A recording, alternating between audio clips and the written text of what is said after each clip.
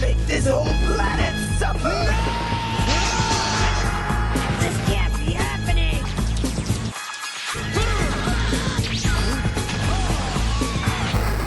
I am the Prince of all Saiyans once again!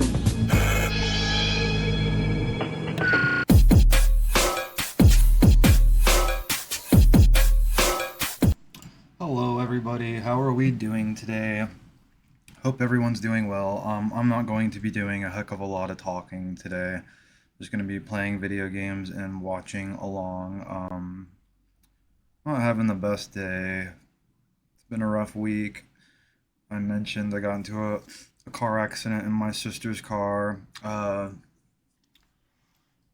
Complications with the roommate and living situation. Hard time finding work and keeping myself busy. Well, no, I'm not having a hard time keeping myself busy. I stay plenty busy exercising, playing video games, and mucking around positively. Like, I know it's kind of, at times can seem like I'm not doing much, but at least I'm staying out of trouble.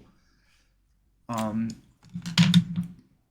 that being said, I'm just, I'm a little ate up. I'm a little tired over here.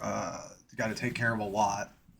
Don't want to sit here and disparage people or make them feel bad, but I do a heck of a lot over here for a lot of people at this house and in this community, and well, see a lot of people not matching my energy, and that's for them to figure out. Lazy stream, yeah, sure, whatever.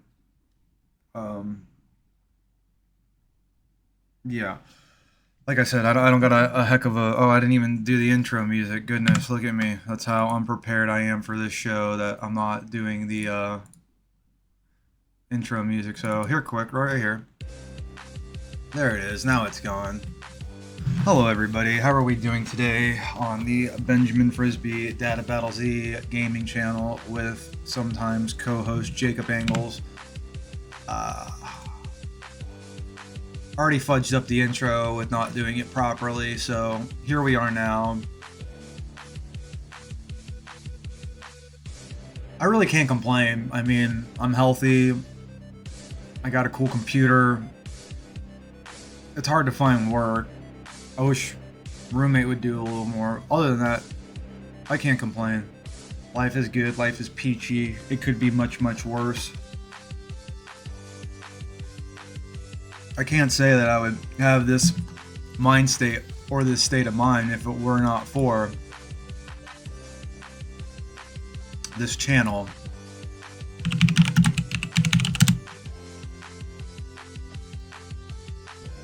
King Stoic.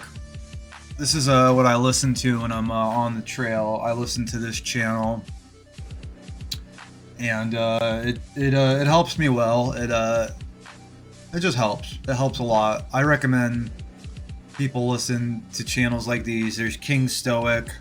If you just type in Stoic and search channels, you'll find a whole bunch of channels that are very, very helpful in that regard. It just helps you kind of, you know, process things. It helps you you come to the conclusions you might not have been able to come to without this type of advice, without this type of mentorship. And I'm just so thankful that we live in a time where this is easily accessible and for free, other than the fact if you get bombarded with ads from YouTube if you don't have the subscription. But all of us know a secret around that. We all know the secret around ads, which I don't want to say on here in case they get hip to that and then they make it so we can't do that anymore. But yeah, that being said, I didn't want to do a whole heck of a lot of talking, or do the whole news portion of the show. Did someone send me a letter? It was a wonderful, wonderful person who I'm a big fan of. Trump and RFK unveil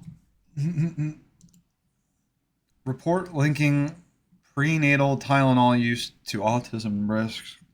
Oh boy.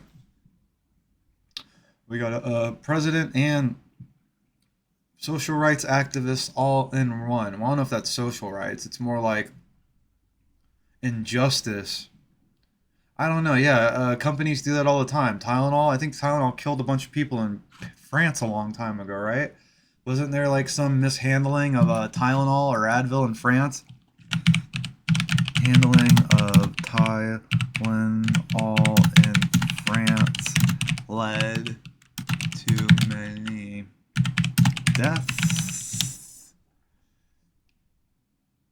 2011, how many people died from the Tylenol poisoning? Netflix crime docuseries Cold Case: The Tylenol Murders explains the most unusual unsolved murder cases in history of the United States. Nah, there was something. Tylenol was first introduced. Nah, there was something. There's something good. Like, well, not good, but some massive conspiracy. How Tylenol killed a bunch of people in another country.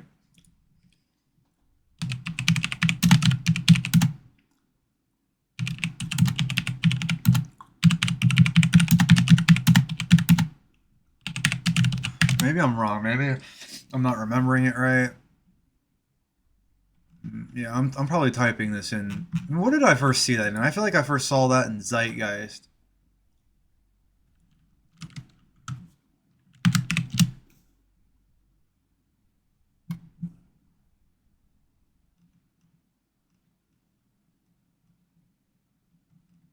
Well, hang on.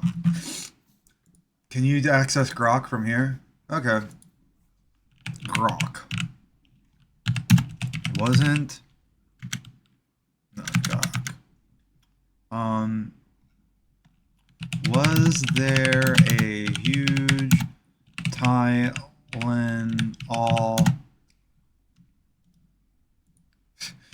scandal in France where many people died? If not, what am I thinking of? I feel like I saw something like this in the Zeitgeist documentaries. I know people, I'm like not as smart as I should be, so I apologize. I know it's cringy. It makes a whole lot of sense though. I'm what you call a glop person whose parents physically abused him and might have caused a head injury at a young age. So, and that happens to a lot of people, especially public school people. Now, there wasn't a Tylenol scandal in France. The infamous 1982 Tylenol poisonings, where several people in Chicago died after ingesting cyanide-laced extra-strength Tylenol capsules. Where, yeah, but then I thought the huge scandal, many people were dying. I thought that they knew something was poison and then they sent it to somewhere anyway. Based on the details you mentioned, a quote huge scandal with many people dying tied to something recalled from the, you're likely thinking of the 1951 Pont Saint Esprit mass poisoning in southern France. 250 residents. No. If that doesn't ring a bell, another is the Mirror scandal. What you're helping me remember. You're helping me remember more details. Something about how the company knew there was a poison batch and sold it to another country anyway, and people died or got sick.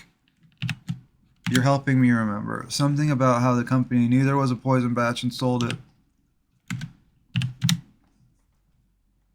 Thanks for helping me know. Based on your recollection of a company knowingly selling a poison-contaminated batch leading to death or illness, the Meteor scandal 2019 involved a French pharmaceutical company marketing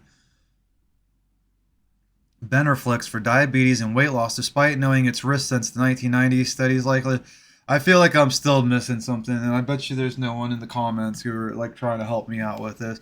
And I don't want to sit here and watch the Zeitgeist documentary over again, because, I mean, I don't know, it's kind of crap now anyway. Huh. The scandal exposure involving whistleblowers and cover-up allegations aligns with Zeitgeist's themes of corporate greed and systematic, though it's not specifically featured in the documentary.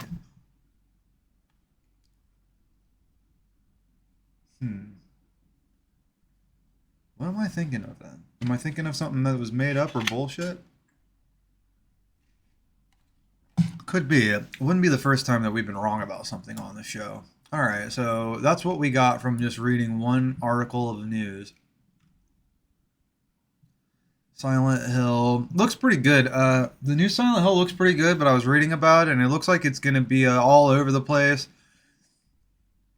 with all sorts of themes regarding, you know, stuff that is really popular right now with, I guess, American mainstream media and entertainment. But I just don't know. I'm not sure. Trending. Tylenol. Guar, Amish. Mad blunts and Amish. 90,000 attend memorial for assassinated conservative leader Charlie Kirk in Arizona. UK, Canada, Australia, Portugal recognize state of Palestine. Italy Union staged nationwide strikes demanding end to arms export Israel. Bridget Macron submits childhood photos and defamation suit. Bridget Macron. Wow. France's First Lady Bridget Macron has provided photographic evidence, including childhood images from Amiens and photos of her pregnancies to a U.S. District Court. God, she was really offended at Candace Owens there. Defamation lawsuit against commentator Candace Owens. The suit accuses Owens of amplifying a false 2021 conspiracy claiming Macron was born male, leading to harassment, reputational harm for the Macrons. Macron's legal team planned to follow up with scientific testimony. Gosh, you know, maybe you fucking right-wingers who are grifters. I'm not talking about all right-wingers. I'm talking about right-wingers who are grifting people, who are grifting the American public into thinking that you're fighting some foreign shadow government because you're calling someone a trans person. Maybe you need to wake the fuck up and stop being such a piece of shit. I'm not just talking about Candace Owens. I'm talking about Laura Loomer. I'm talking about all of you. You're being pieces of shit, and you know you are, and you're making money off of these fucking animals. That being said, we can move on to the next story. Italy's union staged nationwide strike demanding an end to arms export to Israel. Oh yeah, we read that. Turning Point.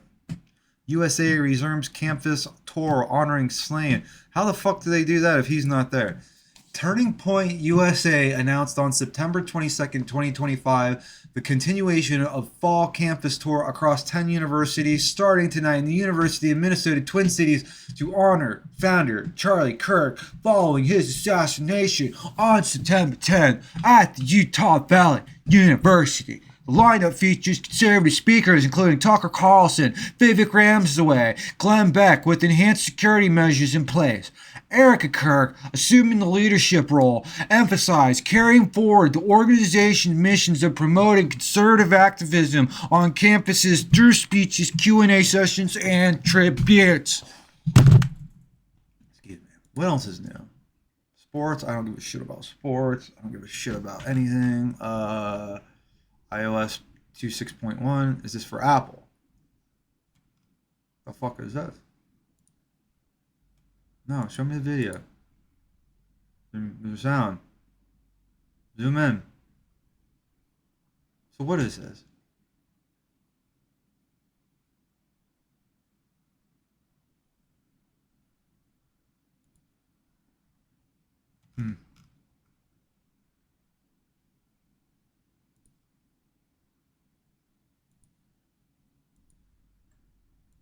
Oh, it's no music. Home, would you like to send critical alerts? Yeah, it's technology, man. Give it a fucking break. Maybe that's what, I'm not trying to sit here and mitigate blame or anything, but last week with the cause of the accident and all of the apps shutting down and not processing correctly, I mean, it might have had something to do with it. I don't understand. You try to buy food, the food doesn't go through, and you try to call the people, and the next thing you know, you're in an accident. It's terrible, folks. It's absolutely terrible.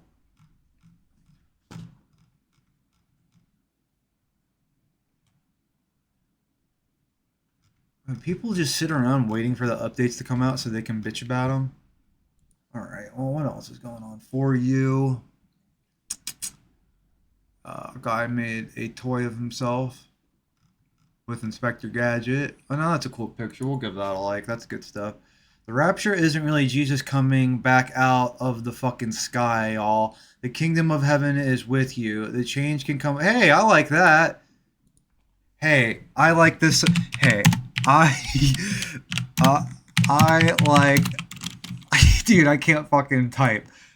I like this so much. I read it out loud. Good stuff. Hey, I'm such a fucking dork. That's Danny, y'all. Danny's great. We love Danny. Danny is our far left representation on this show. No, not really. She has nothing to do with this show. But she's great. We love her. We respect her. We understand her. Well, we don't understand anything. What do we do?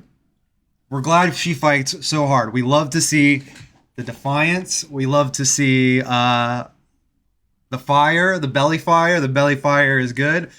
So with someone working as hard as her, I can't say anything negative. We love Danny on this channel. Keep Danny safe and alive, y'all. Drop down in the comments and say how much you love Danny. Let's see, what else do we got? That was terrible. I'll get better at that in the future. Brianna Wu, another person, another trans person we really respect on this show. Attention far left. Political violence only helps the side you want to defeat. This asshole gave them everything they need to run up the score. This is a democracy. There are no shortcuts. If you want public policy, you have to do the work. Now that I like, just because I like I like where she's coming from. I agree. As a right winger, I don't classify myself as a Republican, although I guess I am. I'm a registered independent, or I was, but I am definitely a conservative person. I'm just a conservative person. At the end of the day, I come home and I just want to be home. Actually, I don't ever fucking leave the house. So I'm a conservative person. I just don't leave the house because I don't want to go outside because the world scares me. That's how right wing I am. But I see how the waters have just gotten so muddied. You don't want to be anything, and being in the middle is is actually probably the worst thing you could be, because you got some psycho who thinks it's okay to beat up on you because you're in the middle. I mean, it's nuts. Let's see, Alex420. Alex420 is a former InfoWars fan, such as myself, who I believe has seen the light. Well, at least understands that InfoWars is controlled opposition. He understands that 100%. So, Japanese words, Alex420. Why is my timeline a never-ending flow of attacks on Israel? And then what do we got here? We got Laura Loomer. Tucker Carlson is a modern-day neo-Nazi. What a disgusting and loathsome human being. To use Kirk's funeral to launch an unhinged anti-Semitic conspiracy theory tirade is an unconscious... Okay, yeah, you know what? That's a mouthful, man. That was the same one I just read. What did Laura say? Let's see what fucking Laura Loomer said. Why does the GOP refuse to condemn Tucker Carlson for using Charlie... Oh, God. Is that what's going on? Alright, I'm not even fucking reading this shit. You guys are up to something, Laura. You don't want to admit it, fine. Breaking, the BBC reports bigotry Macron. Yeah, good. Bridget, fuck that bitch up. Seriously. Candace Owens, I'm tired of you. You make me sick. What else do we got in regards to news? I'm ready to really just game it up today. How long have I've been talking for 21 minutes? No, I'm really not feeling it today. Bunch of problems over here, but that's why we escape into video game land and we don't really bitch about it. Live streamer in Japan assaults an elderly lady. Hang on. Live streamer in Japan assaults an elderly Japanese man who asked him to stop filming on the train. Wow. Wow, don't push him again. You know, that's the thing, man. Like, a lot of people, you know, this isn't like... I know a lot of people in Japan do this too, but man, I don't know. I think this is a good example of cyberpunk and technology gone wrong. Like, this is a transportation thing. I get it. People talk on here. But, you know, I understand. I'm not saying it's okay. I don't know if this guy comes up and hits him, if he comes up and says something. But I get it, you know, like, you're just trying to go to and from the work or to and from home, and then someone's on, you know, making a freaking video. If you could do it quickly, like I've done on the train before, like, oh, look, we're stopped for no reason in the middle of the tracks. Here's a quick video. Put it away. But you're sitting there live streaming. I mean, you know, it's hard too. Like, imagine that dude is just going to and from work, and here's some live streamer. He doesn't know what the guy's doing. The guy could be a billionaire, not working, just going to and from, enjoying life. And that's one of the problems with social media. It fucks with your head. You know, you see someone doing all this shit just like Luffy, why wouldn't you go over and say something? Let's see what happens. Hey, but it's okay. Che, oye, che. Date quieto ya, Dios. Arriba un poco, tío. Hey. Okay, so it was a little bit of a situation where the guy came over and got in his face, and then I guess Luffy here wasn't standing down. But to shove him again after he was already walking away, I don't know. You know, we're all human beings, and we all have to do a whole lot better. Maybe Jackie Chan's grandpa here could have been like, maybe I shouldn't go over and say something. But maybe Luffy here shouldn't have stood up, pushed, and then pushed again whenever the guy was already walking away. So humans just need to do better, and that's what it comes to. Let's take a look at some cuteness real quick.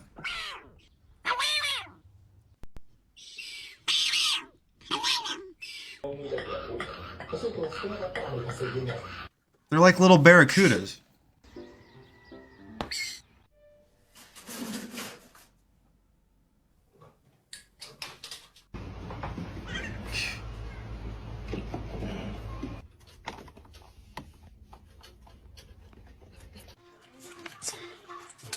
What are these, marmots? Is this a marmot?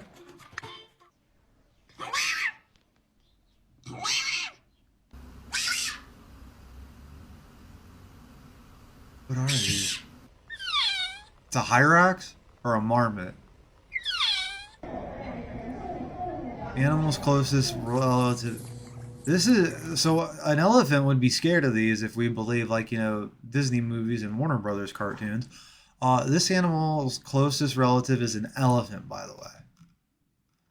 How do you know that? How do you know that? Grok, is this true? Should I do that? Grok, is this true? I'll just go back. I'll go right. I'll just go straight to the fucking horse's mouth. What is it though? A Hyrax? Okay. Make sure it's a Hyrax.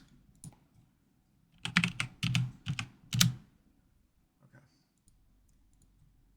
Is a Hyrax the... What did that thing say? Closest relative to an elephant. Is a Hyrax the closest relative to an elephant?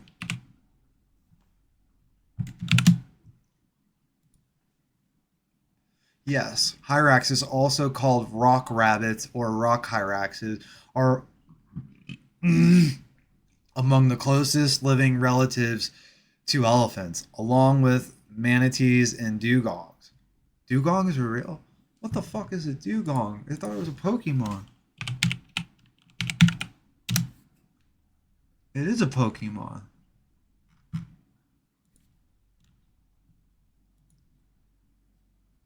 Whoa, dude. That's crazy. Life is full of mysteries. Alright, all belong to the superorder Afrotheria, specifically the order panning. Yeah, I can't say that. Genetic and fossil evidence shows that Hyraxes, elephants, and Syrians, manatees, and dugongs share a common ancestor with Hyraxes. Well, that's crazy. I don't know how they figured all that out. Wouldn't be grifting us. Capybara you're talking about? A Hyrax. Hyrax. That's a Hyrax.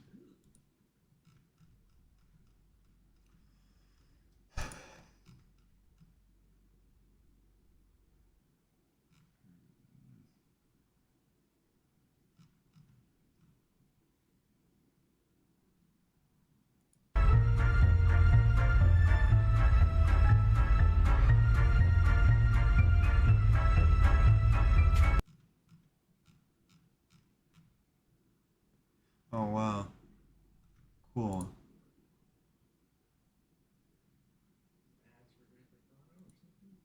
Switch edition.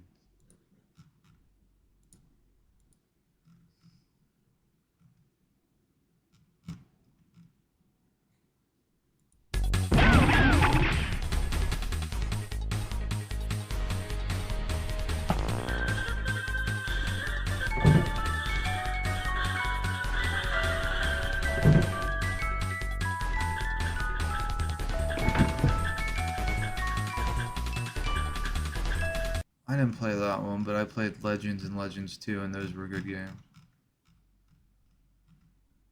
Oh, that's cool.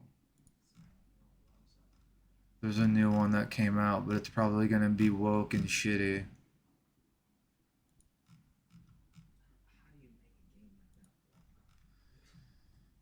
They'll figure it out.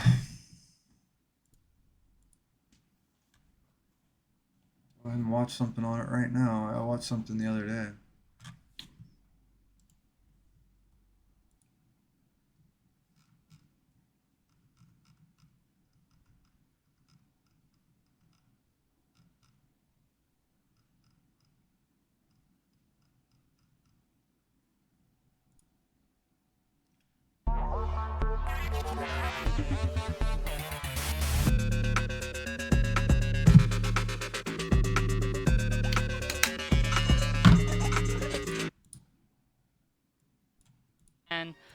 Especially where I live. Again, real quick, this is not my content. I did not make this. This is someone else's content on YouTube. We're not trying to take credit.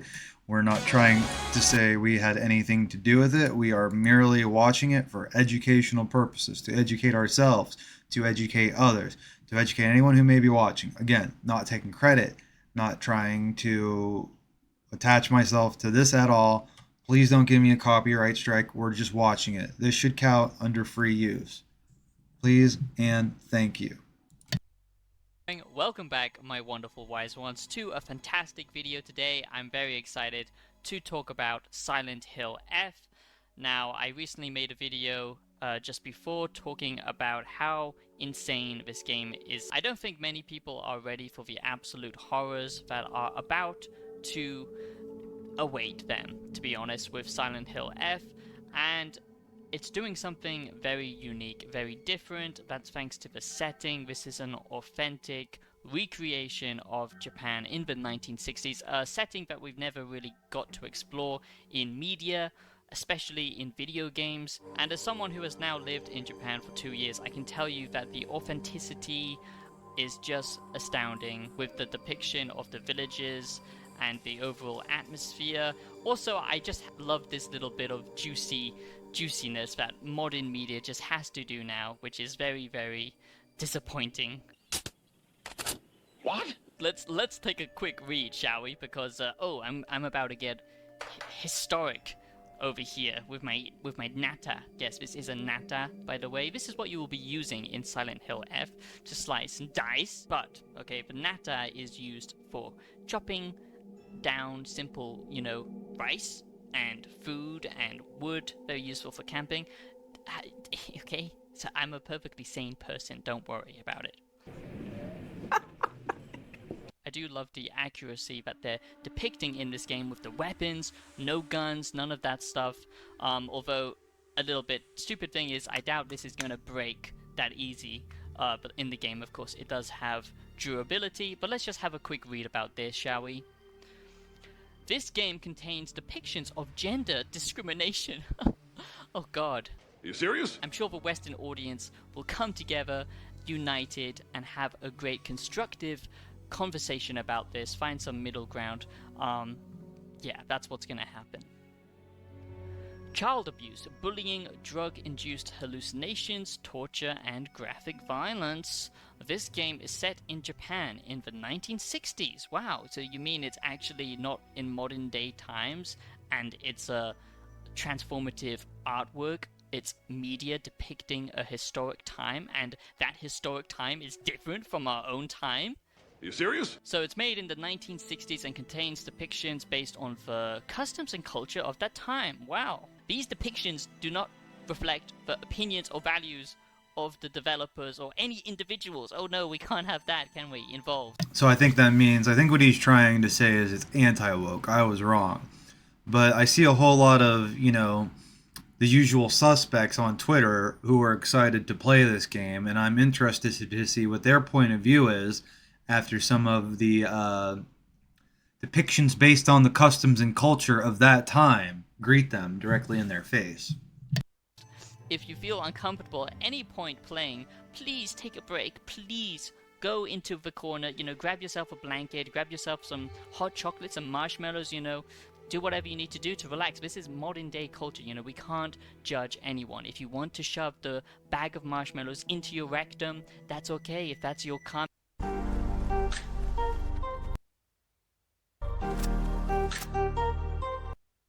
calming procedure, it's okay.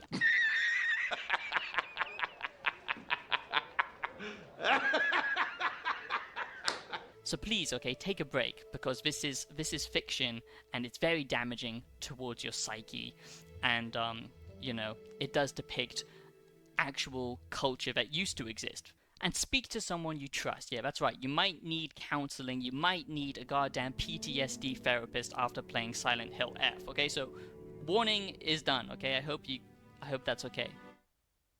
So welcome back, my wonderful wise ones, to a great video today as we take a look at Silent Hill F, and I am so goddamn excited about this game because it's a game that is actually not afraid to, say what it wants. Silent Hill games have always been deep, narrative-driven games. They always have some kind of philosophical essence to them, which I find very profound and great, and I think more video games should try and cater to deeper storytelling instead of this kind of hollow narrative, cinematic trash that we get in a lot of big AAA games, okay? Silent Hill 2, for example, examines trauma of, you know, your past self, your identity, all of that kind of stuff. For me, this game is dealing with the idea of slave morality. Nietzsche kind of talked about this and how you basically need to break free to self-actualize and, you know, reach higher levels of morality. That way, if people start examining themselves, reaching for something greater within virtue ethics, we can actually come together as a unified culture. That's my own personal bias and my own takes on this game, but I'm sure everyone will find different meaning in this. But it does deal with a lot of interesting topics around, you know, identity as well, especially gender discrimination back in the 1960s, and cultural shifts in Japan, which I think is very interesting because this is, you know, when Japan started to become a little bit westernized. It's about kind of the end of Shintoism and Buddhism that is still practiced today in Japan, especially where I live next to the countryside. It's still a part of the culture here, but also it's about, you know, being in this kind of backwoods village that's kind of not developing or meeting with the modern times in the 1960s. You know, they're kind of disregarding modern medicine and all that kind of stuff. And your character, this little teenager girl, is, you know, caught up in all of this. Her friend group is kind of bullying her. And it's a very interesting dynamic of, you know, where she fits in this kind of little community. And the best thing about Silent Hill F is it's written by a goddamn genius, okay? So the writer of this is the same person who created the When They Cry series, okay? Which is like a graphic novel or manga, whatever you want to call it. There was an anime, I think, as well on it. And I think there's even some visual novel games as well. And the best thing about this type of horror is not traditional Western horror, you know, filled with jump scares.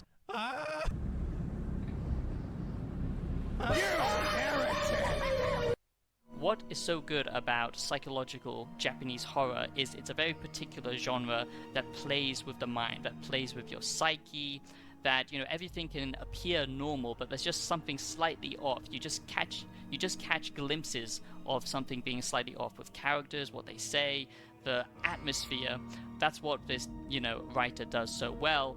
And I think that this is probably going to be the best written Silent Hill game. So I do hope you enjoy this Silent Hill F review, and this is all based on the early access stuff that I've covered at Tokyo Game Show. And exciting news is I just got my press pass, you know, verified, so I will be going on the 25th and 26th for the press event. So I'm going to be able to cover lots of new games, and I'm very excited because this is the second time I'm going, so I'm very excited to, you know, chat with developers and all that kind of stuff and try and get as much coverage for you guys as possible. So please let me know down below in the comments if there's anything you want me to look at while I'm there, okay? And I would say that this is the same quality, if not greater quality, than the Silent Hill 2 remake as a game. Narrative-wise, that's going to depend. That's a biased opinion, you know, that I think that this is slightly better, but the Silent Hill 2 narrative is still very good, and I will be doing a philosophical analysis on that game at some point. But of course, that's, you know, a classic, a legend for... Well, I'm not going to watch this whole entire video here, but I think that was a little interesting dive into Silent Hill F that is coming out. I'm not sure the exact release date, but it should be soon. So something to look forward to for those of you horror fans.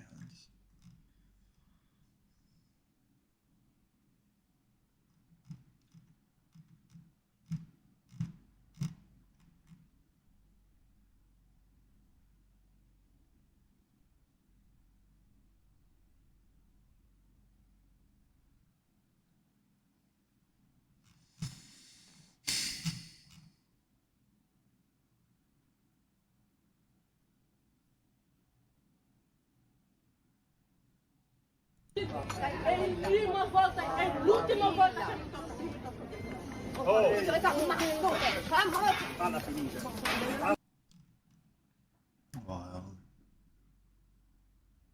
Minneapolis. Damaan, Sha'abka, Somaliyed, Kayimid, Mogadishu, Garowe, Hargeisa, Bosaso, Bedabo, Kismayo, Wahan Rabah.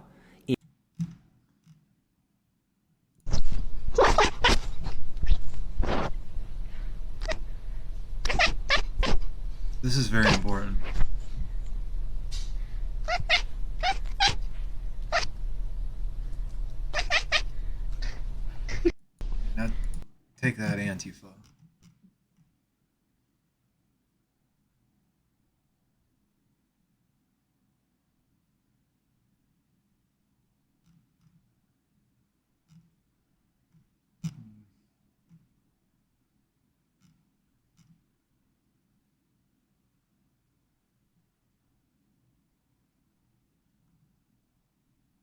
Those people are not Gen Z.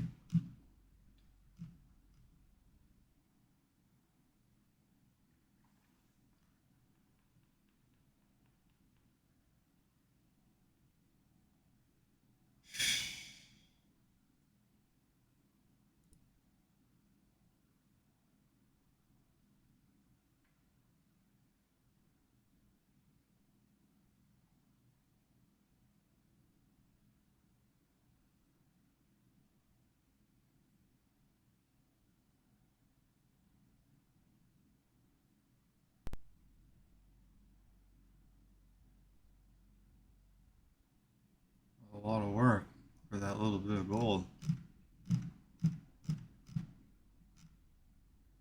Oh wow, look at this. Rebecca, what's her name? She got arrested?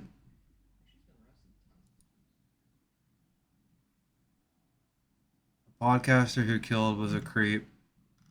Yeah, Rebecca, shut your mouth. I mean, she's clearly on amphetamines or something. I don't know if it's meth or amphetamines, but she's definitely on something. Look, she looks like Britney Spears right here.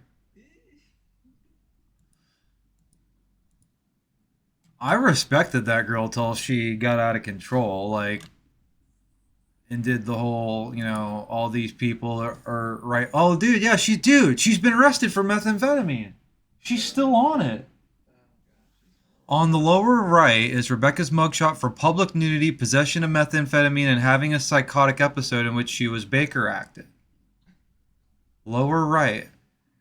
Dude, okay, real quick story about her. I think I still have the video on my phone.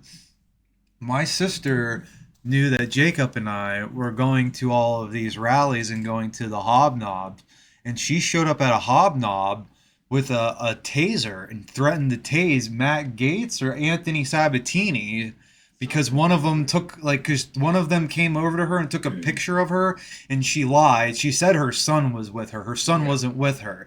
So the staffer, someone came over and took a picture of her. She pulled the shocker out of her bag and ran up, and I have the video. It was a shocker, dude. I know for a fact it was a shocker. Because she lights it up in the video. She goes, and if he wants to come over here, I got something for him.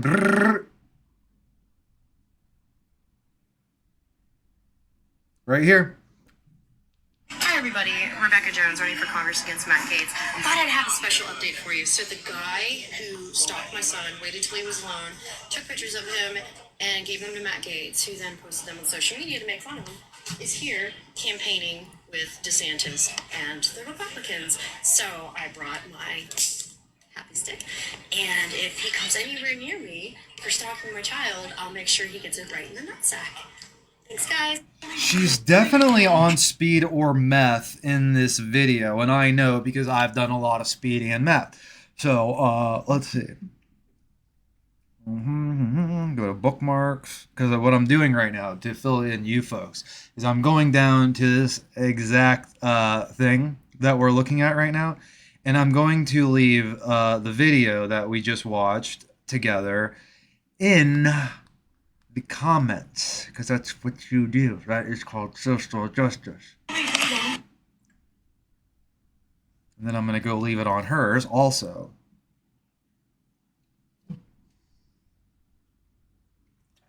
She looks exactly like one of my exes. And if one of my exes sees that, she's going to know exactly who, because it looks just like her, and she's not going to be happy.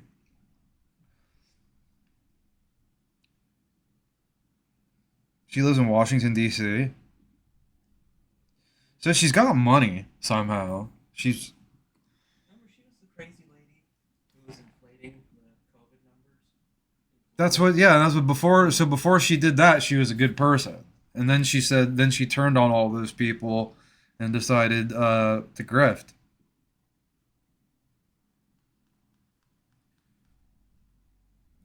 She's gonna block me by the end of today. And listen, folks, like, I'm not sitting here trying to harp on this lady because she's left wing or anything. If someone on the right was acting like this, like Laura Loomer, I would ask you to put her away too.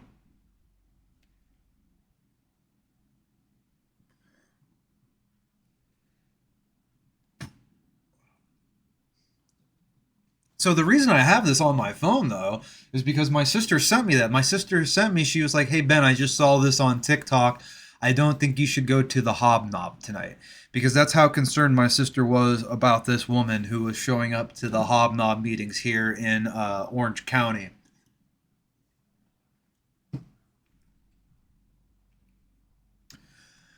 Well, we did a little bit of activist due diligence today. I can't complain. I'm not upset with myself. But this is where, you know, the heart of DataBattlesZ is really, I'm a gamer who just ate the conspiracy psyop pill a few years ago, and that's why I'm trying to get back to playing video games and being a dork, because that's what I really am.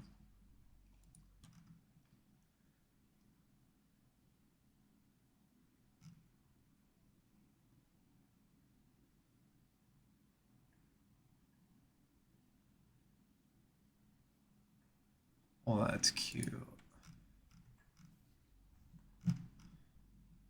What's this guy eating? How's life treating you these days? Look at, he's dipping a cracker and some coffee, a bread, some cake bread.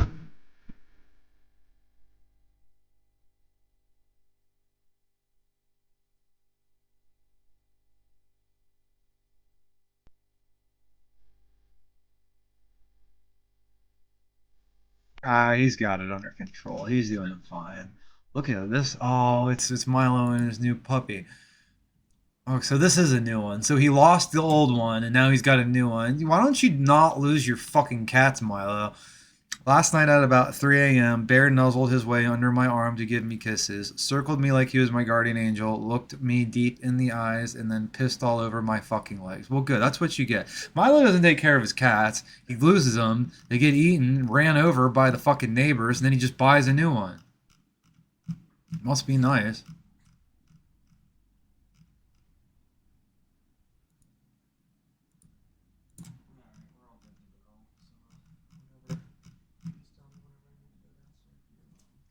Okay. Listen to Trump real quick. From 20,000 to 10,000, and then you go to 12. You know there's something artificial. They're taking something. And by the way, I think I can say that there are certain groups of people that don't take vaccines and don't take any pills that have. Let's see.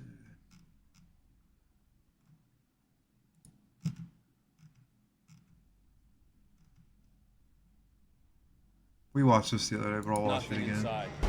Really. I'm not a gamer. Really. I feel nothing inside. Really. I'm not a gamer. No, he's not a shitbag actor, so if we ever, whenever we finish up the insanely inaccurate Harlem show, we're going to watch the Grand Theft Auto, and this is one of the actors who plays the main character in Grand Theft Auto. Steve, yeah, he's in a bunch of stuff. Stephen Ogg is the actor. And what they're asking him is, what does he think about Grand Theft Auto 6? I don't think he's going to be in it. And he's like, well, I'm really not a gamer. I like reading books. Then he suggests some books for the guy to read. Which is Crime and Punishment. It's not like I'm secretly a shit left-wing piece of... Yeah, it's a good book, right? It's about organized crime. No, well, it kind of is. It's like about a guy who does a bunch of crimes, but justifies the end. You know, like it's an organized crime story. Pretty much. How excited are you for GTA 6? I feel Dostoevsky in a lot of ways is shit-lived. Yeah. But I mean, He can write a book that doesn't veer one way or the other. Yeah. there are points. Yeah. nothing inside. Really? I'm not a gamer. Really? Yeah. So Not at there'd all? be absolute. I've never played video games. Have you ever played GTA 5 at all? No. No. So I feel Wow. absolutely nothing. Like someone said yesterday, at one point you should play GTA 5. I said, why? They said, because it's so great. And I said, well, one day you should read Dostoevsky's Crime and Punishment. and he went completely blank. Shut the fuck up. Do you know who Dostoevsky, Fyodor Dostoevsky is? So there you go. Shut the fuck up. Why don't you read that? You're are you, right. Are you excited about that book coming out? No, Not that fuck he has a that new book. I will look into it now that you So mentioned See, it. it's the same thing. So What? That's books, true. That's books, true. Books are my thing. This has been wonderful. Thanks. Bye.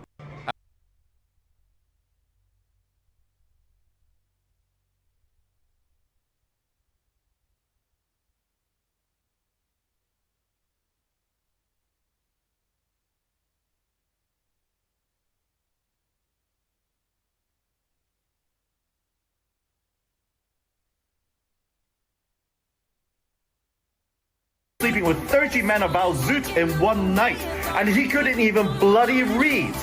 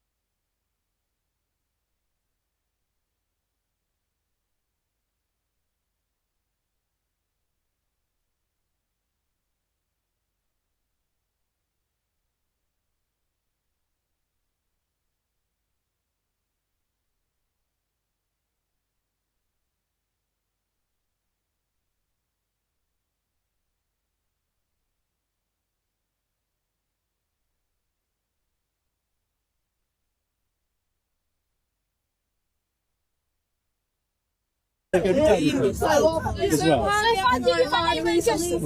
reason everything's around.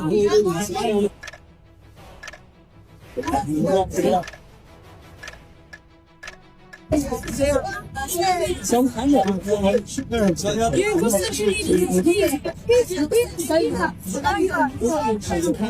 11. He's 11. Are you trying to target me or something? You need to go home. Can we take my children and go home? Is that what you want? Yeah. So you're going to target my children, yeah? I'm not targeting children. Yeah, you are.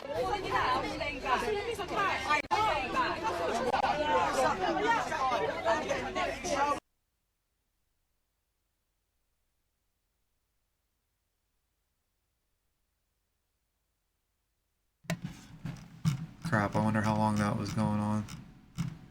Sorry if I was silent for a while.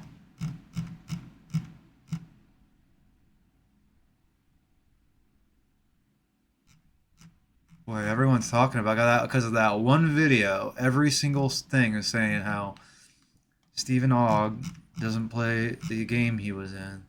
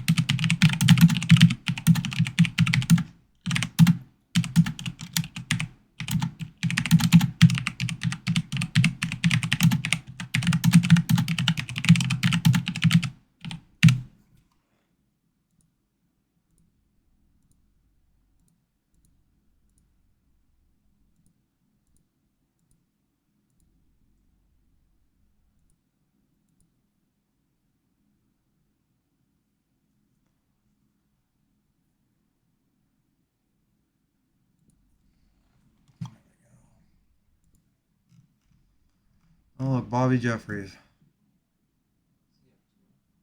Scott Pressler's early vote action just registered with another first-time voter. This Gen Z will be voting no retention in November to PA justices. And there's a picture of Bobby Jeffries looking good.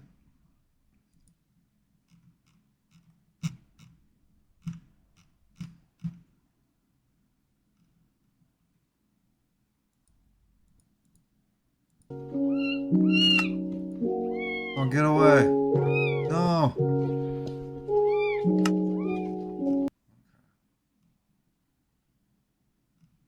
Is that Ringo Dan? Yeah, Ringo Diane. Or what? Ringo Denayan? Ringo Denayan. Yeah, it's a good cat. Well, look at the cats with threatening auras.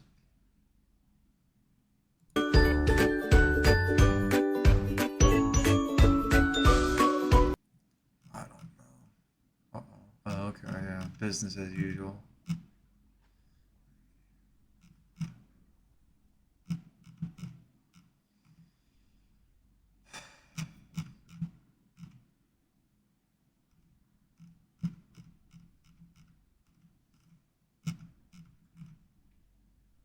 I want to look at that. You think I like that? You think I want to look at that? You think I want to look at that?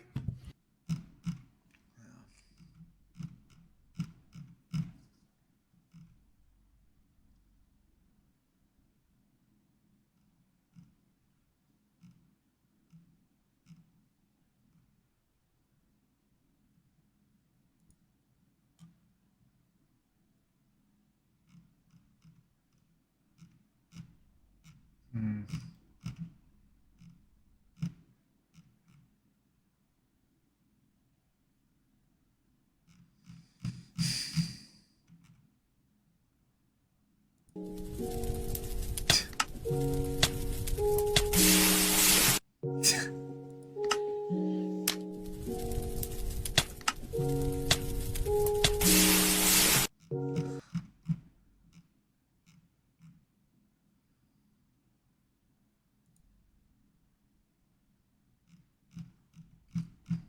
Boy, everyone's really harping on this Tylenol thing.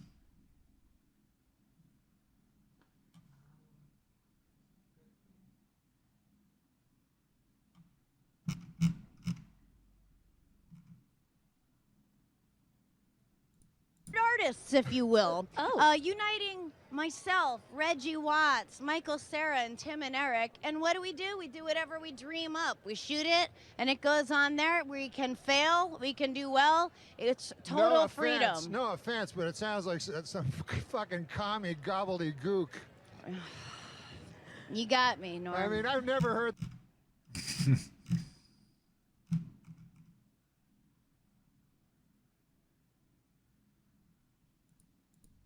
90%.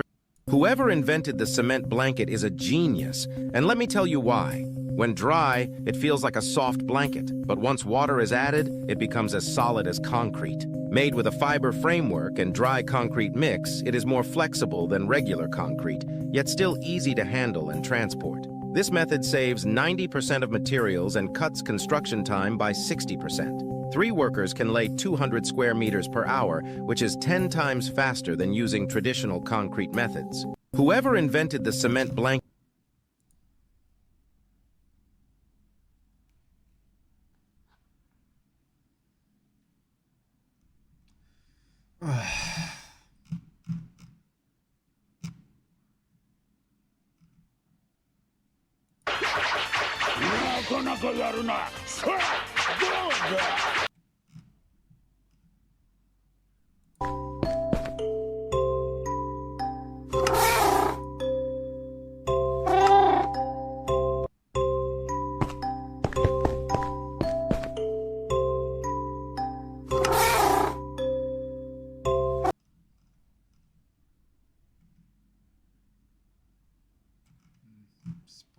Sparkling Zero isn't really accurate.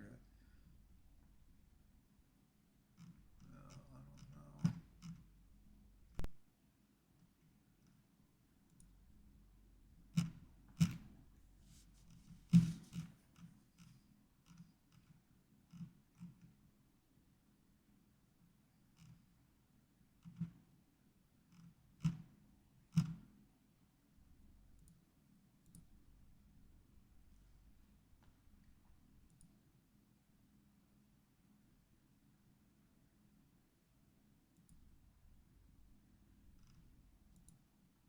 Scribe is how 4 million people turn processes into step-by-step guides. The hardest part of any job. I'm protecting my daughter. No one will ever touch my daughter, ever. Okay. Well, certainly someone's trying. And may have. I have an Instagram page just focused on fetish. I basically like to be babied. He's my daddy. I have a closet full of them. Of diapers? Yep. Oh, yeah. And other ABDL stuff. There's a whole strain of stuff. Like, it's not just diapers, there's everything that you can pick up. Interesting. He sometimes will get diapered with me, but he's like a diaper lover. I wore diapers in interviews to relax. Okay. Literally. In fact, I call it my good luck charm. On April 16, 2025, officers investigate the unsettling claim that unthinkable images of a 4-year-old child are circulating online. What they ultimately discover goes beyond the disturbing initial report, revealing one of the vilest cases Lake Stevens, Washington has ever seen. You said you have hundreds of fetishes. That's not right. It's not one that I'm against or share. Basically, it's I don't judge people. The following is based on official police records, and the footage has never been seen before until now. Please note that all persons charged with a crime are presumed innocent unless and until proven guilty in a court of law. Following a cyber tip regarding a disturbing image being shared online, 46-year-old Jonathan John Whitwell and 32-year-old Larissa Jordan were stopped by police while shopping at the Safeway in Lake Stevens, Washington. John was approached first. I'm just confused. What's going on? Oh, I know. But I don't understand what's... It's okay. We'll get it all cleared up for you. You're going to transport this guy to the PD? Sorry, I'm not trying to have issues. Go ahead, take a seat. I have a hard time with my arm like this. Okay. And I'm super claustrophobic. Oh, God. Go ahead, take Can a seat. you roll the windows down? I can like do that. You need to take a seat first, and I'll seat cover you in. Claustrophobia, which is why... Are you Jonathan? John? John? Jonathan? No, Okay. not Jonathan. I'm John. All right. Can you please not shut the door yet? I'm serious. I have severe claustrophobia. Seriously. I'm not trying to fight. Just to let you know, you are being audio recorded, okay? Okay. Just so you know. It's okay. I'm serious about I'm going to my open the window. I'm not going to leave the door open. John's fiancée, Larissa, was approached separately. I got it. I'll take it.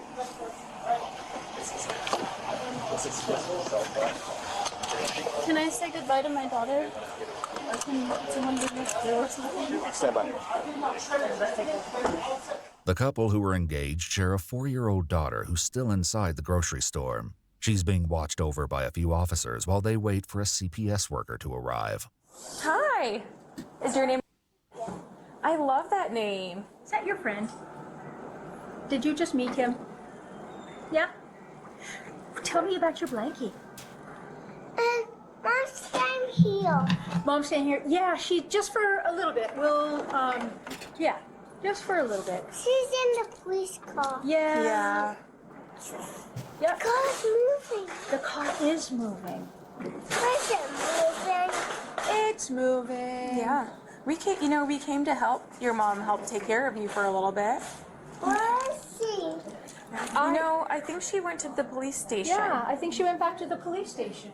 Neither John nor Larissa were given many details about why they were being detained before they were escorted to the police station to speak with investigators. All right, go ahead, step out. The couple's toddler is also taken to the police station, where she'll wait for her parents' interviews to conclude. And we can wrap up your blanket. Yeah. There you go. Perfect. Yeah, I can hold on to it. Lift you out. Oh my gosh. Oh, look, there's a cat. Do you see it? Do you see that kitty cat? First and foremost, as you can probably see on this wall here, is that you are being audio and video recorded, so that's happening. And then before we start, I want to read you your Miranda rights, okay? After hearing her Miranda rights, Larissa agrees to speak with them. I'm sorry if I'm shaky. No, You caught me when I was going to get my rent check, and we have no clue what this is about. And my fiance's mental retarded, and I know he's freaking out right now, and I don't want him to get arrested. And I'm just... John was brought into his own interrogation room right next door to Larissa's, where he was also read his rights. This, however, doesn't go over quite as smoothly. Do you understand each of these rights as I've explained them to you?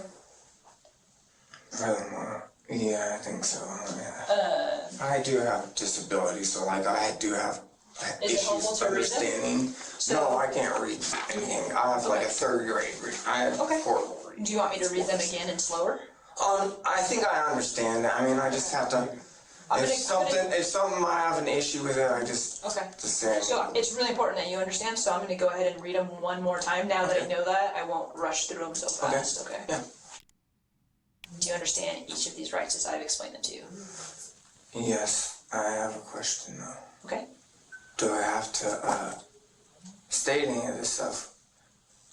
Like, if I don't state anything or whatever, is my alternative jail?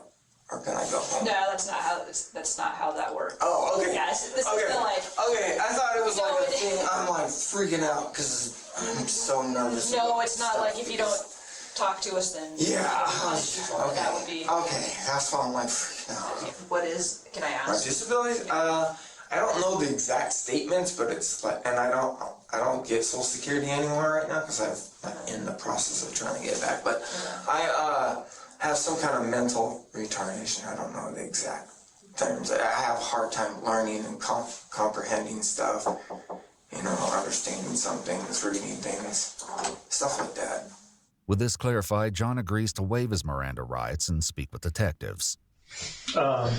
Deep breaths, okay. So, you mentioned that you didn't want John to get arrested. Why did you say that? He's mentally disabled. You don't get arrested for that. No, every time we've had problems, it's always been like fighting and something that both of us have been a part of, and I guess I just don't want him to go to jail because I don't know what's going on right now, and I can't take care of him if either one of us are in jail. Can't take care of John? Yeah. Okay. Co-producer is going to give you unique sounds that actually fits your track in seconds. Let me show you. So you're just worried about him going to jail for something that you don't know about because just the way he is, or? Are you afraid he's in trouble for something? Yeah. What do you think? I have no clue. Why would I be here, though? With Larissa beginning to calm down, the detectives gather background information. She states that she's employed at the Big Five sporting goods store in Everett, and that John isn't currently working, so he stays home and cares for their 4-year-old daughter. Larissa often goes by the name Rue, which she'll be referred to occasionally during both her and John's interviews. John also has a nickname and is sometimes called Irish. Am I allowed to take this off? Yeah. She has something else underneath there. Yeah. When I get nervous and anxious, I get it. The reason that we brought you in here to talk to us is we had a report come in about some online activities that had to do with an account that's potentially associated with you. So... Yeah, because somebody said something about investigation. I'm like, online account investigation? I'm like, okay, everything I do online is... I'd be surprised. Larissa has also been informed about the nature of the investigation and has begun listing some of her internet activity. I've had Kik for 10 years. I do talk on Snapchat, and I definitely need to check ages if this is happening, because no. How do you mean? Because I'll talk on Snapchat, and we'll just have conversations. Conversation after conversation. Okay. Tell me more about that. What kind of conversations are you having?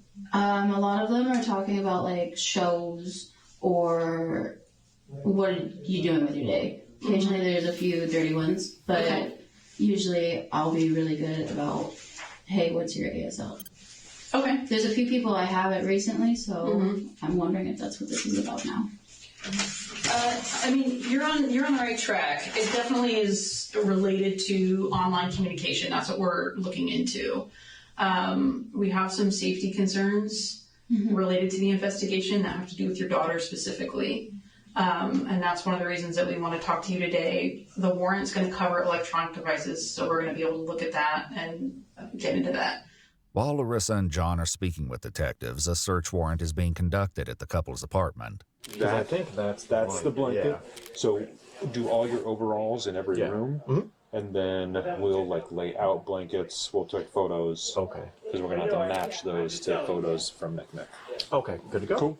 I know because of my work that there are some things that are kinks that people like us don't care about, and there are things that some people call kinks that are obviously illegal that involve kids.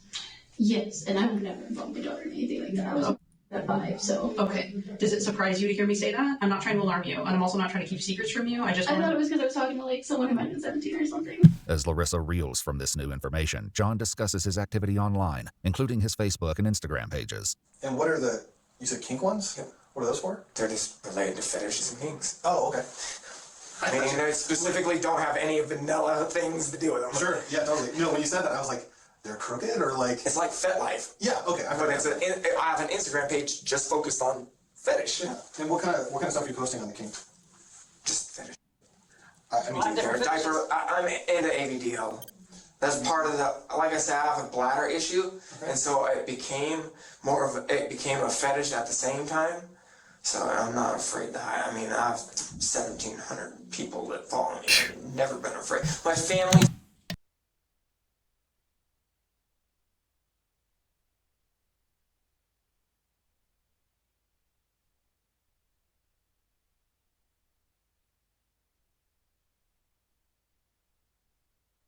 Found out they're like, oh, what the hell?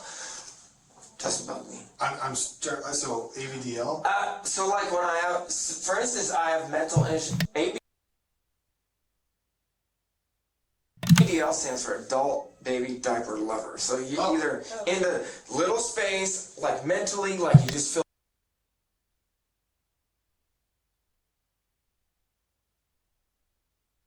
like your brain is so overpowered. Like today, for instance, sorry guys, I'm not trying to stress you, overwhelm and freak you guys out, but like when you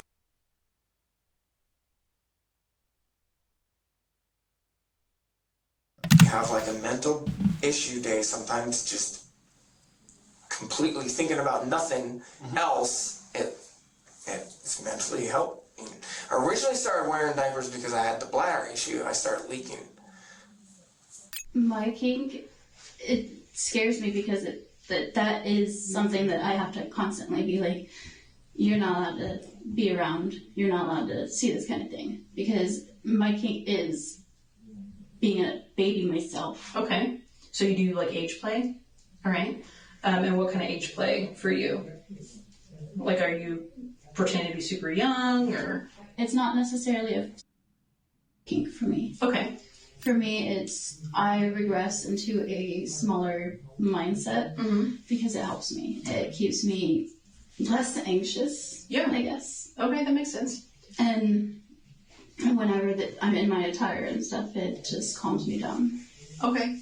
But in the community that I'm in, it's really, you don't mix those two things. So well, there's obviously a difference between age play and like actual children. Yeah. That line can get blurry sometimes for people if you kind of lose your compass. Do you find yourself struggling with age play? Like you just said, I have to remind myself not to go too far.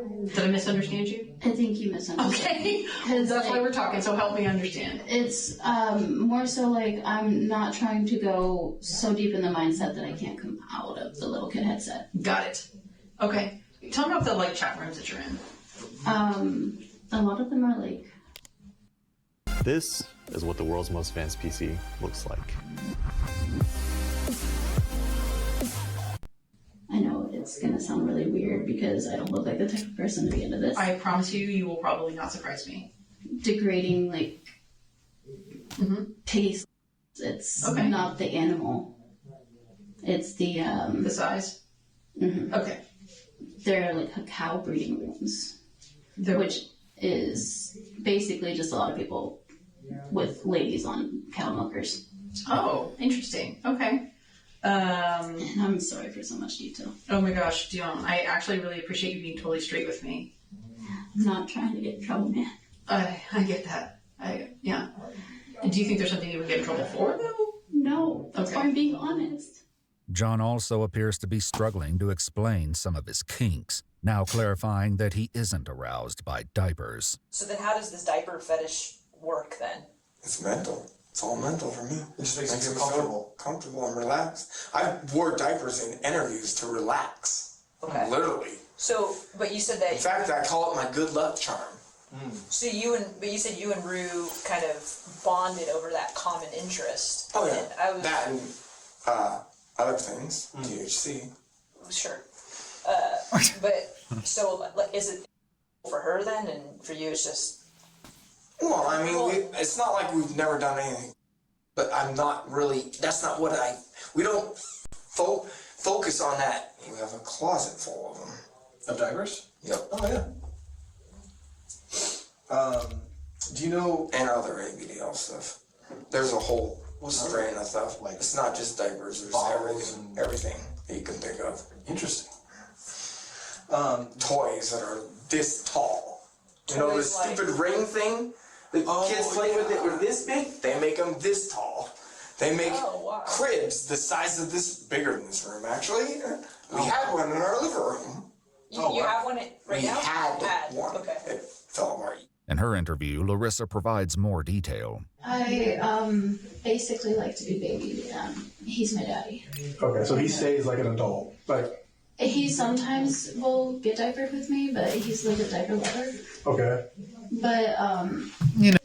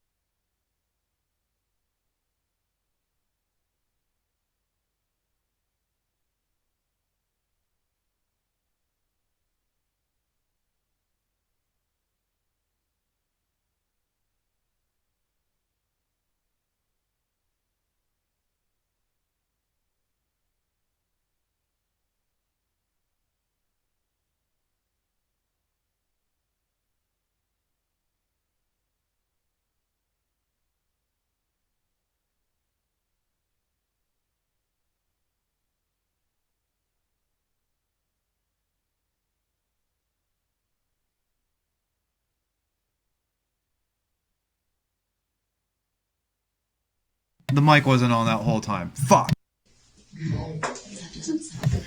No, it's totally fine. Like, there's no shame or shade thrown at you. I just hearing everything.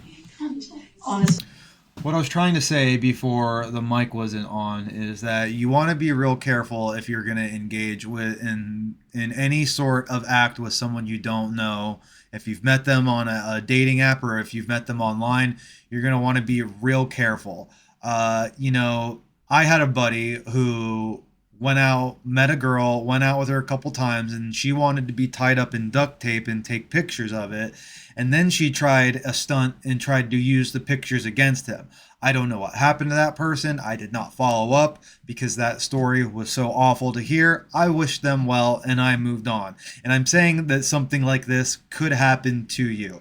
And to be careful. I'm not trying to disparage anyone who may be listening to this. I know I have some Instagram followers who like they like some things that are different. This isn't to disparage them. But you want to really trust people if you're going to do these things, which I recommend you don't. I recommend just totally staying away from this. If this is what you're into, good gracious, I'm sorry, but maybe focus on something else in life. I recommend exercise and nature. I think I get that it would sound like that. Is there a component to that for you or for him? Sometimes we have the diapers, but that's fine. I mean, like I said, it's not there's no shame to that. I just don't know it, right? That's Well, like I said while it was muted, we haven't even gotten to the peas and carrots of what is really going on here. These people are just kind of going on with their escapades. They know that they're in trouble. They're in an interrogation room. They don't know what they're in trouble for. It's probably going to come clearer as time rolls on, but let's see. That's the question. And then does his age, you said sometimes he is the younger? Occasionally he can be, but it's rare. And what are your ranges again? My ranges, when I'm really, really stressed, is infant to about 4.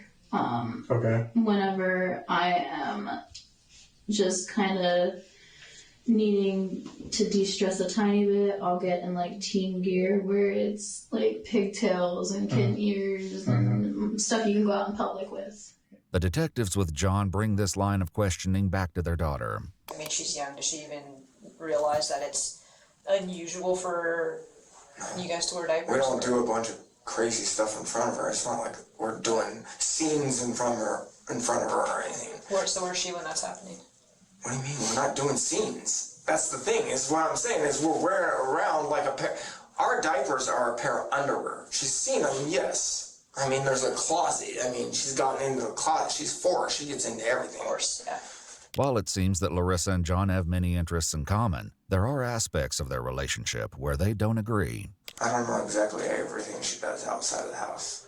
Okay, is that Got a Seahawks jersey is special. mutual? Like, are you cool with that? Not exactly, but it's part of. We're in a poly relationship, so I'm like new to the poly thing. So she was poly before she met me. Yeah. Then she became monogamous, like what, 5-6 months into the relationship for me/us. John explains that last year Larissa wanted their relationship to become polyamorous again. I mean, it was an ultimatum, but yeah. It was an ultimatum. Yeah. I mean, how does that make you feel? How does that make you feel now? You mean to tell me that you guys aren't having so much fun dressing up, playing all these games, that you got to be poly? You're not having enough fun with each other? It's not enough? I think that's going into your order is too tall. You want too much. I struggle with it all the time. Yeah.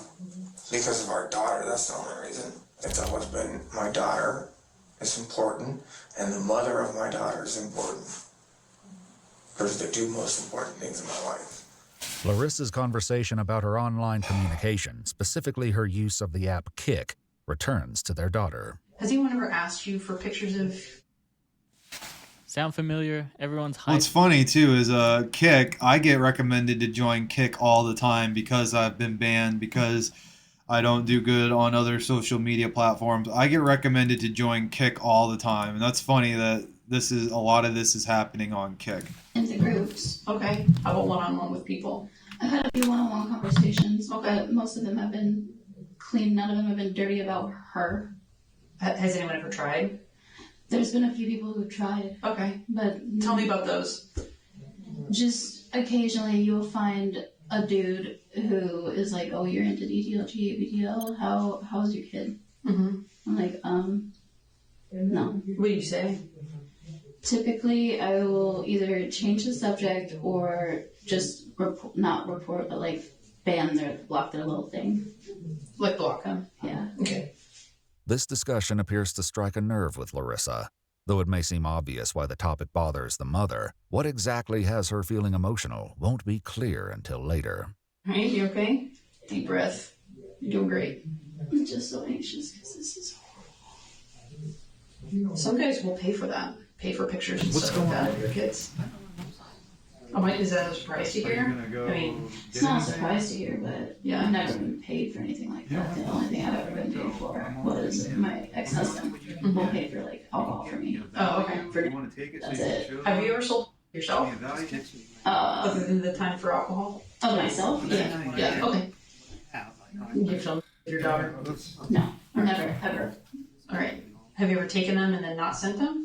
If you can't get, I have Beating around kratom. the bush for It's over not an the end of the hour with world, John, the but it's detectives getting finally there. dive deeper into why they're there. Well, so then a little bit more about our investigation. Do you want to go into it a little bit more? Yeah, sure. So, We got a report of an image of a child that was being shared through Kik. And if she is, it's accidental picture. Okay. Tell me about that, about an accidental picture that might have I don't know. I'm just saying if it happened, I don't know about it. That's what I mean. But do you have any idea how something like this would become associated with you? And I mean, still keep in mind, like, Well, the ABDL thing, people link that stuff all the time. All the time, because they think it's some kind of child thing, or they think it's, I mean, so many people think that's foul, wearing a diaper as an adult. I get blocked, deleted, and all that kind of stuff. It just comes with the territory. As their conversation continues, the detectives with Larissa inform her that the warrant includes a search of her phone. What kinds of things will we find that you're aware of that we'll find? A lot Okay. of me. Of you? A lot of me, and a lot of videos I have saved of my group chats that people have sent. Okay. Any of that involve Children? No. children? Okay. Never. Whatever, all that stuff is no problem. Like adult, whatever. You can get as fetishy as you need to, get as kinky as you want. It really doesn't involve us at all. It's just, obviously, if someone wants to harm a child, then that becomes a problem. No, I would never, ever harm a child. When it comes to the reason why detectives are speaking with him, John appears to have a tough time accepting that it's even possible. Like I said, I'm never away from that one kid. Yeah, except for sometimes. Rare. Very rare. We're talking about, do you know how long I'm at that store? 15, 20 minutes. It's a Safeway. How long does It's it take a 2 photo? miles. How long does it take to take a photo? Seconds, but I'm just saying, a photo is not, I mean, John, I've seen the photo. It's Yeah. I do the same kind of cases he does. I'm also internet crimes against children. And I've seen a lot of CSAM, and I saw the picture. It is 100%. I mean, it's not, I mean, I don't know what it is, but to me, there's a difference. So to me, the only way it would be child for in your guys' definition and mine, the only way it would be child is one, if she's trying to make money off of it. And I'm talking about not necessarily just a picture of her. I'm not either. What do you think should happen to folks who are into that, into like attracted to kids and acting on it? Acting on it definitely deserves something. Like what? Jail. Okay. It's not something I'm into. It's not something I've ever been into. I would never want anything on this. Okay. My whole family has been nothing but this kind of thing. I'm protecting my daughter. No one will ever touch my daughter, ever. Okay. Certainly someone's trying and may have. Okay? And that is clearly someone close to you. And I'm not trying to be mean about it, but I want to protect her too. I do too. Can I describe this picture for you? Go for it. I still don't think. Well, we just don't want to like overwhelm you with it. Yeah. Okay. It's a graphic photo. Okay. And it was sent to somebody on Kik or something? Yeah, no, see, I don't even know anything about it. How does it make you feel to know that that on the internet? It's there and it will never come back. What is that? We cannot take it off the internet. Oh. It's out there now forever. Not true. There's services. If you want something scrubbed from the internet, there's plenty of services. Now, you're going to have to go into the Telegram app. You're going to have to get a hold of someone like Enrique Tarrio, Joe Biggs. There's a couple of people that you can get a hold of who can scrub your information offline for a steep price. We're talking like $2,000 and up. They'll get rid of it, though. They can get rid of it. If they can get rid of Oprah Winfrey saying that 1,000 dildos are coming to rape kids because she read a fucking 4chan post, they can get rid of anything. How does that make you feel to know that? It's gonna happen. Just whatever. Yeah, social media is gonna happen. Yeah. We threw it out the window the day it was invented. Yeah. I mean, I don't like it, but I'm just saying it's kind of, whether she, meaning my daughter, chose to do it in the future, Right. This photo was not taken. I know, I'm just saying, eventually, I feel like it's gonna happen with social media. Okay, but I'm talking about this specific image. I'm not talking about. I understand you're talking hypotheticals. about this specific image, and I know what you're saying, and I already know you can't do about it. Well, so I am the type of person that thinks about things and I'll forget about it in 20 minutes. Okay. Because of my brain. No, sure, I get that. I also move on. The detective speaking with Larissa switched topics, returning to one of their earlier discussions. Talk to me about fantasies. My fantasies would get other people arrested.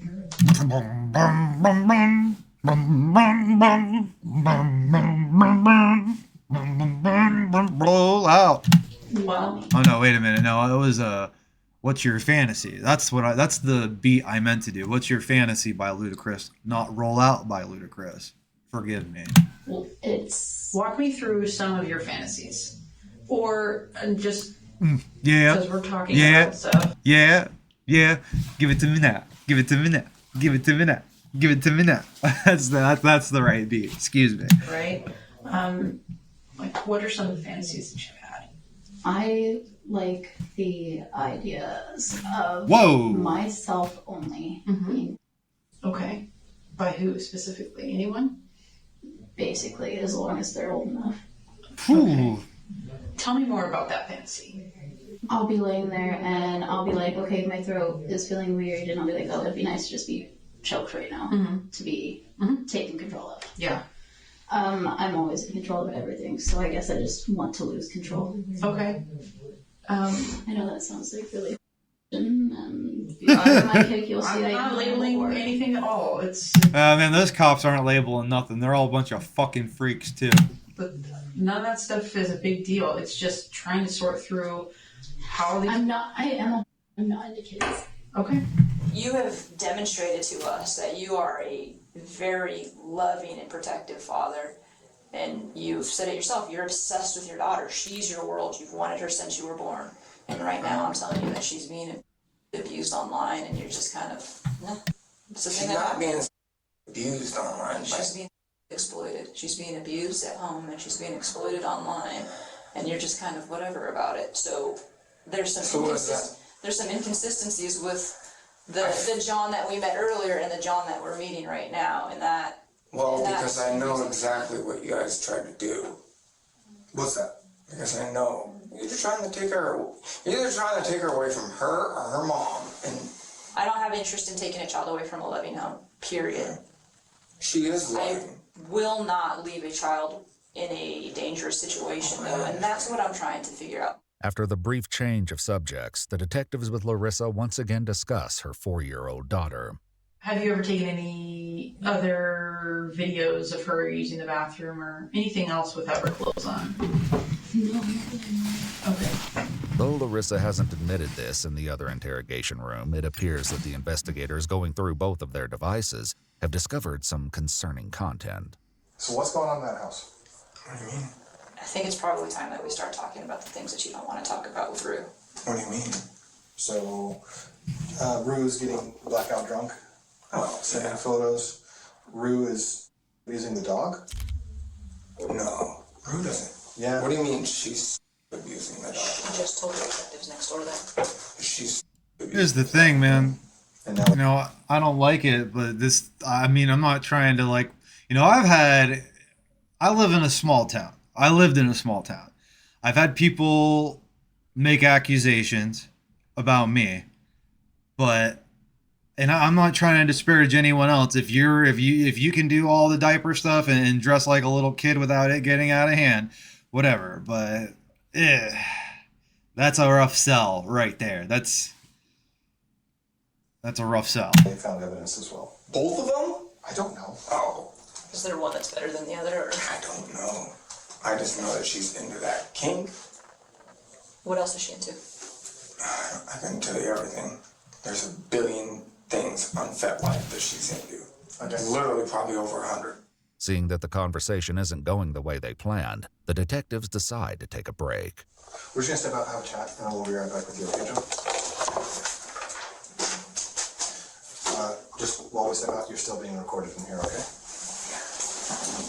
Despite being left alone in the room, John keeps the conversation going.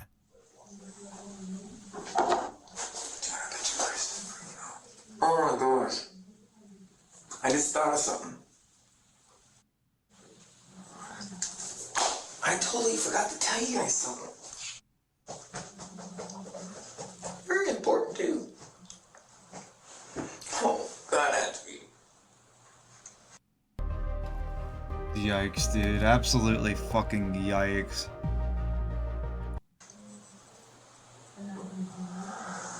I don't know. This is don't, you know, you this is what I'm talking about when I say we're all living in a cyberpunk after school special nightmare.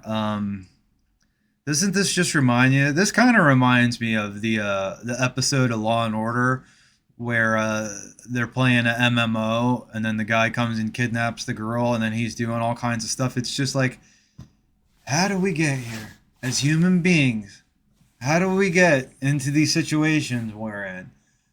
I want to believe that everybody has good in them, that we're all capable of productivity, being good. But this makes it so hard. It makes it so hard to not want to kill with fire. Now I'm a little freaking out because I'm in the room alone.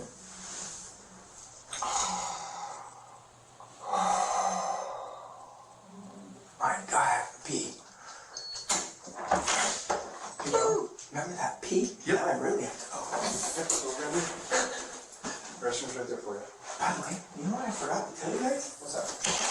John informs the officer that the important thing he remembered is that a friend is currently watching their dogs at their home. The detectives with Larissa also decide it's time for a break. Why don't you give us just a minute? Okay? You want to have a minute to yourself? Okay. My purse has an inhaler in it, and I feel like I'm about to need it. Okay, yeah, we'll go look for that. Better not be a weed Or inhaler. anything, okay? Deep breaths.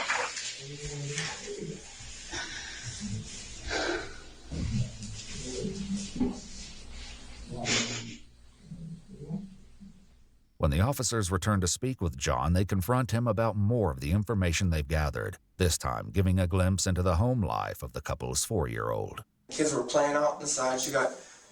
I think she got dirt or something in her eye, and it was time to go home. She was getting tired and cranky, and I brought her home. And the lady was complaining about the fact that I was bringing her home because she was crying out her mind. And I was saying, why don't you mind your own business before I shoot you? You know. And she reported me, and CPS was working with us, and we told her the exact same thing. According to police documents, the neighbor heard John yelling at his daughter, "Stop crying or I'm going to shoot you," on one occasion. And a week later, he was heard yelling, "Just shoot me." Concerned for the child's well-being, the neighbor called the police. The responding officers noted that the 4-year-old didn't show any outward signs of abuse or negligence. Earlier in Larissa's interview, she discussed this incident, and her recollection... Something else, this is going to be like, anecdotal. This is just going to be my personal opinion on this.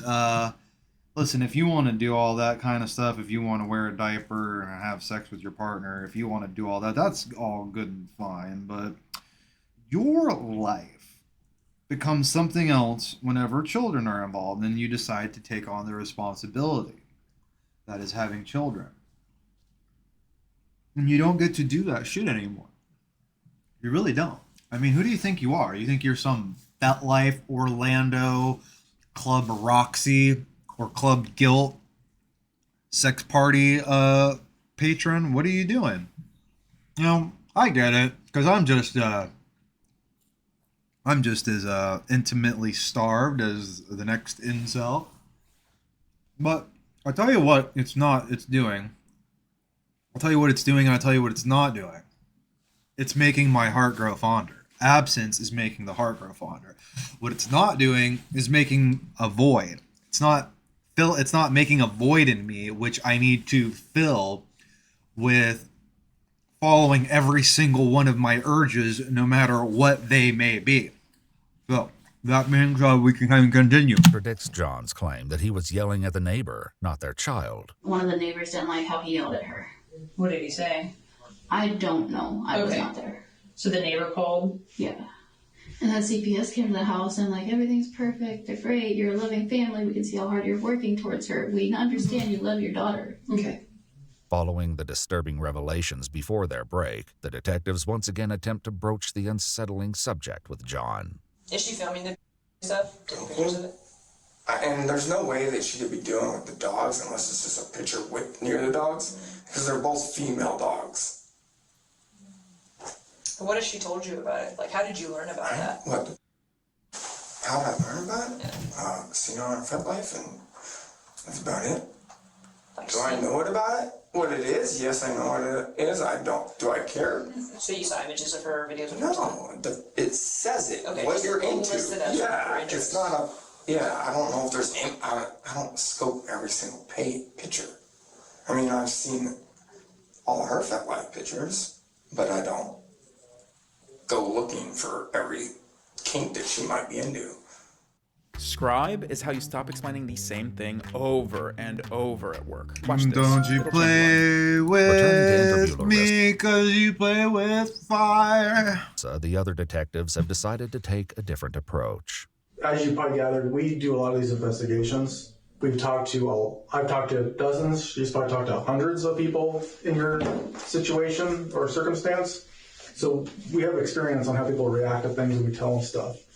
And the fact that we tell you that there are explicit imageries of your 4-year-old daughter on the internet, and not one single tear has came out of your eye during your crying, that's not a thing, right? We talk to parents all the time and say, hey, your daughter's images here, and they're falling on the ground, throwing up, crying, bawling, wailing. That's a normal human response. So it's just unusual, okay? I can understand that. I was crying a lot at work today too. So. What were the actual tears or just the... It's just, this comes out right now because I've been crying a lot. But the problem is that same image finds its way on Kik and gets uploaded to the internet. And similar images, it's not just that one. So... You see where this is like, I can't understand things, right? And that's our entire job, is to understand things. There's forensic guys actively looking through all this stuff right now. It doesn't match up with what you're telling us. I black out a lot because I drink a lot, so I'm honestly telling you what I remember. Mm-hmm. If I did something I don't remember, I'm not sure. I'm drunk a lot. That's not a good enough excuse. I know it's not a good enough excuse. I'm just saying under... soberness, I would never ever do anything like that, and I don't think drunk me would either. But if you're saying this is happening, I told you I wouldn't lie to you. John's interview has been shocking so far, but it's about to take an unexpected turn. What has she told you about her interest in me? Yeah, but it doesn't bug me. No, what has she told you about it? Oh, nothing necessarily. It's come up in conversation, so... Oh, yeah, and it doesn't bug me. I'm not asking you if it bugged you, I'm asking you what she said. What did you tell you? Oh, no, she's into it. That's about it. Oh, well, sun's out. Like, is that... That's kind of how we are. Okay. I mean... Our relationship, I mean. And I'm not questioning your lack of judgment. Into more things than most. No, but that's not my question. Right. So just... Yeah, okay. I think that you think I'm judging you, and I'm not. Oh, no. My question is, like... But I don't judge her either. And that's not what if she's into it, she's into it. Is that one that you share with her? Because you have hundreds of fetishes. He's throwing hardball. I'm against or share. Or basically, it's, I don't judge people. Okay. I'm open to a lot of things. So I might be old, but I'm open to a lot of the stuff that current generation's into. Meaning, I'm not against it. Like all the damn different genders, I'm not against it. I can't say all the LGBT. There's too many letters now. I can't say them all, but I'm not against. In fact, I go to Pride Pride last year. Listen to this. The Rainbow Parade. Oh, look, I'm a good person because I'm participating in the Psy-Op tribal war, and I think I'm on the right side. Kind of is what it is. She sees all kinds of images because there's them dogs there, or what are they called? you guys, I don't know if you guys know what cosplay is and what do they call furries, dudes in leather, and my daughter's seen it all. After trying a more confrontational approach, the detective speaking with Larissa finally began to get the truth, and it's even more horrific than they imagined.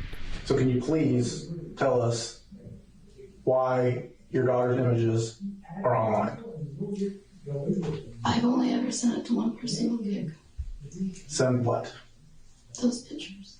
What? How many pictures? You bitch. 2. There's more than 2. But I only remember sending those 2. Okay. Describe those 2 images to me, please. The bath and the pin type of rash. Okay, the rash one, we'll call it the rash image, okay? Who did you send it to?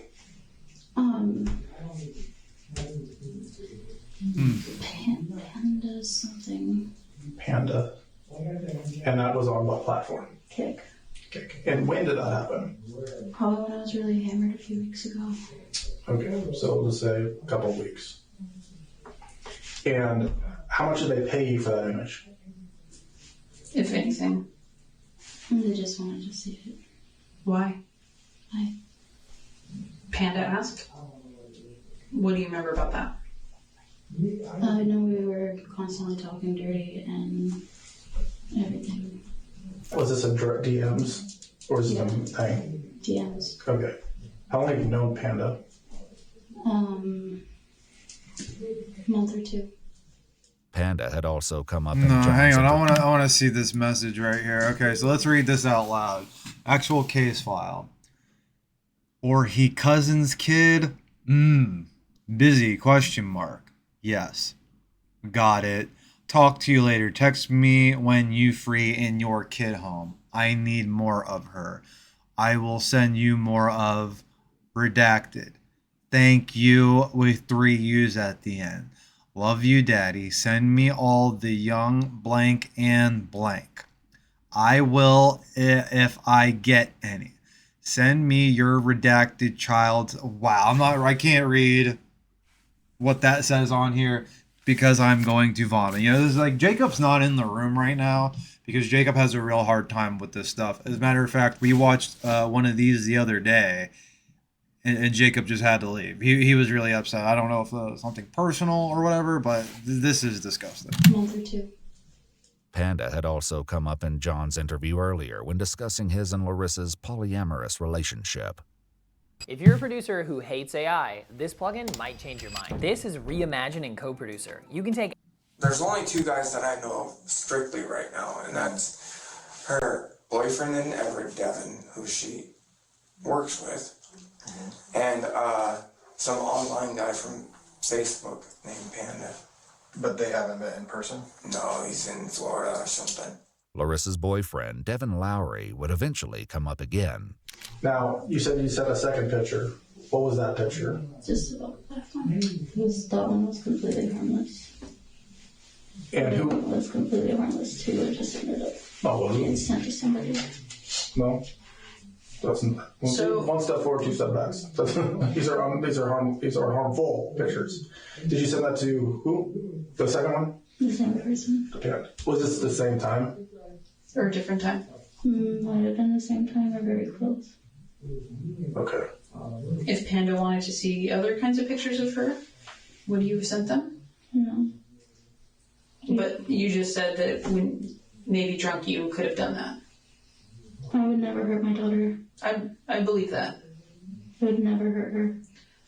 But if someone wants to see a picture of her and she's already in the tub, that wouldn't hurt her. That wouldn't injure her. I don't do it to her, no. And these were all innocently taken and misused. What happens when you get drunk? Drunk? I don't remember anything. It's like somebody else takes over. And what does that takeover look like? I've been told that I am moody and aggressive. Have you ever been told you're dominant? Only towards my fiance, yes. How does your dominance present itself? Usually towards Irish.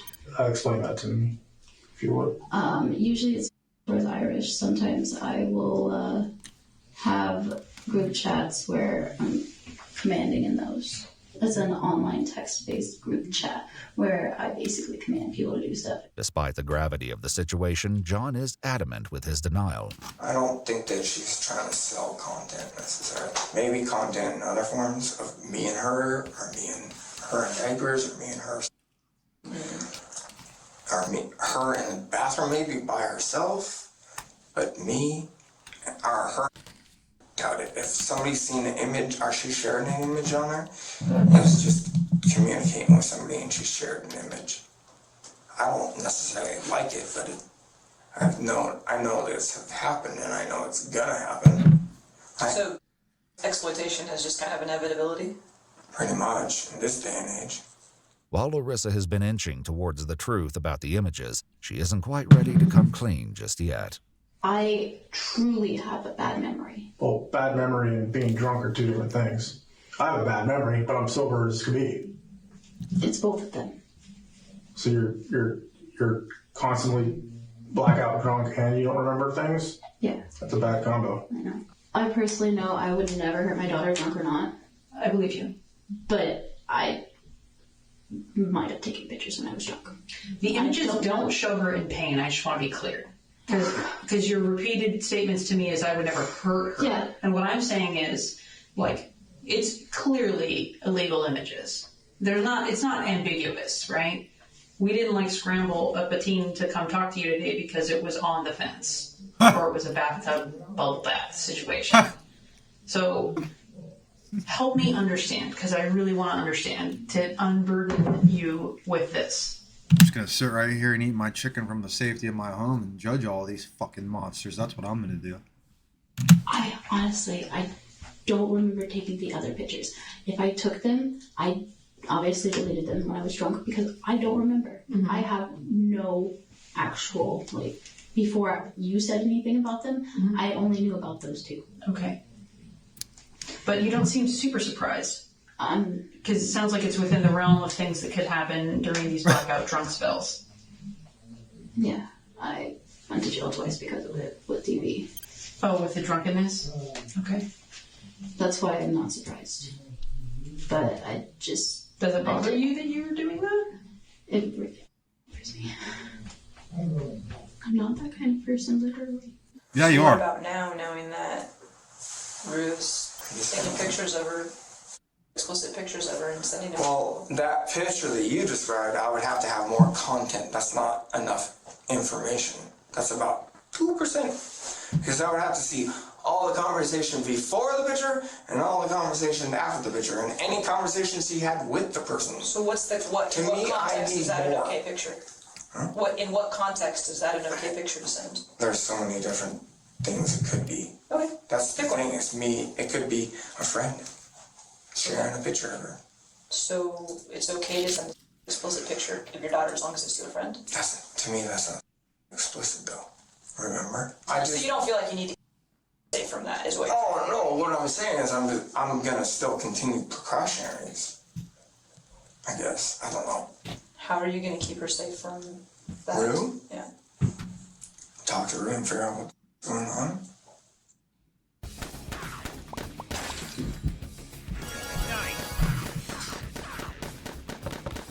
In her interview, Larissa claims that her conversations with Panda had recently taken a turn. When did things start to get a little bit different with Panda? A week or two ago.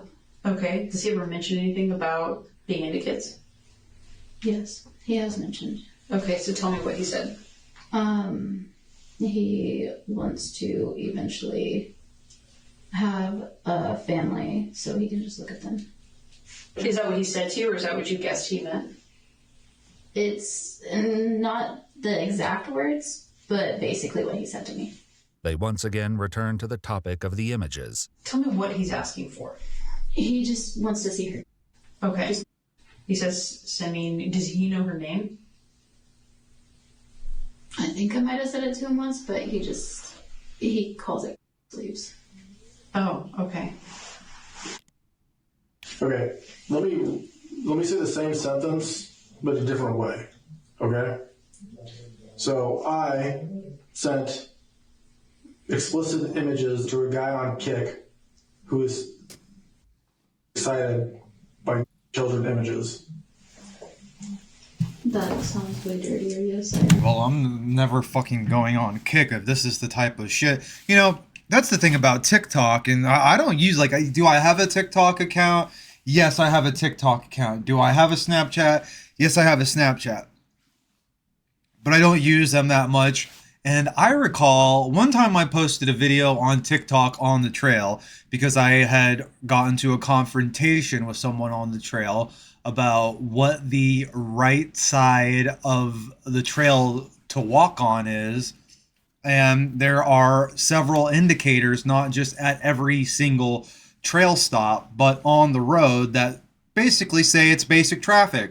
If you're on the right, if you go one way on the right, you go one way on the left. Basic traffic. And some people want to argue, or some people are having a bad day and decided they can do whatever they want. So I posted a video of this on TikTok, and lo and behold, a bunch of kids were down there talking shit, insulting me, calling me this, calling me that. And then as soon as I say something, they're like, you're talking to a minor, you're talking to a minor, you're talking to a minor. It's like, okay, why did you comment on my video? I get it, it's social media, it's for everyone to see and do what they will, but you're commenting on my video. I say something to you trying to put you in your place. You throw up your hands, I'm a minor. So you got to be careful. You can't do what these people did. You can't go in there, and I don't have that kind of mind. So I'm not on any of these social media websites attempting to fulfill my urges. It's really sick, America. America has a sickness problem. Understand how it sounds when you say It's the same thing, right? And the thing is, like, when I say it, that's what happened, right? But when you say it, it's like way down here, like, you know, I don't see what the big deal is about all this stuff, right? No, I understand that. And that's kind of scary for me because it doesn't, I don't believe that your head's in the right space of what's actually happening. It probably isn't. I have DID too. You can look at my medical charts. You have what? DID. What's that? Dissociative identity disorder. This is what comes up whenever she says she has DID. Some people have DID. It has to be diagnosed, and a lot of people know how to fake it very well. But here's what she wrote. When you already feel like shh, then get a bunch of anxiety pushed on you, and you take an anxiety pill only to feel even more anxious because of the dirty looks I get because I'm not doing what they wanted. Yeah, bad mental headspace. Trying not to have another breakdown tonight, but it feels like it's close to happening anyway. And then someone laughs, someone angry, someone, okay. Identity. It's a personality disorder. She can't even fucking say it. She says I got DID. She tries to say it. She can't say it. She says I have a disorder. Yes, that's what it is. It's whenever you have a couple of different personalities within you. I'm no professional. I think what it is Carl Jung's interpretation of the ego, the superego, and the id having a war with each other. I think that sometimes we get a little upset, and sometimes it's easier to put a mask on, or rather take the mask off and have a bit of a protector. I think everybody does that. I think everyone, and some people just, all right, I'm fed up. You're not going to push me around anymore. Here's what we're going to do. And then some people become a totally different person. I struggle to think she's sincere or actual, or if there even is a diagnosis, because of how little she seems to know. She can't even say dissociative identity disorder. She says I have a disorder. It's different people in my head. Oh. But it's medically in my charts if you need to. I believe you. I just don't really know much about it. And I don't know if that's a good thing. Like, oh, sorry, I did all this because I have DID. You know, it doesn't hold any water. What I was asking. But you can see how that's concerning, right? Yeah. Okay. That's the kind of hurdle that I'm trying to get past right now. No, I know. they're not innocent, and it is a big deal because you're sending to some guy on a kick. They intend to escalate. They'll start off with what you're doing, and then they get worse because the people that you're sending them to, they're aroused by them. I understand that. With Larissa. Here's my question. I don't know if we're going to get to the bottom of this in this video, but good point. Put these monsters in jail. Where's Panda? Can we get a hold of Panda? Is Panda going to go to jail too? Is Panda a Fed? Is Panda really a cop? Did Panda coerce them into doing this? I'm not saying they did. I mean, these people seem to have more problems than they should be celebrating. They have more problems. They have so many problems. There's really no time to play in diapers. There's no time to muck around in the house all day and play identity games. Admitting to sending the images, the detectives with John attempt to confront him. Rue just admitted to what? Man, those. Rue just admitted to sexually abusing her daughter. Pardon me, YouTube. What do I mean? Again, I need more. Abusing means, I don't know what that means. Well, she's disabled, so I don't know what that means. Does it matter? Yes, because there's two different contexts. Okay, so if she's getting off, is it better, or is it better if somebody else is getting off? If she's getting off it's her own thing. Can't really judge again. Can you help me? This guy's such a fucking incel simp. That's what this guy's problem is. I had trouble identifying what this guy's problem is. He's an incel fucking simp. Look at him. How old is he? This is ridiculous. I understand that. Because it's two different people. And two different contexts. Like I said, two different scenarios to me. Well, help me. He doesn't seem like he's mentally anything. He doesn't seem like he's it seems like he's very well aware. If he's correcting himself from saying contents and context, he might not be the sharpest tool in the shed, but this guy, this guy doesn't have a mental deficiency other than probably ADD and Asperger's, and he's an asshole. This is disgusting. Help me understand that, because to me it's not. To you it's not, to me it is. Like I said, it's two different scenarios. You explained it yourself. One's somebody else, one's her. One's her parent. So it's okay for a parent to use a child, just not somebody else. I'm going to tell you something right now, John. I don't think that you can keep her safe. Why? Because you're telling me right Well, take a fucking look at you. now that it's okay that Rue is using her, but that's fine. You absolutely just did. You just told me that it's okay. Yeah, I just said it's a different No, you said it's scenario. fine. You said that's her thing and it's no big deal. Now, this guy's a failure and manipulator. But if she's sending it to somebody else, then that's different. I can't judge her. How are you going to keep See, doing he it? knows, but you don't. I can't judge Rue based on what she's into. I don't care what she's into. She's into your daughter. That's her daughter. I'm into my daughter, but not... Okay, you see the problem here? No. The problem is My that... brain doesn't, I guess. Okay, and that's... Ooh, God damn it. It just makes you mad. Kudos to those police officers for not jumping across the fucking room and knocking that guy out. It's a huge problem. If you can't see that, then I know that you can... Oh, no, I can't. Because I can tell you right No, now... what I'm saying is I can keep her from Rue. Oh, God. No. That's not what I'm... You can't. Yes, I You can. can't keep her safe. I'm not going to let her... It's new evidence. New evidence. That's why I don't... I can't say anything about her or the other person. It's two different scenarios. I will never hurt her body. I will never touch her in that type of way. I accidentally took it. Not an accident. I took the photos. I deserve what's going to happen to me. There's no reason for it. Well, Larissa, thanks for being honest about it. That's huge. I do really only remember those two pictures.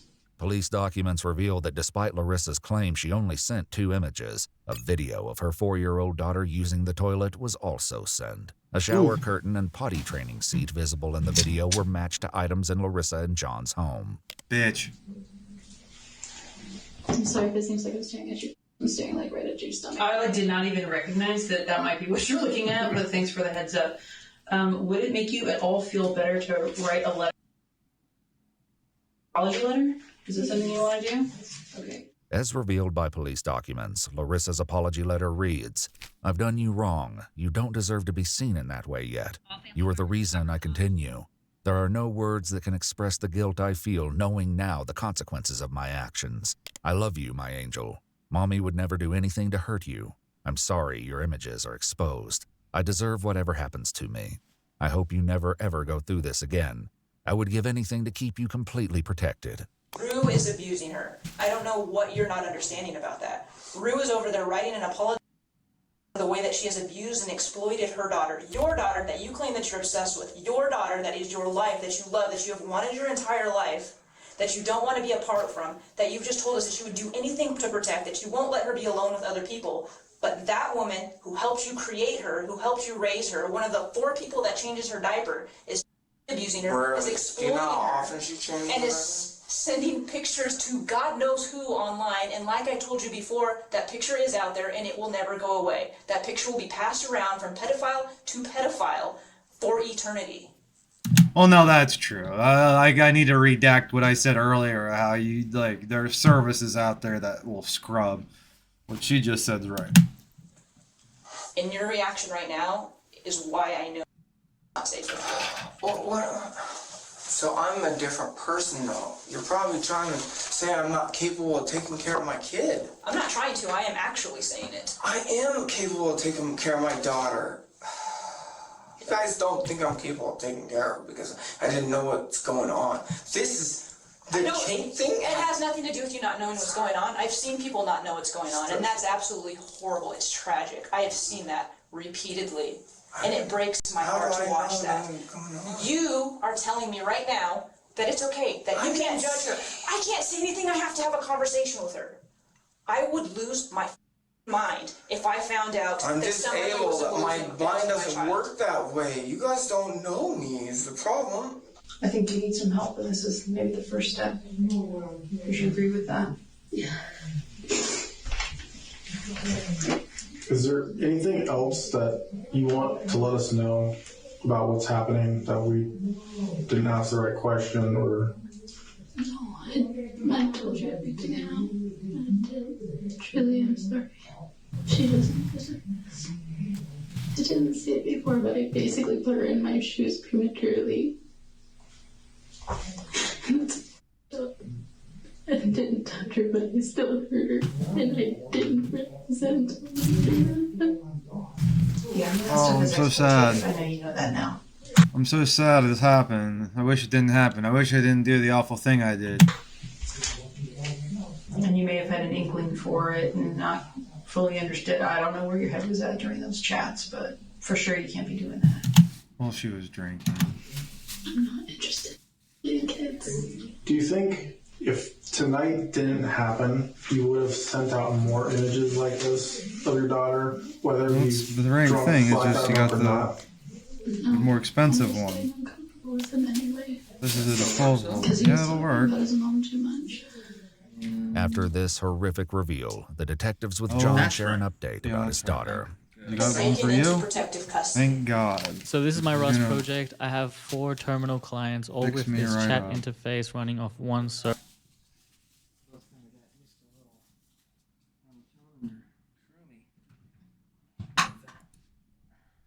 She is with CPS and she's going to be placed somewhere safe. Okay? She is not going home with you. She is not going home with Rue. Okay? That is not going to be a thing that happens. All right? I don't know what the future looks like. Okay? I am completely removed from that. But I can tell you right now that CPS will get a copy of this report. Stone and with they will Mila, get the transcript of this interview if De they Niro, ask for it. and Cornrow, I Ed don't Norton. know things like you think you guys know. And that's a problem. It's called Stone. Is it about I'm Roger? not saying that. So he ends up going to prison. That's his wife/girlfriend. And then she gets with him. Yeah, okay. I remember the trailer. I never saw it though. Okay. She can't protect herself. She's reliant on you and her to protect her. I'm not saying I can't protect her that way. No, I am. I'm saying So it. what? I don't See, what I'm talking about is I don't know how to explain that I know how to protect her. You can't. You can't explain it. Because I don't, my brain doesn't know how to explain it. But that doesn't mean I don't know how to take care of my daughter. You've explained it plenty well, John. Following this confrontation, the detectives attempt to wrap things up with John, but this proves to be a challenge. Do you certify or declare under the penalty of perjury under the laws of the state of Washington that your statement is true and correct to the best of your knowledge? No, I feel differently. How so? Because they're trying to take my daughter away for stuff I didn't even know was going on. I'm asking you about the statement that you made, though. Was the statement that you gave me true? Yeah, but I wouldn't have done any of this without knowing. Okay. Without a lawyer. But was your statement true and correct? That's what I'm asking you. I don't understand a lot of it. The conversation we had, I don't understand a lot of The it. things that came out of your mouth, were you telling me the truth or were you telling me a lie? I wasn't lying, but I don't understand it. You don't understand the things that came out of your own mouth? Some of them. Okay, which ones do you not understand? But it's just because I don't know how to explain it. Okay. You guys are making it. All right. My head, you guys are. Listen to me. I have to finish this question. Again. Okay. As Larissa's interview also nears an end, she has a final question, one which shows where her concern lies. Not that I actually need to know the information or want to know, but how long does something like this keep you in jail for? Usually the rest of your life, right? No. No. Christians don't put you in jail for the rest of your life? They don't. It's the asking if it's Time is forced. now It's automatically forced. 23:03. This concludes the statement. What do you mean? I couldn't have walked away with my daughter. All right. I'm gonna take you back upstairs.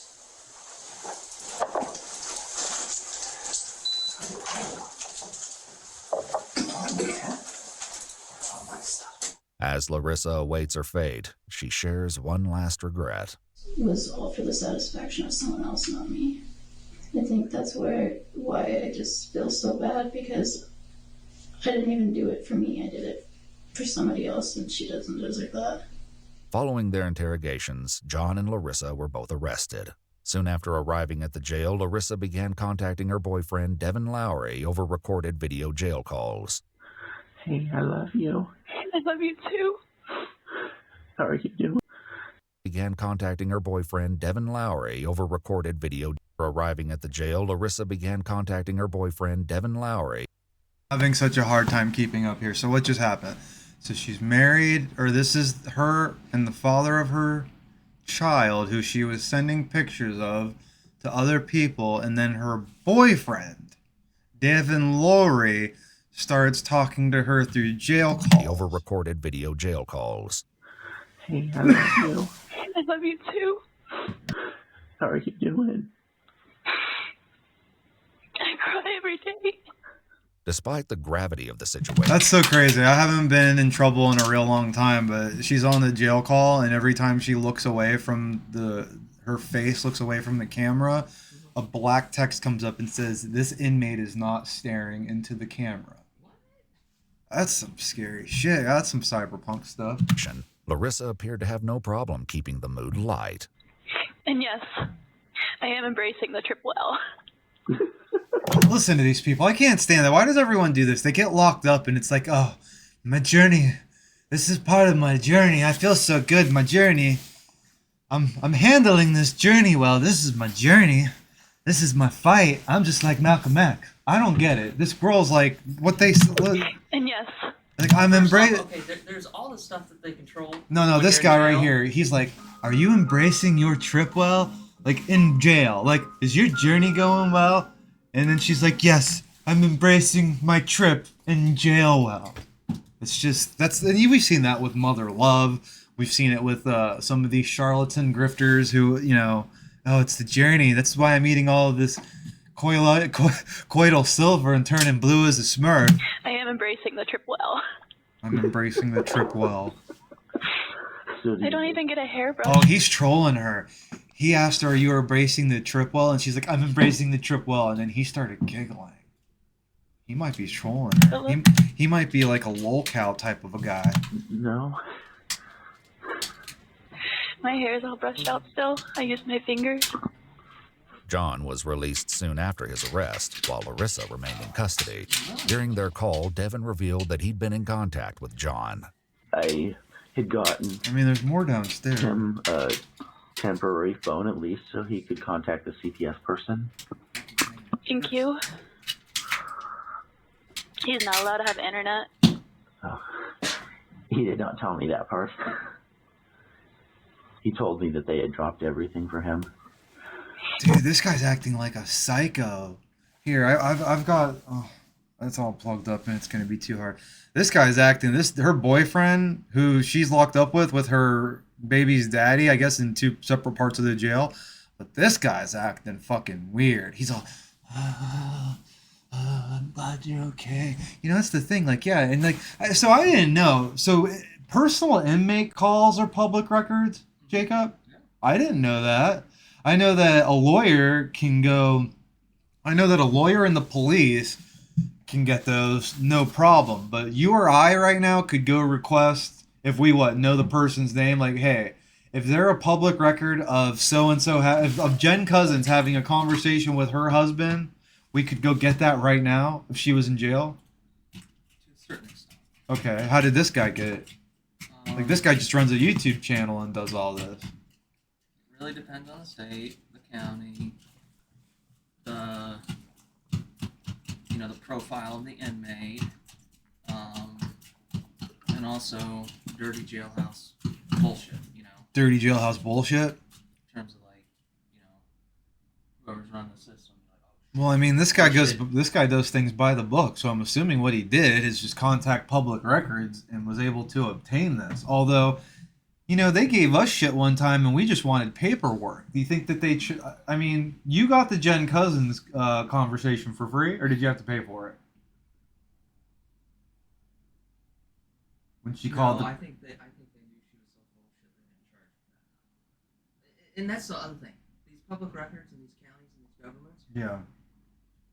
It depends on the mood and what you're requesting. It depends on the mood and what you're requesting. So if it's me requesting public records about something that could embarrass one of the elected Left-wing elected official. Or even Republican. They'll play, oh yeah, well, you can come pick up a CD-ROM. Right. No, I'm not picking up a CD-ROM. Oh, well, we'll still search for the records. You can come down and view them though. No, I want a USB. USB or email. Dropbox. Oh, well, we calculated that it's going to be about 80 Right, they charged you $126, money that would have been mine, but they charged you $126 for literally like 2 stacks of paper. So think about and that was for them. Who gets that money? And the government does. So what they claim. Someone jams you up to get the government more money. What they claim is that $180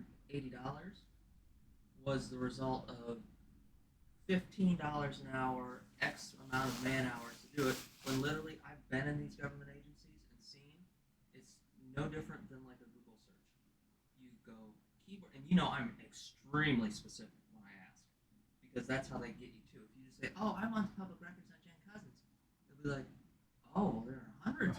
Yeah. So I always say, "I want public records on this person, specific, from this date, from this time, from this event, these keywords, from this date to this time." Notes, emails, wow. Blah blah blah blah. So that's what they do. Yeah. That's what they do. Yeah, he probably does that, but it's like I said, I tried to apply to work for this. Like, when you and I weren't doing too much, I applied for them and they sent me an email back. They were like, "Man, you do got so goods, but we need you to have like a official." They wanted me to have like something that said I went to school. They wanted me to be a little bit more professional. But I didn't go to school for journalism, ladies and gentlemen, and I've got more public records. Well, they don't know me, so yeah. I get it. But it's like, oh, this neckbeard went to school? No, this guy's a psycho. No, this guy is, listen, this is a jailhouse call between them. She's in there for sending pictures of her daughter, 3-year-old daughter, on Kick to another guy, which I'm thinking that might be him, honestly. I don't know, maybe he'd been, maybe not. But she's got a boy or a husband, or not even a husband, just someone she bangs who she's got a kid with, and then here's her boyfriend, and he's acting like a psychopath here. Stupid. Anyway, I know we're not supposed to talk about that stuff, but I Yeah. He keeps asking me for boxes to pack up all your stuff. And I'm the fucking incel. By the end of her interrogation, Larissa had apparently known that her relationship with John was over, Oh, no. as she asked the detectives to return something to him. It's just history, so Yeah. he's not gonna want me after this. Following his release, John headed to the police station to collect some of the items that had been taken from their apartment as part of the investigation. I'm keeping this. You can have this. Oh no, okay, so the guy, the baby daddy, aka sex object, just he got disgusted and I guess he broke up with her. But it was really weird because he was really going back and forth with the cops, like, I don't know, it was weird.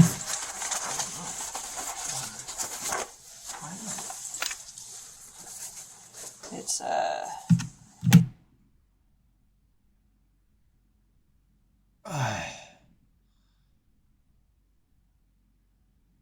Living the lifestyle of king, I, Larissa, whatever, hereby give John Whitwell permission to spank, bruise, and blank me under the kink lifestyle. Signed, dated, signature. basically a contract for the dom-sub relationship that you guys had. With her and John's relationship evidently finished, Larissa had other things on her mind. Mike said that he's gonna work on the divorce while I'm in here so we can get married when I get out. Okay. She's one of these, like, fat bimbos that has, like, 8 dudes who would be incels banging her. Remember the story of that girl in, like, Britain, and she was one big woman and she had 5 boyfriends living with her? That's what's going on here. It might be the same person. I don't need a ring. I know you don't. I did not even think about it at all until RC said something. And then I was like, RC, well, technically she's supposed to give me one. No. If I had money to get you a nice ring, it would be going toward a fancy lawyer right now. I don't know how I got lucky enough to get you. I don't deserve you. Yes, you do. I would do a jailhouse wedding tomorrow with you if I could. Though it's unclear what exactly Larissa told Devin about why she was in jail, it appears that the story was altered from the one she revealed during interrogation. With ScribeHow.com, you can create documentation in minutes, not hours. What do pyramids, rocket ships, and Rome have? During their call, Devin shared what he discussed with his mother about Larissa's situation.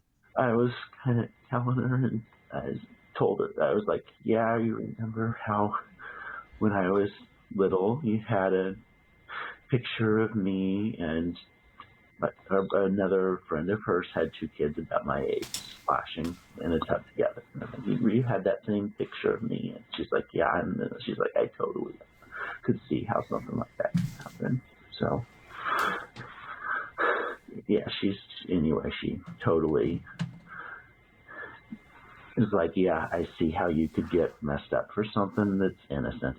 Over the next few weeks, Larissa and Devin managed to maintain contact, and during some of their conversation, she made her feelings towards John known. Do not try to contact me unless it's about my child or getting more of my things. Tell you how much John screwed me over. Getting more of my things. Tell you how much John screwed me over. The majority of their conversations, however, took on a much different tone. But hey, I had a good dream last night. Oh, yeah? You were in it. Was I? Normal or naughty? Both. You're such a pervert, and then you smile about it. Because it's fun to see your reaction. I miss my tongue ring because it was fun whenever I stuck it out at people. They'd be like... So, fun note, which I don't think we've ever did before, and I'm demanding it. You've never French kissed me. I've never French kissed anybody. Well, let's change it when I get out. As long as we can change one other thing, too. My last name? Okay, two other things. What? Yeah, on the same note. I was actually thinking about that the other day. Psychopath. Speaking of, that's one of my other annoyances with it only showing your face.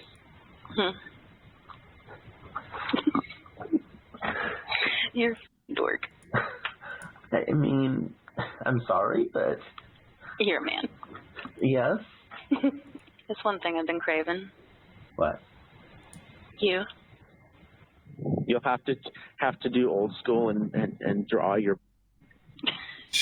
Hey, girl. Hey, Steph. How are you doing? As good as I can be. Yeah, I bet. Not me, just looking at you first. I mean, they're kind of hard to not look at right now, so I don't blame you. I can't see them, but the boys are over here. Hi, guys. Your mom tells me a lot about you. Your kid is entertaining. Oh, this one back here? Yeah. All right, well, you have a good day with your kids. All right. See you soon, hopefully. Hopefully. It seemed Larissa had a Devin's just all over the place. New perspective on her situation. You're not a bad person. Sometimes you just do bad things.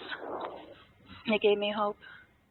According to official records, Larissa Jordan was arrested on suspicion of animal cruelty, exploitation of a minor via live performance or photograph, and possession and distribution of depictions of a minor engaged in explicit conduct. Her bond was set at $250,000 and she was held until May 8, 2025, when the state charges were dismissed, and according to court records, she was released from state incarceration. She was then promptly arrested on federal charges. Larissa is now being indicted for the production of explicit material involving minors. She's also accused of distributing, engaging in communications with others that involved assaulting children and soliciting images of a father abusing his 4 children. She's currently awaiting trial. In June 2025, John Whitwell sought a domestic violence. She's currently awaiting trial. In June 2025, John Whitwell sought a domestic violence protection order against Larissa, where he included allegations of her physically assaulting him, including giving him a black eye and breaking his toe on separate occasions. He was denied because Larissa is in federal custody. He refiled in July.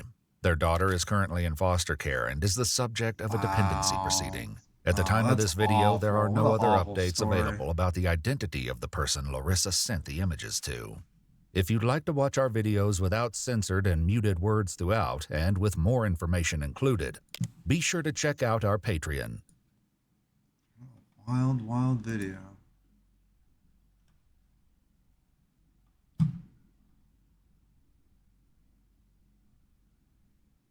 What was that? Which channel? Yeah, cannot. That was EWU. This one's Red Thread Interrogations. That looks pretty good. Let me see something here. I gotta get better about switching my angles, but it is a one-man operation.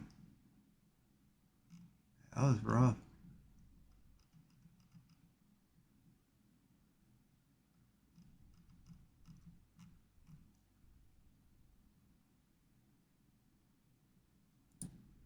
Today, we are going to discuss some extremely controversial topics.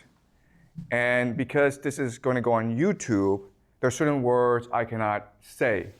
So just to warn you, I will write down these words, but I will not say them, because if I do say them, then I will get censored on YouTube.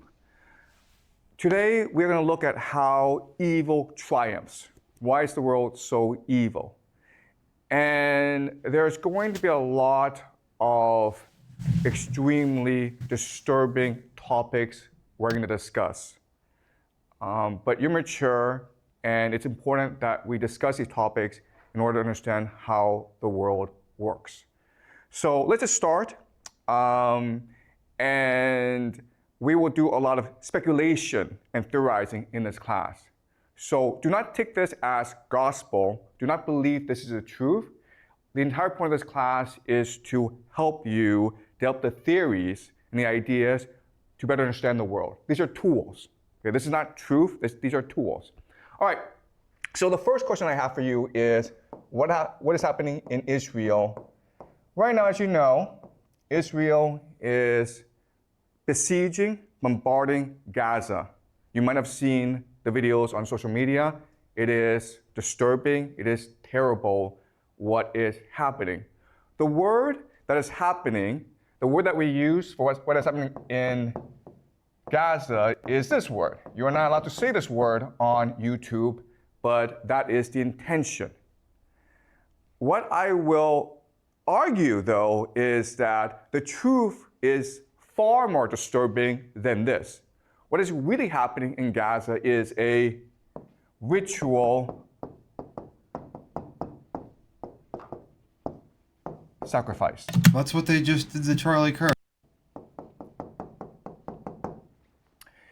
And this happens quite often in human history. If you go back and you look at the real history of humanity, this happens quite often. Some of the most famous examples are the Aztecs. We've dug up temples of the Aztecs, and inside the temples are thousands and thousands of human skulls. So before they went to war, they practiced human sacrifice. They would commit mass murder of their enemies in public. So the Aztecs were really famous for this. The Phoenicians, specifically the Carthaginians, we will discuss them later this semester, but the Phoenicians were also famous for a particular type of sacrifice, which is child sacrifice.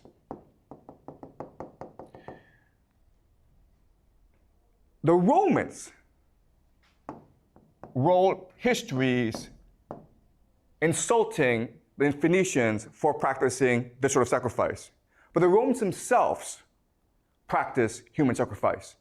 What they would do is that after every major war, they would capture all the major leaders, all their enemies, and they would parade their enemies through the streets of Rome.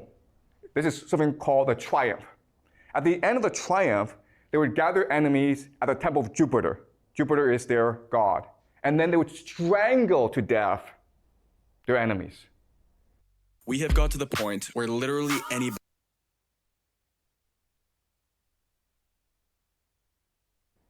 That's sacrifice. That's human sacrifice. They didn't call it that, okay? And they sort of disguised it, but we know for a fact that they did do this. So the question for us is, why is it that this happens? Why do the Aztecs do it? Why do the Phoenicians do it? Why do the Romans do it? And why is it today the Israelis do it in Gaza? And remember, okay, what the Israelis are doing is quite horrific because it is really this sort of sacrifice. Why? Because 47%, almost half of the population of Gaza is under 18 years old. So the majority of people who are getting killed are in fact children. What is most striking or blatant about what's happening in Gaza is that we can all see it for ourselves. And it's almost as though the Israelis want us to see it and want us to hate them. Right? You can see all over the world, popular opinion is turning against Israel. You have these popular protests all around the world protesting what is happening in Palestine. If they really want to do this, right, there are actually much more effective ways of doing this. For example, you could just poison their water. Or you could poison the air so that everyone in Gaza gets a fast cancer, right? We have the technology to do this. So Israel could do it this secretly and no one would talk about it. And in 20 years' time, 30 years' time, the population of Gaza would all be gone. It would be a very secret, right? Instead, they choose to do this in front of the world. And my argument to you is that this is intentional. They want the world to hate them. Because by doing this, they create the ultimate taboo. right? We find this disgusting and contemptuous, so the entire world will unite against Israel. But guess what? That's what their religion wants. In the extreme form of Jewish eschatology, or their religion, they believe that at the end of the world, Israel will fight the entire world and God will help Israel triumph in the end. So what's really happening in Gaza is that there are extremists within the Israel government who want to accelerate the process of the end of the world, where Israel will face the world. And if you think about it, the entire idea of this ritual sacrifice is to unite the Israeli population. And what's extremely disturbing and horrifying about it is that this works. Why? Well, let's use an analogy, okay? The analogy is this. In Chinese history, the most popular military stratagem is to fight with a river behind your back. You guys have heard of this strategy, right? Where, okay, an army is losing, okay? It's being scattered. That's the coolest thing I've ever seen. Sorry, I got to stop and just comment on this. So this guy, I thought something looked funny about this thing, and it does, because this is not a chalkboard. This is a fucking screen you can do shit on. And right here, I'm highlighting with the mouse. This menu that he just pulled up. This is remarkable. By the enemy. So what the general does is forces the army to retreat to a river. And now with the river blocking your escape, you have a choice. You can either drown in the river, or you can fight to the death. And most soldiers will choose to fight to the death. And so at this point, the soldiers are unified, they're galvanized, they're energized, and then they find a surge of energy to go and destroy their enemy. Okay, this is the most popular military stratagem in ancient Chinese history, and guess what? It's the same as Israel doing this right now in Gaza. It's the same logic. Yes, you have a question? So what is the river for the Israel? Yeah, that's a good question. What's the river right here, right? The river is a taboo, right? What's the worst thing you can do in modern society? Killing children, guys, right? So there's no exit for Israel. You either go all the way, or the world comes and destroys you anyway. And in fact, what's really interesting is that if you go online, you will see Israelis go around the world and causing trouble everywhere. They're going to start fights. They shout death to the Arabs on public buses in the Western world. It's intentional. They want to unite themselves by dividing the world, by angering the world. Okay? Does that make sense? Well, that's very interesting. I'm not sure exactly how I feel about that, because to me, that sounds a heck of a lot like what a lot of people on Twitter say. That sounds a lot like I could go through my Twitter feed and find a bunch of left-wing people, and that's pretty much their point. But I do agree that's all happening. I'm not sure what to do about it. I'm not saying that he's right, and that's the reason why you should go riot and destroy white businesses and start a bunch of shit. But I'm saying it's too bad we can't all agree upon this and try to do something about it rather than fight in the street, because it's almost like you're so aware that it's happening, but you're still fighting like idiots. I don't know. That's interesting. Well, what's going on? About to explode. Trading part. What's going on? What else is going on X?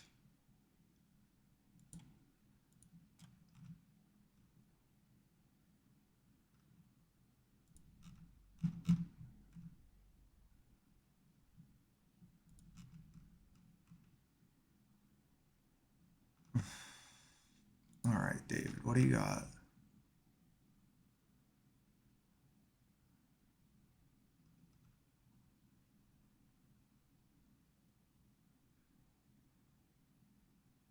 I kind of got to agree with Globalist Destroyer on here, David Knight. I mean, this is just what I can't stand. This type of stuff brings out the worst in us as people.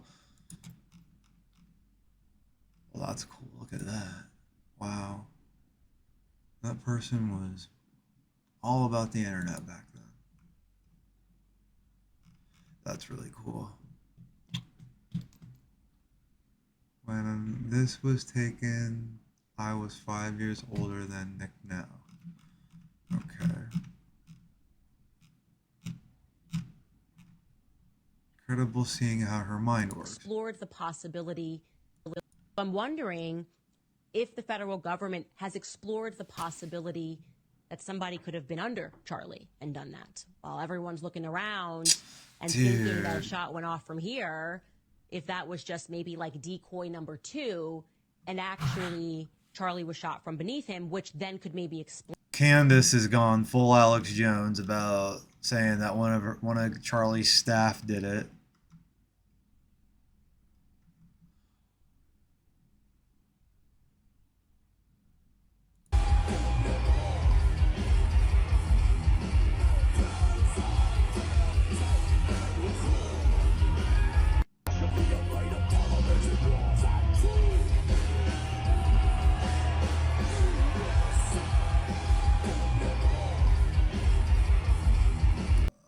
I don't know what's going on there.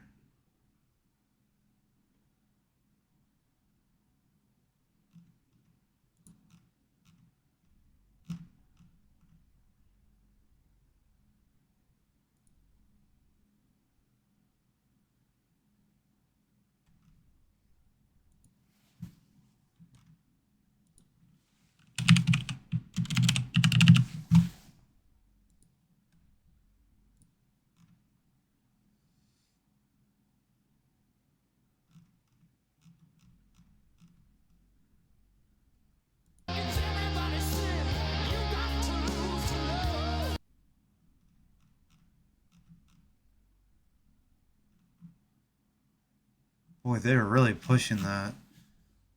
But that guy said he doesn't have any thoughts or feelings about Grand Theft Auto 6.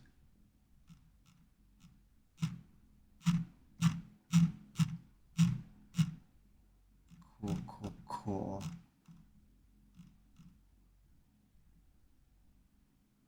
That Bridget Macron submitted... Oh, it's just me in here. Okay, cool.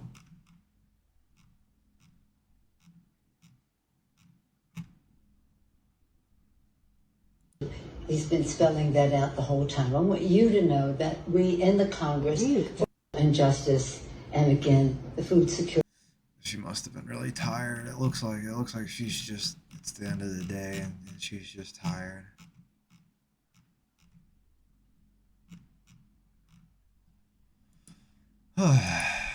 Honestly, not really. You know, I like Red. I really thought that it said Red Dead Redemption 2 was part of GTA Plus, but it's Red Dead Redemption, and I had a little bit of difficulty getting used to the controls last night.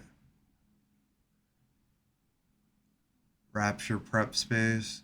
Danny's having a group. I'm not gonna ruin that party.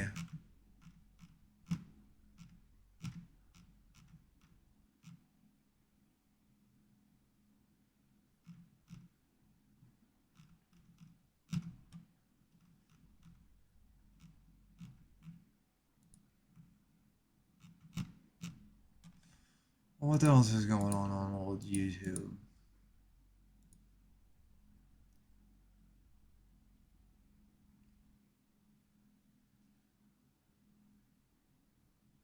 Watch later.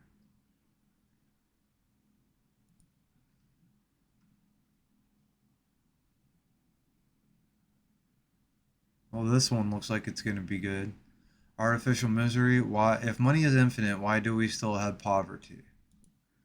I like this guy. I'll watch him. It's like I agree with everything he says. Like I said, I'm not sure it's a reason for everybody to go fight in the streets and disagree, but I agree with a lot of the things that man said. You know, this is like, look, and this is what I can't stand it. If people want to know how I feel about Theo Vaughn and Candace Owens on AI Pack and Israel's influence on America, like, there's just so much more going on.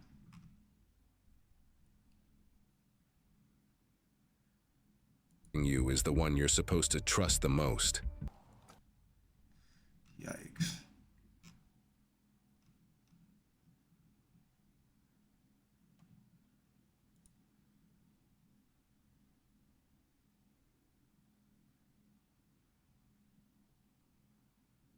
All right, everybody. Well, I streamed and talked about the news, current events, and other things for quite some time. I'm going to take a short break and make something to eat, and then come back and start today's edition of Benjamin Frisby Plays whatever video game he's going to play. So thank you so much, and I will be back shortly.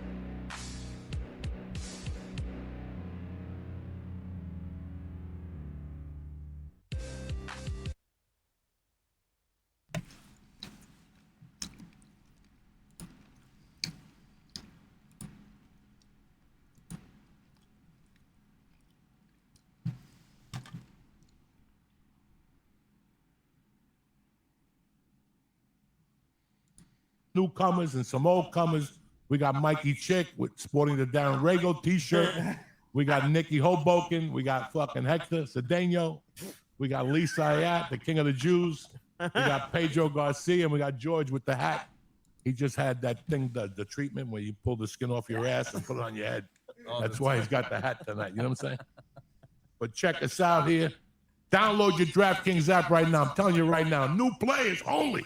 $5, get your 200 in bonus bets and 200 off YouTube. And just go download it, put in code Blue Cheese, like the smell of my balls. You know what I'm saying? Oh shit. The Lions are an underdog.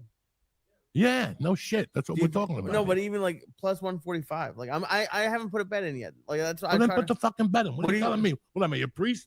I'm trying to. I'm looking for. You know how I lose and win bets. I'm looking for advice.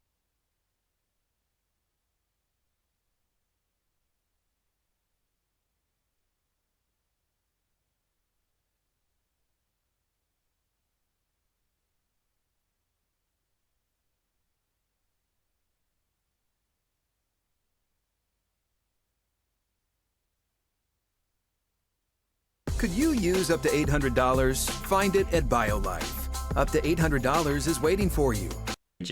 Why did we ban? The book burnings in Germany in the 1930s are widely mentioned in the media, in school, and in books. Whenever National Socialism is brought up, the book burnings are named as one of the main evils that were committed during that period. The book burnings have become a byword for state censorship in general. My main question regarding the way this event is presented is simply this. Are book burnings inherently bad? Why is it put on such a pedestal? The official Holocaust Museum's own video on the topic starts off like this. To burn books is simply a fundamental repression of ideas. I mean, what can a book do, and why is it so dangerous that it needs to be physically annihilated? If book burning or censorship is so unheard of and egregious, why did we ban 30,000 books in post-war Germany during denazification when the Nazis themselves only banned around 4,000? The event itself is constantly mentioned, but it's also always glossed over extremely quickly. Few stop to ask themselves, what books did the Nazis actually burn? This fairly simple question is rarely looked into.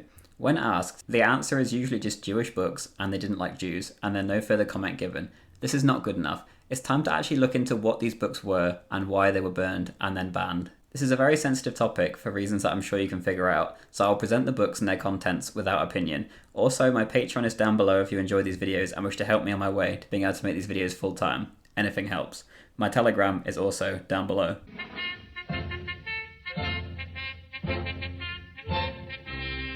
To discuss the book burnings, a brief summary of the cultural change during the Weimar Republic is needed, as a large part of the rise of the Nazis was a reaction, or you could even say revolution, against these cultural changes. Again, I will not comment if these changes are inherently good or bad. If you're Christian or vaguely conservative, this period is seen as disgusting. To gay people, it's seen as the biggest step forward in their struggle to be equal. After the collapse in World War I, Germany was in a terrible state. Communist revolutions rose and fell, nationalist militias rose to meet them. Stuck with heavy loan repayments to the Allies, the German currency was not in a good shape, and things would only get worse in that regard later on.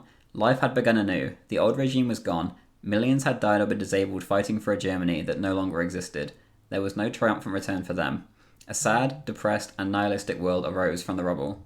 Berlin was the epicenter of this new world. The old values were gone, and the new were in. The crippling poverty had turned many to work in the streets. There were as many as 100,000 prostitutes or sex clubs at any one time, just in that one city. It wasn't confined to a red light district like modern-day Amsterdam, for example. This was the city. The most unusual culture arose in what some would call a modern-day Babylon. There was a street in Berlin purely filled with pregnant prostitutes, another with disfigured ones, acid scars, hunchbacks, you name it. Another was purely mother-daughter teams who would dress exactly alike. A lot of what went on in the city, many in the modern world would agree with. This aspect, most would find abhorrent. On a more acceptable level to our modern society, homosexuality was rife, and one famous Brit who emigrated called Berlin a bugger's paradise. Thousands turned up from all over Europe to the one city they felt their life would be accepted and even promoted. Drugs were widely available, mainly morphine, opium, and cocaine. Transgenderism saw the light of day. Magnus Hirschfeld, a homosexual scientist, founded his Institute of Sexual Research. Here, all moral laws of the past were out the window, and people were free to experiment with gender, bizarre sexual fetishes, or browse his collection of sex items he had on display at the Institute. He was known as the Einstein of sex, and the first occurrence of someone undergoing a full male-to-female gender reassignment surgery was done here. Berlin was essentially liberalism run wild. An important aspect to note is that many, or even most of the leading figures of this new liberal culture, and the liberal government at large at this time, were Jewish. I say this without opinion or further comment. Many Jews talk openly and proudly of this period, and if you're a liberal, and some aspects of this time is part of your worldview that you strive for, this is your prerogative. Whether this type of society is right or wrong depends on your worldview. The National Socialists, however, found it abhorrent. As a result, many of the books on the banned list were indeed by Jewish authors. This is just a brief overview of the culture at the time. I'll eventually write a video of its own regarding the Weimar period and its part in the rise of the Nazi Party. Hopefully it gives you somewhat of an idea of the time that they were living in, as it actually isn't covered very much. Only in the past few years has attention come its way on the internet.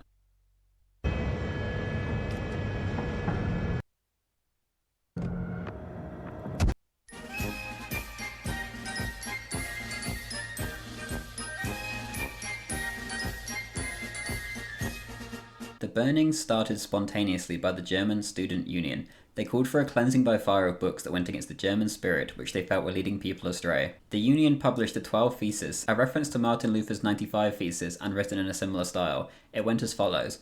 I've replaced all the uses of the word Volk with people instead of folk, which sounds stupid in English. 1. Language and literature have their roots in the people. It is the German people's responsibility to assure that its language and literature are the pure and unadulterated expressions of its people's tradition. 2. At present there is a chasm between literature and German tradition. This situation is a disgrace. 3. Purity of language and literature is your responsibility. Your people have entrusted you with the duty of faithfully preserving your language. 4. Our most dangerous enemy is the Jew, and those who are his slaves. 5. A Jew can only think Jewish. If he writes in German, he is lying. The German who writes in German but thinks un-German is a traitor. The student who speaks and writes un-German is, in addition, faultless and has abandoned his duties. 6. We want to eradicate lies. We want to denounce treason. We want institutions of discipline and political education for us, the students, not mindlessness. 7. We want to regard the Jew as alien, and we want to respect the traditions of the people. Therefore, we demand of the censor, Jewish writings are to be published in Hebrew. If they appear in German, they must be identified as translations. Strongest actions against the abuse of the German script. German script is only available to Germans. The un-German spirit is to be eradicated from public libraries. 8. We demand of the German students the desire and capacity for independent knowledge and decisions. 9. We demand of German students the desire and capability to maintain the purity of the German language. 10. We demand of German students the desire and capability to overcome Jewish intellectualism and the resulting liberal decay in the German spirit. 11. We demand the selection of students and professors in accordance with their reliability and commitment to the German spirit. 12.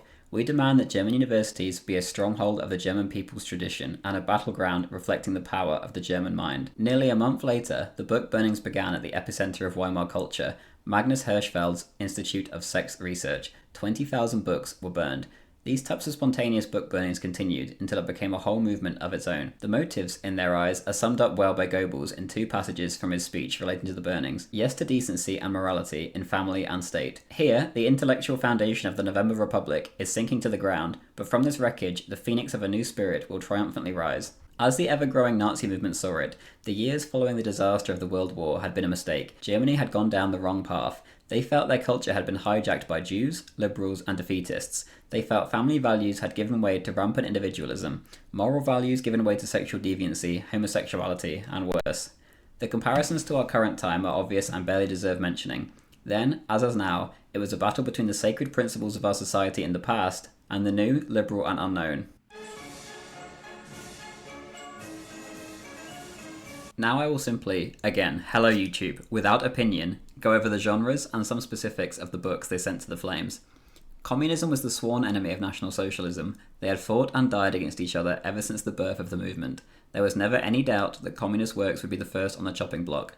To name some of the most obvious, Karl Marx's Das Kapital, the Holy Book of Communism, was sent to the flames, as was Lenin's and Trotsky's works. Communists closer to home, like Rosa Luxemburg's works, were banned also. Pacifism was seen as weakness. While National Socialism didn't see war as inherently good, the movement felt pacifism to be like a disease that weakens the wider whole. The book that spawned the recent Netflix hit remake, All Quiet on the Western Front, was sent to the flames and later banned.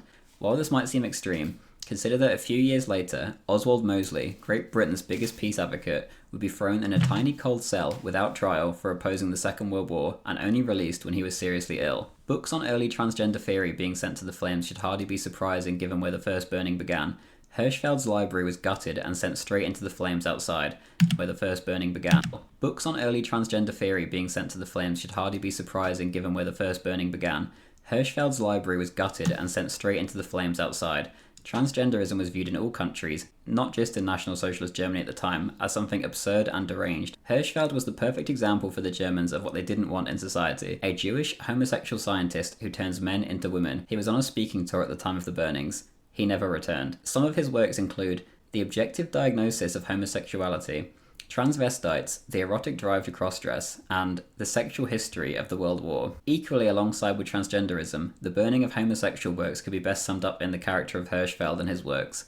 The liberalization of society and the availability for those fighting their homosexual desires, no matter how strong, to act on them was everywhere, even in the early Nazi Party. The top rungs of the SA had a serious problem with bedding young boys. Part of the justification for the Night of the Long Knives was this. When the SS stormed in to arrest the top SA members, many were found in bed with young boys. They wanted this utterly stamped out of the party and society as a whole, and the acceptance of it left to the Weimar past. The laws that were currently in place against homosexuality from the previous regimes but not enforced were now actually enforced under the Nazis. Pornography or any kind of work I hope I'm seen as not offending anyone who's watching, but I'm just a student of the world. Are you leaving? No, I'm just gonna look at that and see, because there's no way, because I'm looking for my extra toiletry bag.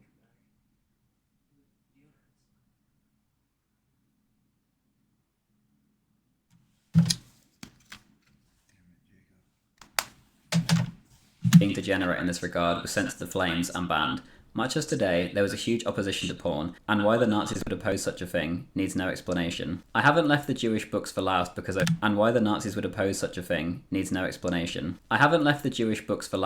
feel they're the least important.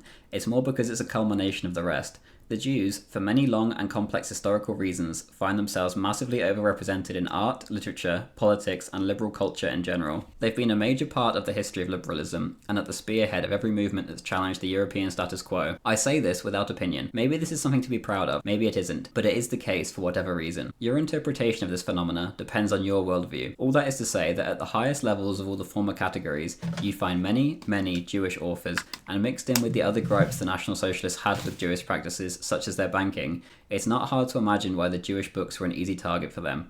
They felt the Jews had a hand in all their problems, be it cultural, political, or financial. Again, I state all of this without opinion of my own. To say book burning and banning is inherently wrong would be both silly and hypocritical of any Westerner.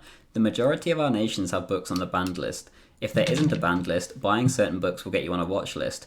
We censor our media, we censor what types of books are able to get published. Inversely to the topic of this video, can you imagine if a pro-Nazi history book tried getting published? Alright, have you ever heard of a... Oh, are you leaving again? No, I'm just... This is Be swore today.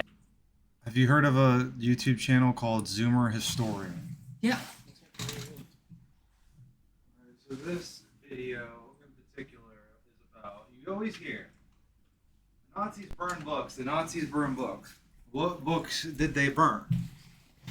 That's what what question this video answers, and I'll watch it again with Jacob. The book burnings in Germany in the 1930s are widely mentioned in the media, in school, and in books.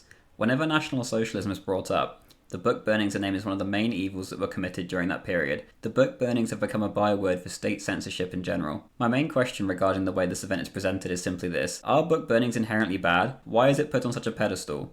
The official Holocaust Museum's own video on the topic starts off like this. To burn books is simply a fundamental repression of ideas.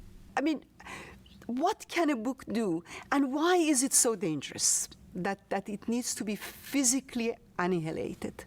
If book burning or censorship is so unheard of and egregious, why did we ban 30,000 books in post-war Germany during denazification when the Nazis themselves only banned around 4,000? The event itself is constantly mentioned, but it's also always glossed over extremely quickly. Few stop to ask themselves, what books did the Nazis actually burn? This fairly simple question is rarely looked into. When asked, the answer is usually just Jewish books and they didn't like Jews, and then no further comment given. This is not good enough. It's time to actually look into what these books were and why they were burned and then banned. This is a very sensitive topic for reasons that I'm sure you can figure out, so I'll present the books and their contents without opinion. Also, my Patreon is down below if you enjoy these videos and wish to help me on my way to being able to make these videos full. Scribe is how 4 million people turn processes into step-by-step guides. The hardest part of any To discuss the book burnings, a brief summary of the cultural change during the Weimar Republic is needed, as a large part of the rise of the Nazis was a reaction, or you could even say revolution, against these cultural changes. Again, I will not comment if these changes are inherently good or bad. If you're Christian or vaguely conservative, this period is seen as disgusting. To gay people, it's seen as the biggest step forward in their struggle to be equal. After the collapse in World War I, Germany was in a terrible state. Communist revolutions rose and fell, nationalist militias rose to meet them. Stuck with heavy loan repayments to the Allies, the German currency was not in a good shape, and things would only get worse in that regard later on. Life had begun anew, the old regime was gone, millions had died or been disabled fighting for a Germany that no longer existed. There was no triumphant return for them. A sad, depressed, and nihilistic world arose from the rubble. Berlin was the epicenter of this new world. The old values were gone, and the new were in. The crippling poverty had turned many to work in the streets. There were as many as 100,000 prostitutes or sex clubs at any one time, just in that one city. It wasn't confined to a red light district like modern-day Amsterdam, for example. This was the city. The most unusual culture arose in what some would call a modern-day Babylon. There was a street in Berlin purely filled with pregnant prostitutes, another with disfigured ones, acid scars, hunchbacks, you name it.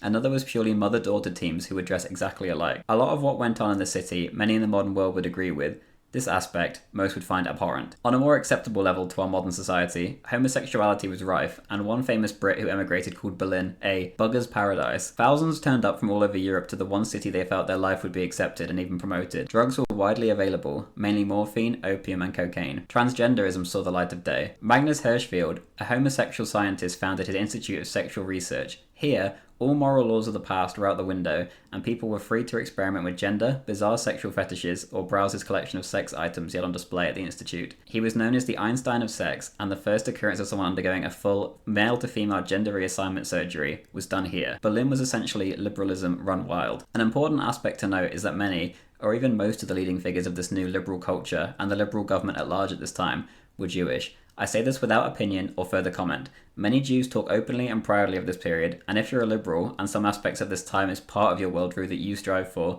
this is your prerogative. Whether this type of society is right or wrong depends on your worldview. The National Socialists, however, found it abhorrent. As a result, many of the books on the banned list were indeed by Jewish authors. This is just a brief overview of the culture at the time. I'll eventually write a video of its own regarding the Weimar period and its part in the rise of the Nazi Party. Hopefully it gives you somewhat of an idea of the time that they were living in, as it actually isn't covered very much. Only in the past few years has attention come its way on the internet.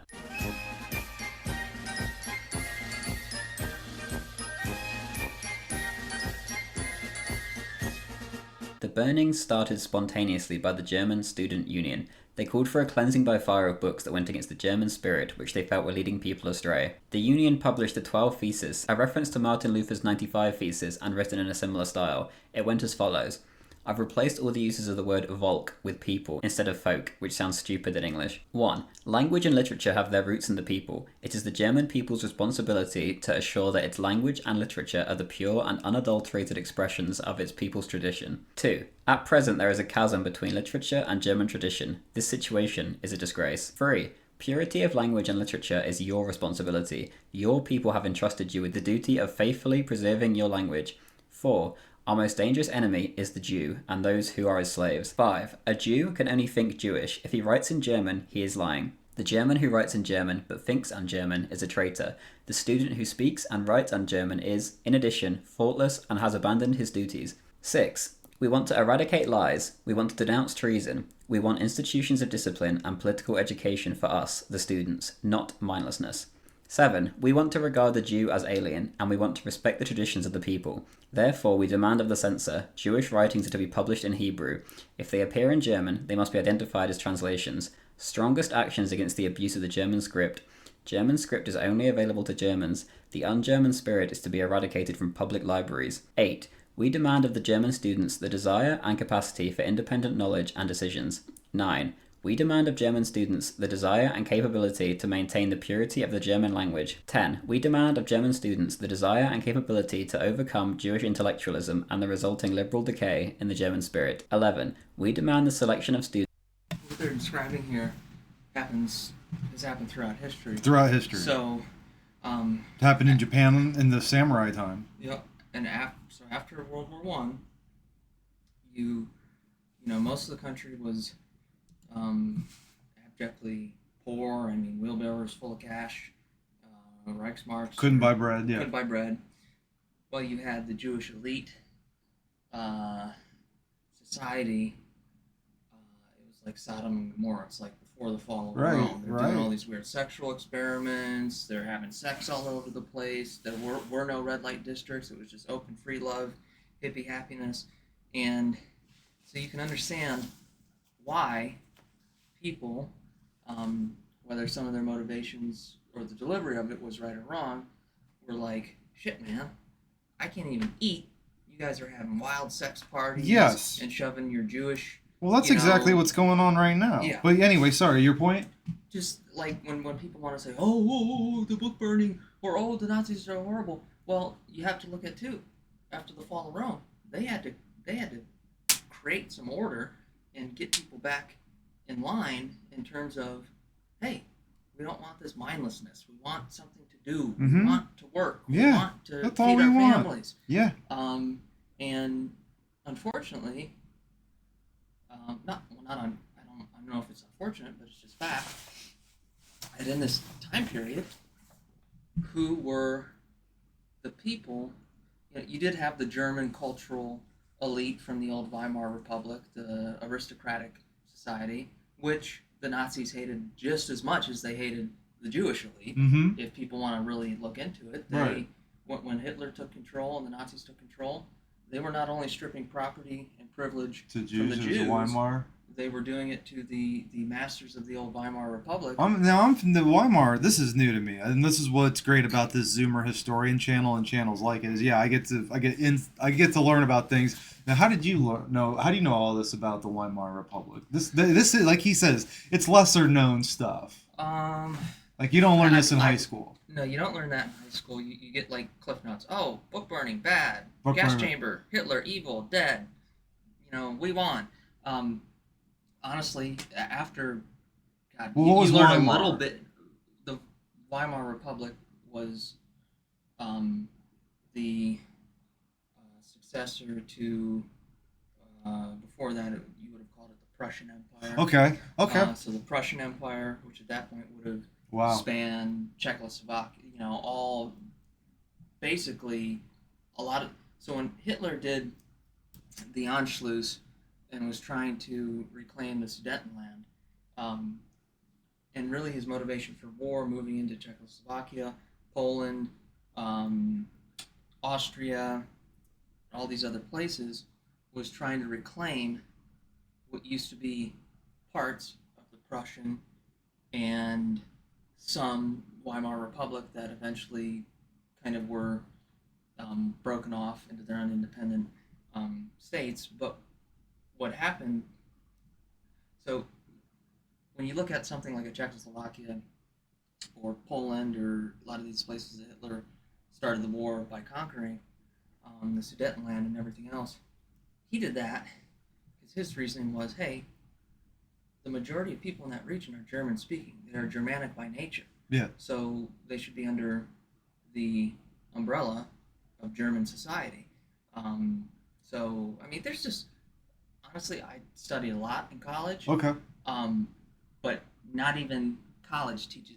I learned most of this shit from watching stuff like this, or you go on Netflix. Watch. Yeah.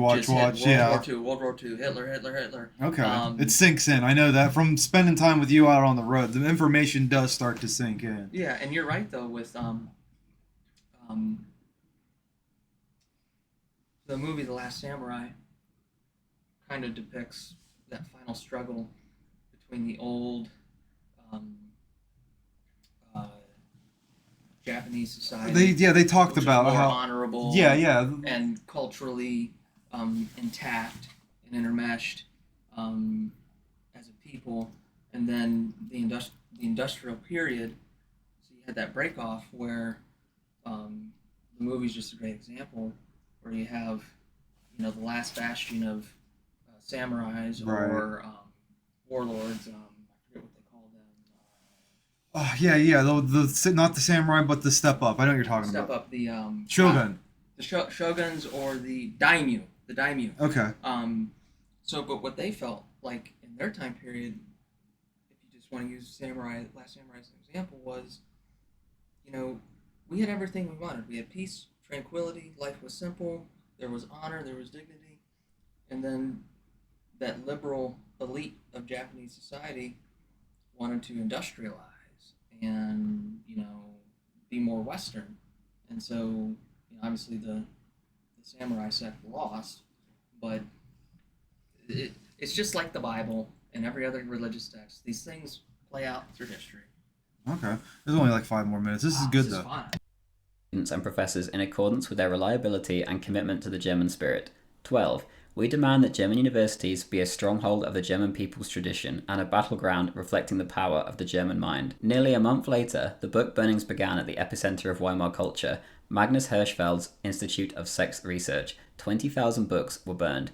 These types of spontaneous book burnings continued until it became a whole movement of its own. The motives, in their eyes, are summed up well by Goebbels in 2 passages from his speech relating to the burnings. Yes to decency and morality in family and state. Here, the intellectual foundation of the November Republic is sinking to the ground, but from this wreckage, the phoenix of a new spirit will triumphantly rise. As the ever-growing Nazi movement saw it, the years following the disaster of the World War had been a mistake. Germany had gone down the wrong path. They felt their culture had been hijacked by Jews, liberals, and defeatists. They felt family values had given way to rampant individualism, moral values given way to sexual deviancy, homosexuality, and worse. The comparisons to our current time are obvious and barely deserve mentioning. Then, as now, it was a battle between the sacred principles of our society in the past and the new, liberal, and unknown. So OpenAI just released their new GPT-5 Codex model. Great point for all these may actually be the Antifa left-wing people who, I'm fighting Nazis. So what the German student union was saying, you know, hey, we don't like this stuff. We don't want to be part of it. And what is this? You might not like book burning, but how is this different than flag burning? I was just going to say that. It's an expression of free speech. Yeah. So Antifa, the leftists burn flag. That. Right, exactly. And so they don't want to support it because if they acknowledge that fact, they would acknowledge that their whole myth that Hitler was some far-right demagogue falls out the window. National Socialism. That's what the Nazi Party was about. It's about control of industry by state, control of culture by state, control of everything by the state, with one leader at the top, the Fuhrer, which is a dictatorship, which all these liberals, they love Fidel Castro, they love Mao Zedong, they love Xi Jinping, so they're intellectually far. Now I will simply, again, hello YouTube, without opinion, go over the genres and some specifics of the books they sent to the flames. Communism was the sworn enemy of National Socialism. They had fought and died against each other ever since the birth of the movement. There was never any doubt that communist works would be the first on the chopping block. To name some of the most obvious, Karl Marx's Das Kapital, the Holy Book of Communism, was sent to the flames, as was Lenin's and Trotsky's works. Communists closer to home, like Rosa Luxemburg's works, were banned also. Pacifism was seen as weakness. Luxemburg. Another thing that the liberals will always say, look, Hitler burned the works of Karl Marx and Vladimir Lenin, 2 very prominent communist Marxist left-wing proponents. Okay, 2 things can be the same at once. Right.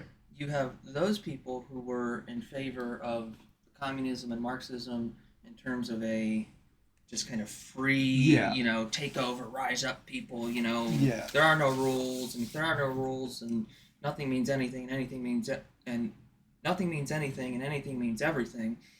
But Hitler was just more of the dressed up, orderly, like totalitarian left-wing dictator, not just this, disorganized rabble of people. Right. So that doesn't mean that he was right-wing. It just means they had seen so much disorder following the First World War, and they had felt that a certain sect of that socialist, Marxist, communist movement betrayed the people and was leading the culture down the wrong path. So really Hitler's form of government was just a more controlled, dressed up, proper suit and tie form of leftism. Yeah. It wasn't right wing. So National Socialism. Yeah, no, very good. Great insight for this video. While National Socialism didn't see war as inherently good, the movement felt pacifism to be like a disease that weakens the wider whole. The book that spawned the recent Netflix hit remake, All Quiet on the Western Front, was sent to the flames and later banned. While this might seem extreme, consider that a few years later, Oswald Mosley, Great Britain's biggest peace advocate, would be thrown in a tiny cold cell without trial for opposing the Second World War and only released when he was seriously ill. Books on early transgender theory being sent to the flames should hardly be surprising given where the first burning began. Hirschfeld's library was gutted and sent straight into the flames outside. Transgenderism was viewed in all countries, not just in National Socialist Germany at the time, as something absurd and deranged. Okay, so I want to say something real quick, again, just to bring it back to where Jacob keeps trying to say, like, they're trying to say all right-wingers, all this, all that. They're saying right here in this video, the whole world at this point wasn't ready for trans people. The whole world, not just the Nazis, not just the whole world. I'm going to say it in the language we just heard, said absurd. Well, and another good insight is people think of this time period leading up to and before Hitler through the lens of, well, by 1890s and 1930s, or from, let's say, the 1880s to up to the war, we as Americans, we broke away from Britain. We gained our independence. We have the Constitution. We have the Bill of Rights. We're so free. We're so free. We broke away from the aristocracy, the monarchies, the royals. But large in part, the majority of Europe at that time, if not all, was still stuck in that monarchical royal mindset, and that doesn't mean that they were right wing. It just means that in that time period, if you held your cup wrong or you ate with the wrong fork, you would be considered uncouth, disgusting, heathen, what do they call degenerate? The degenerate, the people who, not bohemian, but Bohemian. Not bohemian, but the kind of hip. There's an H word for it. The hippies. Anyways, I mean, beatnik kind of. They, if you weren't dressed in a suit and tie and wearing your Sunday best every time, you were a beatnik. You were a degenerate. Yeah. You were this. You were that. Didn't matter if you're left, right wing. It's just the control over society at that point in all of Europe was controlled by very few people, rulers, monarchs, aristocrats.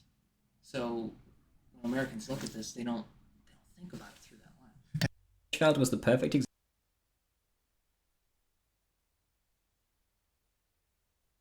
example for the Germans of what they didn't want in society. A Jewish homosexual scientist who turns men into women. He was on This guy's doing, like, they talk, there's hentai or there's anime horrors about people who do this kind of stuff, like, and it's kind of like the bringing the kid to the doctor. Hey, I feel like, I'm a tomboy. Oh, well, do you want to start taking stuff to feel like, do you want to turn? Do you want to transition? Like, it's kind of like, listen, I'm not saying anything. If you woke up or if you decide, if you are trans, if you are a trans person, I understand. But I think that we can all say that there are these types of influences out there which can be predatory. I feel like we can all agree on that. But if not, go down in the comments and tell me how I'm wrong, and I'll read it when we're not so busy. And this Hirschfeld guy writing about transgenderism, or they call it transvestite at that point. Yeah. And doing all these weird sexual things. Yeah. In red light districts. That book was the genderqueer of its time. Just think about that. Yes. And, it's like, could you imagine being in the 1900s reading a book like that and not having any... They didn't talk about gay back then. They didn't talk about anything. And then you have this guy... Just comes out of nowhere. Peddling it in the street. Students, read it. Oh, come do experiments. Oh, it's... You can understand why people react a Right. A speaking tour at the time of the burnings, he never returned. Some of his works include The Objective Diagnosis of Homosexuality, Transvestites, The Erotic Drive to Crossdress, and The Sexual History of the World War. Equally alongside with transgenderism, the burning of homosexual works could be best summed up in the character of Hirschfeld and his works. There's people who wake up one day and they decide, or they wake up and they say, I feel like I'm this, or I feel like I'm that, and they start living it. They don't need to be you don't need to be walking around one day and then handed a book. No, and like other thing, just because people have an MD or PhD at the end of their name, doesn't mean that they're right. If you look at a lot of these philosophers or early cultural sociology kind of people, their writings are like a fever dream. So at that point, when there is little to no historical documentation, you could argue Ephesian and Alexander, that's an example way back in Alexander's time of, or the Greeks or the Romans, little hanky-panky among the boys.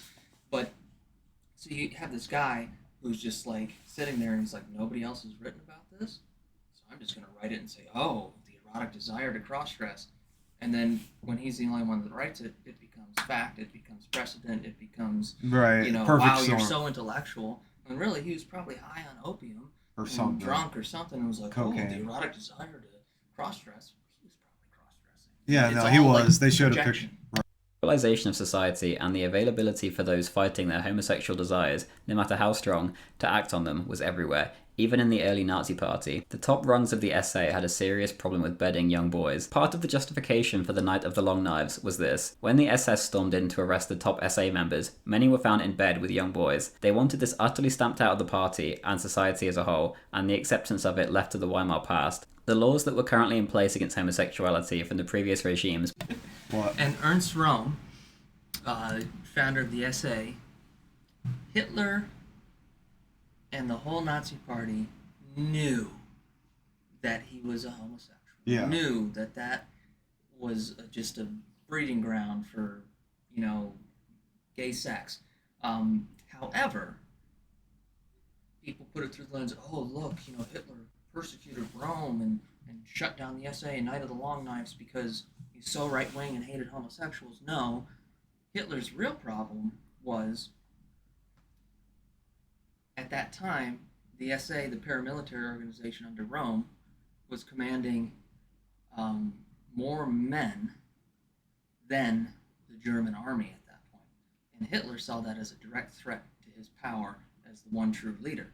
So, as happened many times throughout the Nazi regime, Hitler and other Nazis find little things about each other, and they're like, oh, see? Oh, Fuhrer, he's going to embarrass you with this homosexuality. He's going to embarrass you. And then Hitler's like, oh, you're right. And if we take him out, then I can take control of his paramilitary organization, mold it into the German army, and I have more... So it was more strategy than it was personal. Yes. You're saying it was more strategical than it was personal. Yeah. When we get all these, this and that. Okay. All right, good. But not enforced, were now actually enforced under the Nazis. Pornography or any kind of work seen as being degenerate in this regard was sent to the flames and banned. Much as today, there was a huge opposition to porn, and why the Nazis would oppose such a thing needs no explanation. I haven't left the Jewish books for last because I feel they're the least important. It's more because it's a culmination of the rest. The Jews, for many long and complex historical reasons, find themselves massively overrepresented in art, literature, politics, and liberal culture in general. They've been a major part of the history of liberalism, and at the spearhead of every movement that's challenged the European status quo. I say this without opinion. Maybe this is something to be proud of, maybe it isn't, but it is the case for whatever reason. Your interpretation of this phenomena depends on your worldview. All that is to say that at the highest levels of all the former categories, you find many, many Jewish authors, and mixed in with the other gripes the National Socialists had with Jewish practices, such as their banking, it's not hard to imagine why the Jewish books were an easy target for them. They felt the Jews had a hand in all their problems, be it cultural, political, or financial. Again, I state all of this without opinion of my own. Another thing, culturally, he's right. Hitler used kind of little things like this to culturally paint. But, you know, there's plenty of documentation about how rich, well-connected, aristocratic Jews or Nazis with more Jewish heritage or blood than was allowed by the race laws were, if they were useful to Hitler let them be. So, you know, in any war, in any conflict, you're going to have, you need an enemy, you need something to fight against. So, I'm not going to say they made it easy, but as he just said, whether you like it or not, whether it's a positive or negative, the Jewish liberal and cultural elite, almost 99.99%, represented all of this kind of, you know, free love, degradation of culture, morale, you know, and there's a lot more to it, just like there's a lot more to the Civil War and every other war that's happened. What you read in the history books, who writes history?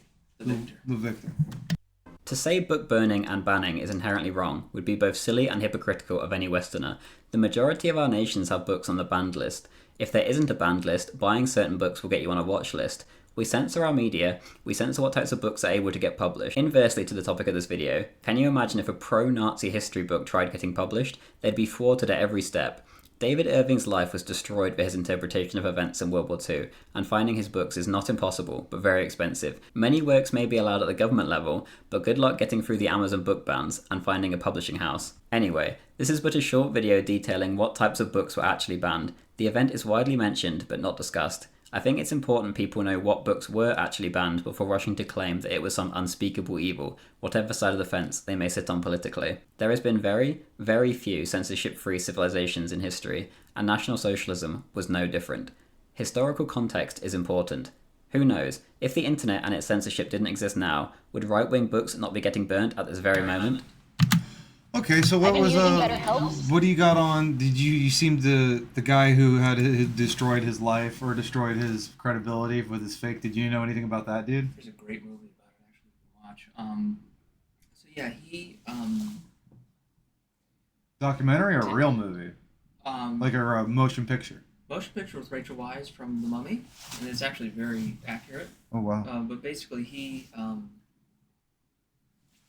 published a series of books, basically debunking all of the, let's just call it anti-Nazi or anti-Hitler propaganda. Okay. Going from the gas chambers, concentration camps, to book burnings and everything else. And I mean, this guy was not a stupid person. I mean, he's a very astute scholar, yeah, very well researched, but the very idea that he would bring up and share these ideas and put them in books and go around and speak. Well, he said, what was he saying? They didn't happen at all? The extent to which we're told it happened, he said, is overly inflated. And there is, and I'm not trying to go down the National Socialist route here, people, but there are arguments to be made where scientists, legitimate scientists, have gone and done experiments at some of the facilities where they don't say that the concentration camps or the gas chambers didn't happen, but they say based on the evidence of chemicals or sediment in the walls and the bricks and everything, and numbers, the extent and number to which it happened, there are some issues. So was it more, you know, an extermination of a whole race, right, or like in any war, extermination of political prisoners and dissidents, which happens all the time all till today. Time. And again, this is not a National Socialist rant. Right. It's just, if you want to have an intellectual discussion, you got to listen to other people, whether they're right or wrong. And so that's all we're doing right now, is saying, hey, that guy has his side to say, other side has their side to say. But now in Germany, you can't it is a crime if you utter anything pro-Hitler, or if you question the Holocaust, because they're in such a state of national shame and embarrassment. Yeah. Still, and you know what? I don't think that should be. I'll give you a great example. There's a guy, I believe it's H.K. Edgerton. The largest Confederate flag flying in the United States is here in Tampa, Florida, and the man who maintains and pays for it is a descendant of a black Confederate soldier who works with the sons and daughters of the Confederacy to preserve the flag and talk about history and everything else. So, again, duality. You know, everything is not one-dimensional.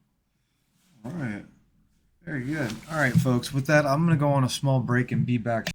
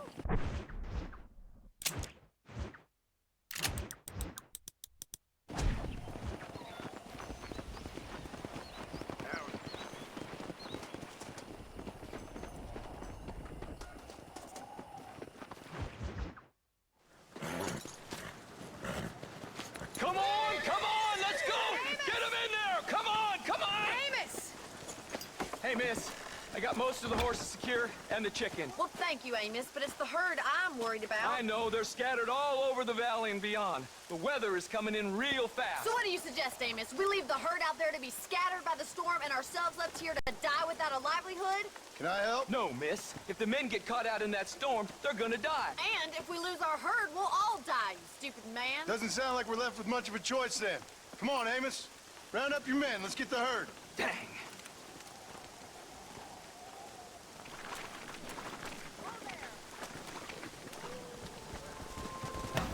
Hang on, everybody. Sorry, I'm adjusting something here.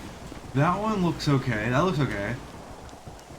Oh no, they look okay. I don't know what the problem is.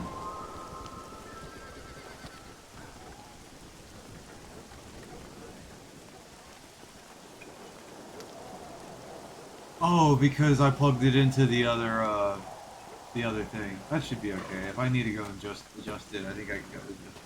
Yeah, you see, it had a special port on there for the PlayStation 4. What you looking for?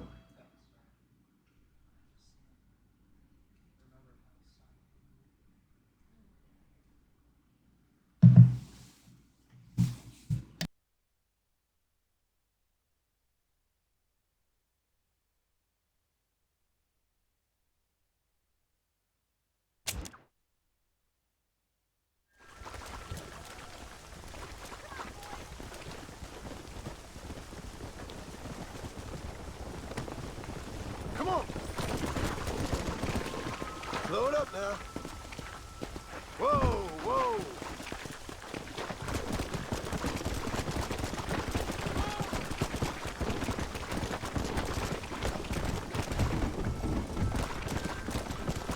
Let's go.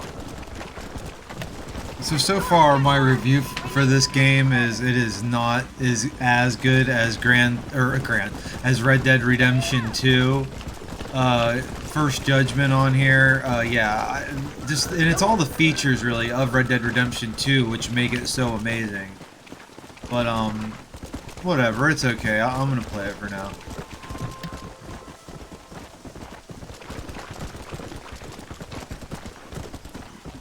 Let's go.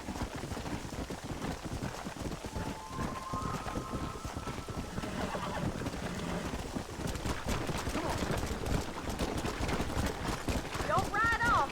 It's closing in fast.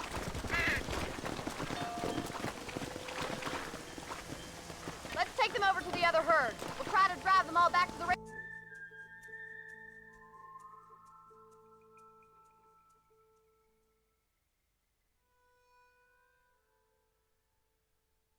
So I can watch it here and play this. But I mean, it's just like a movie. They just but yeah, okay, if you want to start it tomorrow, that's alright. Oh, it's only 3. There you go.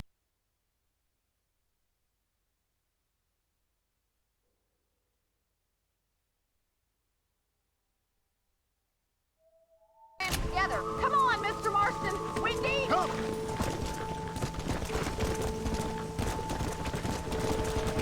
This is getting nasty. It's getting harder to see anything.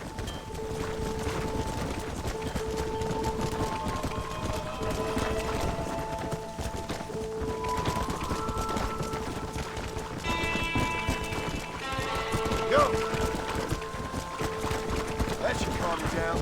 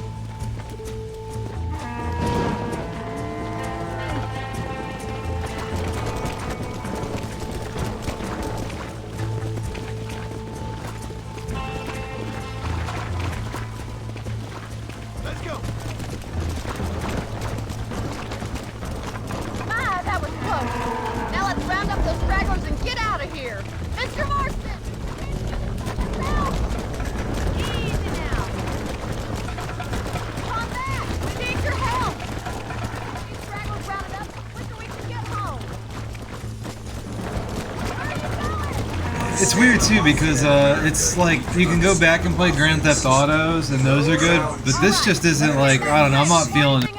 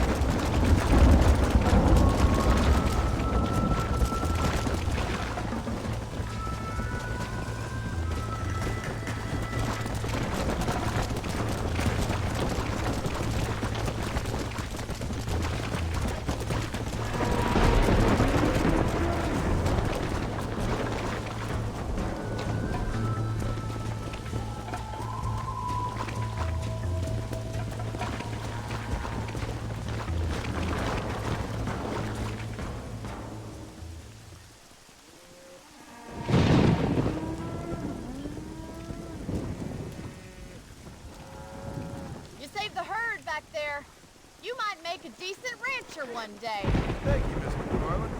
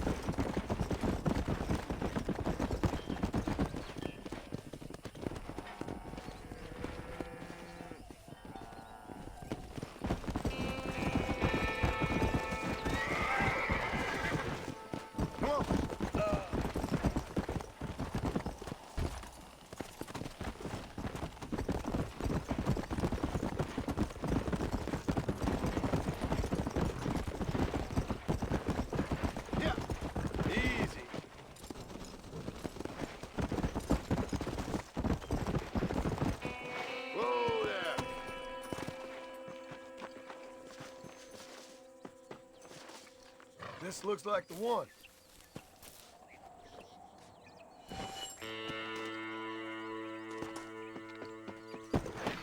Come on. Whoa.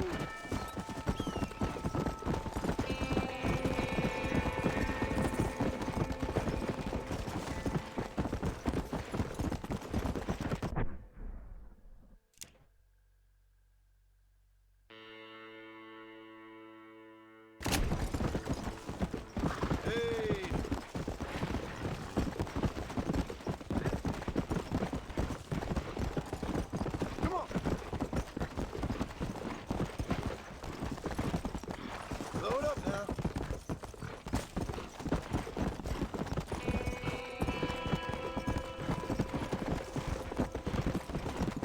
Let's go. Yeah.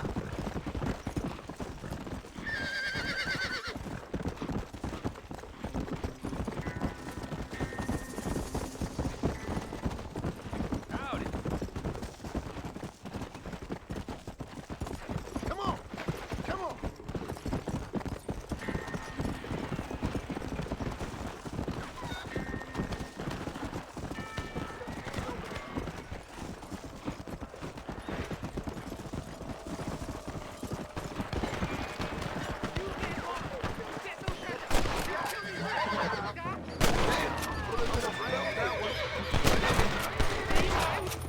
You good man.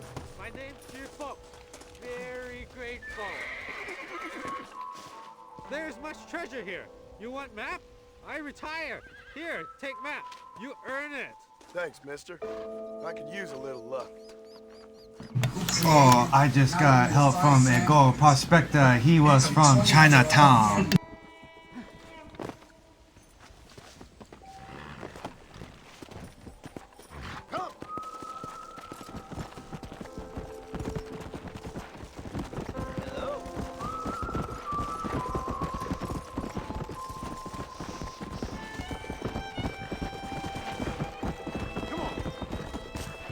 Let's go.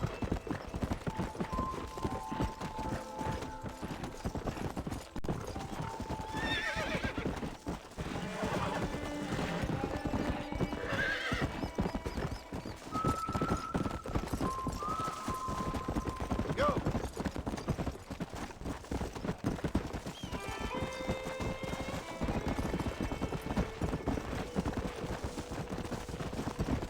Let's go.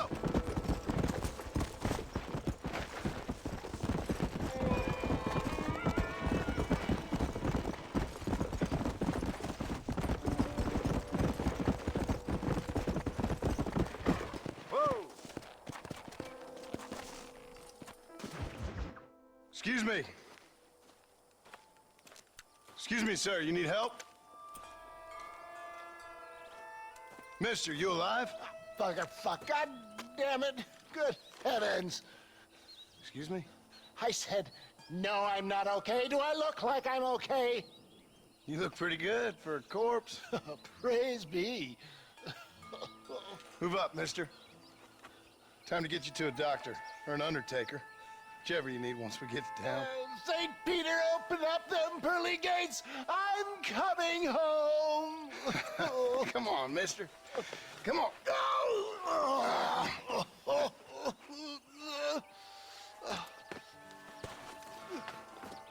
Hurry, sir. I'm bleeding like a badly butchered hog. You'll be fine. Just focus. You better take the reins. I don't think I'm strong enough. I'm finished. Done for. Just sit up straight, will you?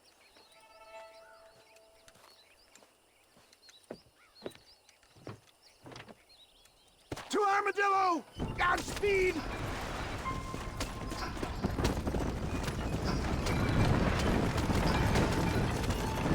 What is your name, friend? John Marston. Oh, good God! Out of the frying pan into the fire! Excuse me? How many outlaws can a man encounter in one day? You must have me mistaken with somebody else, friend. The Pollard twins, Walton's gang. I know who you are. My God! They've come back to finish me off!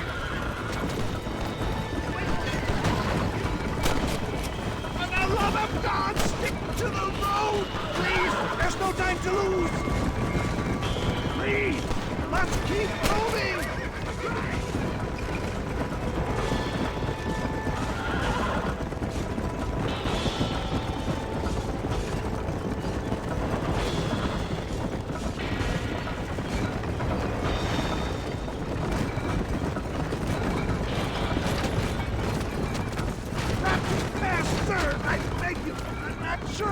If we don't get you to a doctor soon, you definitely won't make it.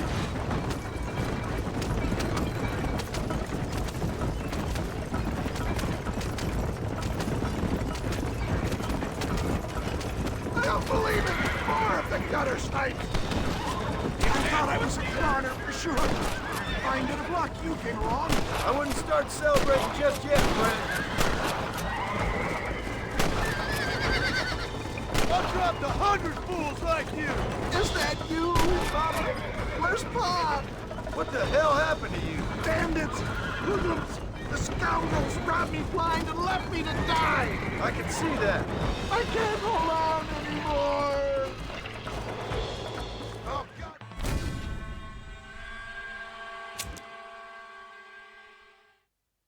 Head for Armadillo, friend!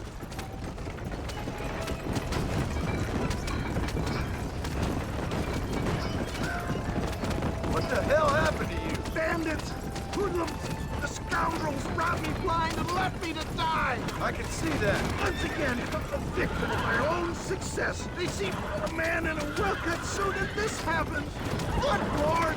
It's those scoundrels once again! I'm in a bad place here. You're killing me! Get back on the damn road!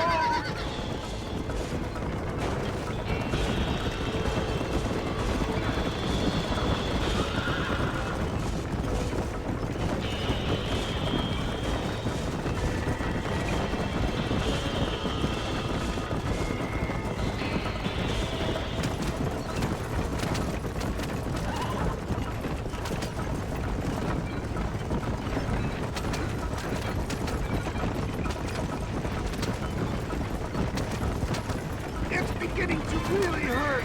How many of these hoodlums are there? Please drive carefully. Every bump is like getting struck by lightning. Not a moment, old man. You'll be fine. Just sit.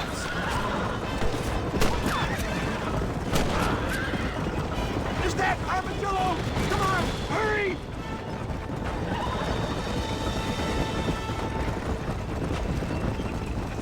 Rustic and stay with me.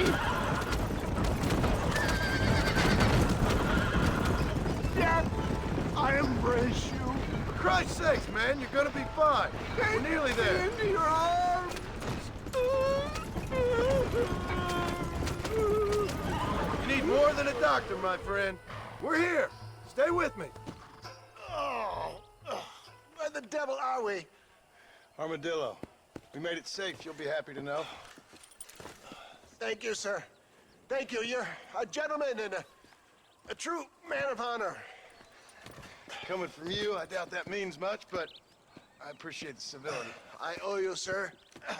And I always pay my debts. Jesus. But if I die, I'm sorry for it. If not, I'll be your man for... Let's get you fixed up first. Then we'll decide what you're my man for.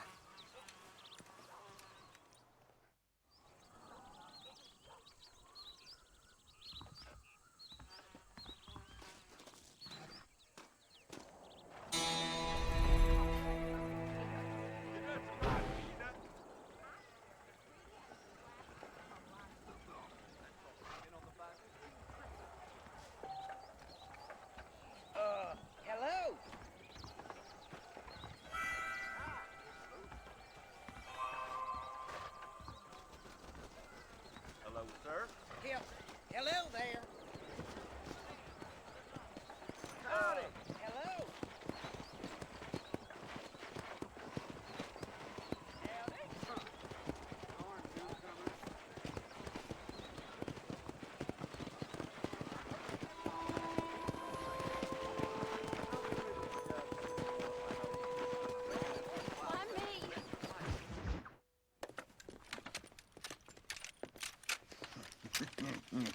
Ah, since you're here, you want to make yourself useful?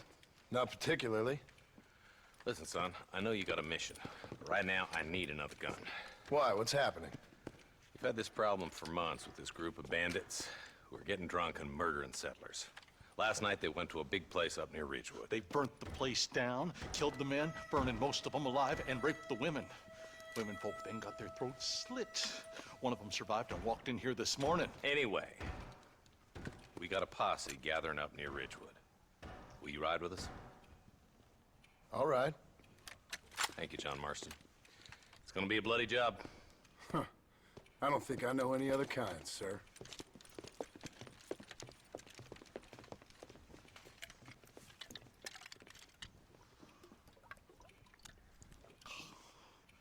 Hey, wait up! Where is he? Come on! All right, boys, let's move it out. Marston, I hear you caught up with Mr. West Dickens. I did. For a man who claims to have found a remedy to all ailments, he was in pretty bad shape. His tonic has helped a great many people. It's a medical breakthrough from the East. The result of years of research. If only it could cure him of his diarrhea of the mouth. I wouldn't be so dismissive of science if I was you. I'm just changing the facts. He's no more a scientist than I am a priest, but people can spend their hard-earned money however they please. He's certainly a character, that West Dickens. I can't understand a goddamn word he said. A more flannel-mouthed bunko artist I've never met. See those vultures? We should check it out. Marston, Eli, go see what it is. Yeah!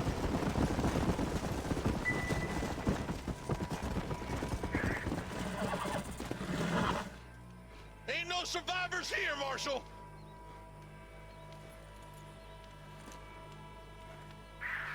Man, this don't look too good. Somebody was so busy killing people, they went and dropped their gun.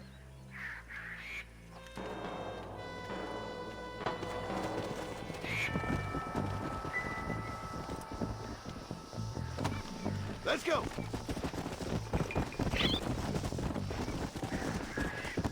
Let's stay on this road.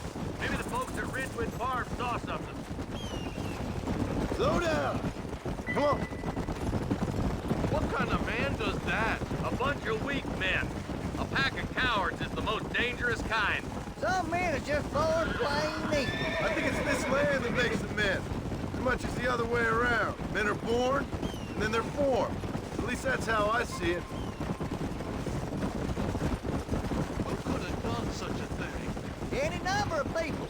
Especially now the word's out we're cleaning up the county. Between Walton's boys and the rustlers, we've been spilling a lot of blood. I can see more folks and stuff I hate. All right, let's go check it out.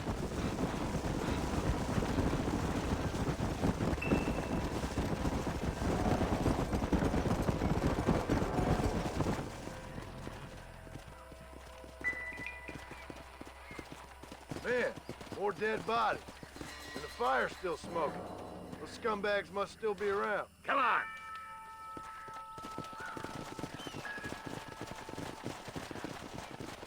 Come! Let's pound leather, boys. Looks like they're headed for Ridgewood Farm. Sons of bitches!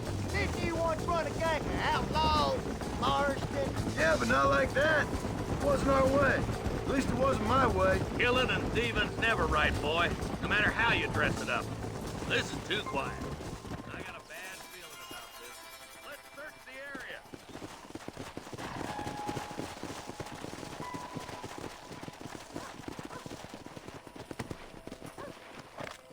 Shed's clear, Marshal. Yeah.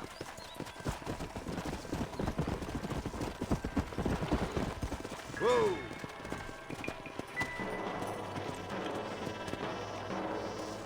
No one here. Go.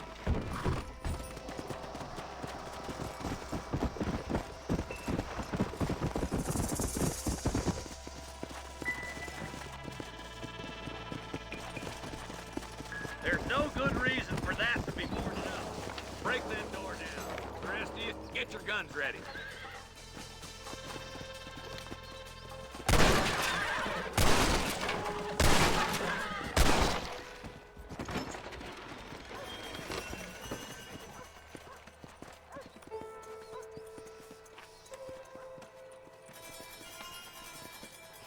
sweet mother of mercy.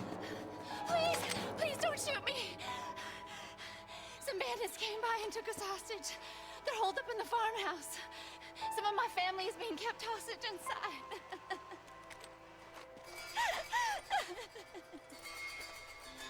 All right, boys. We need...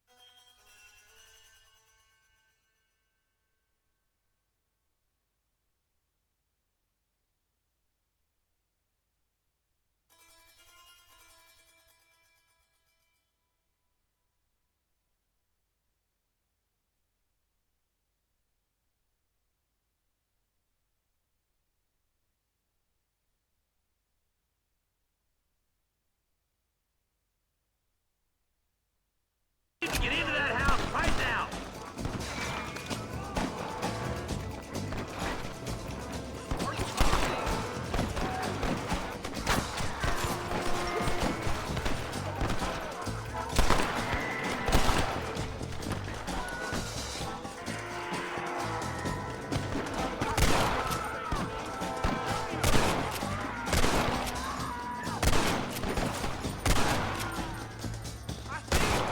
Don't make me kill you now! See my first time, mister. Ready to die? Man! Where did all these fools come from?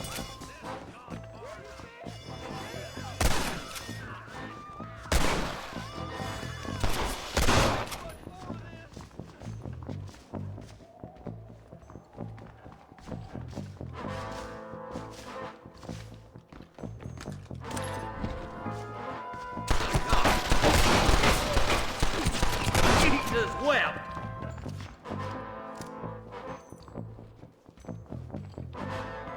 This way!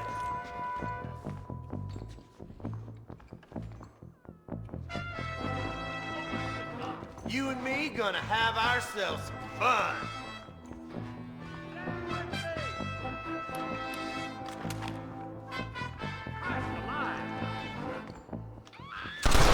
As soon as you can, make a run for the shed. Keep your head down. Oh, thank God. What have we got here?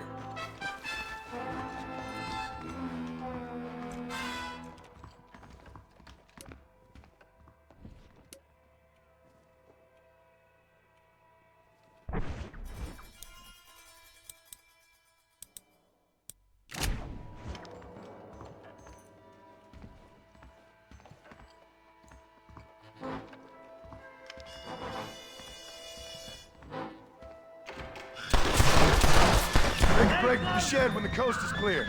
There'll be a deputy waiting for you. Thank you. They said they were gonna kill us all. Looks all clear, fellas. Let's check up on the farmers. Hellfire!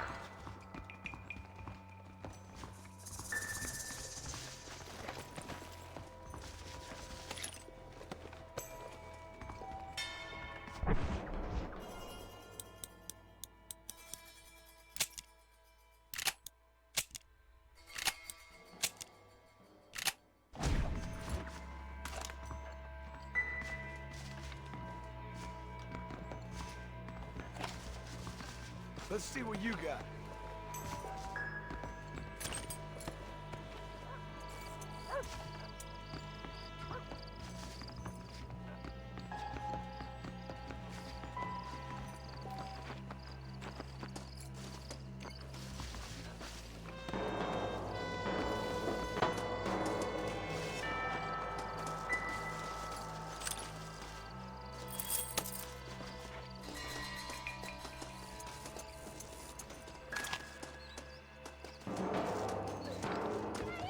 Some folk tried escaping to the south, but then some robbers started chasing him down like wild dogs.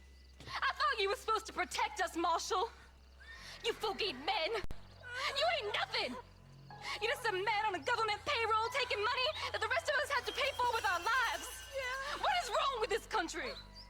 Not up, men. The man that kills the boss of that bunch gets $50.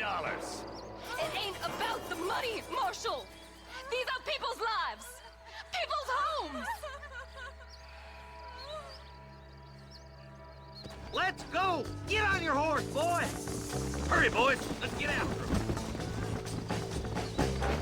Let's go!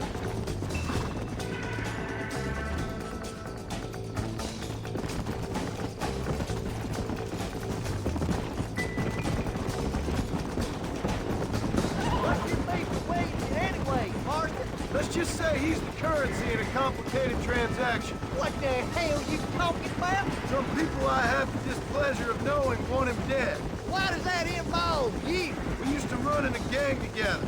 He was once like family. If this is how you treat your family, I'd hate to see what you do to your enemies. That was a lifetime ago. And bearing in mind, he's left me for dead the last 2 times I've seen him. I'm about figuring we'd move past the family part.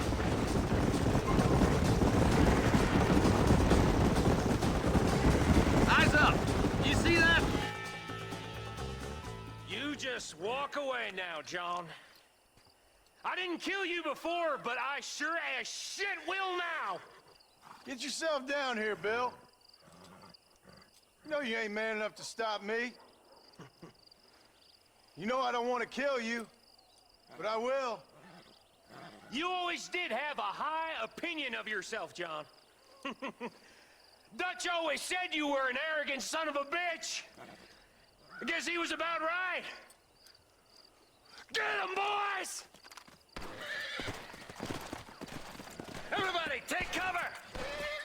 In that shed!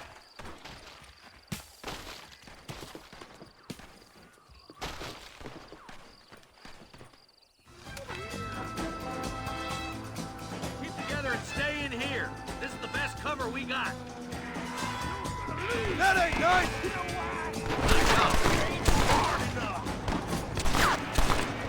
Nobody leaves this shack.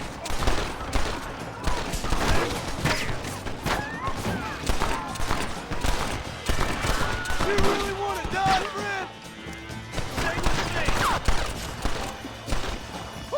You'll pay for what you did at Ridgewood.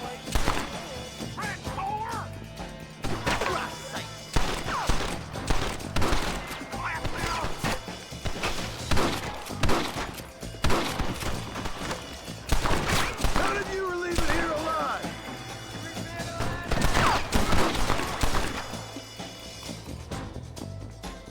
You're doing us more damage than the goddamn bandits. Whose goddamn side are you on, boy? First and come back. There's too many to fight in the open.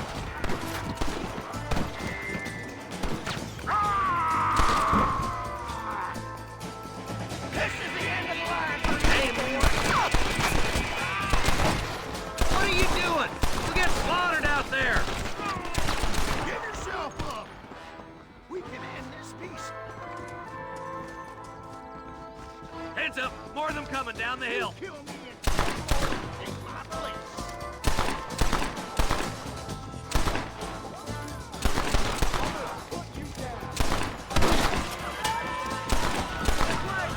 You bastards killed a lot of innocent people.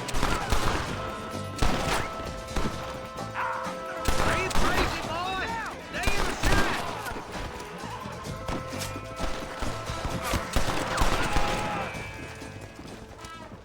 Well, I guess that's that.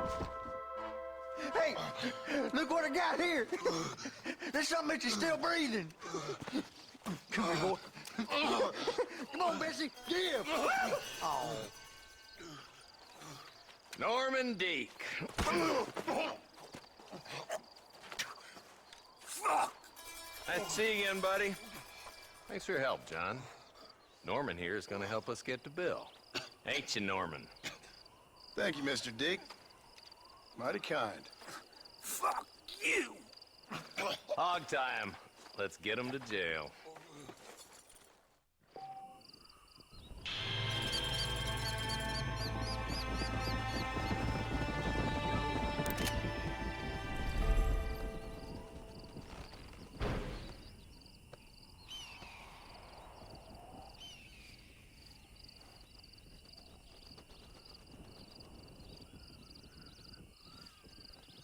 Come on.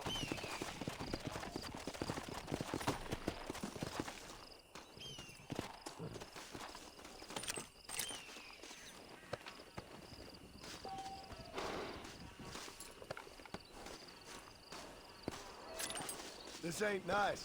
I know.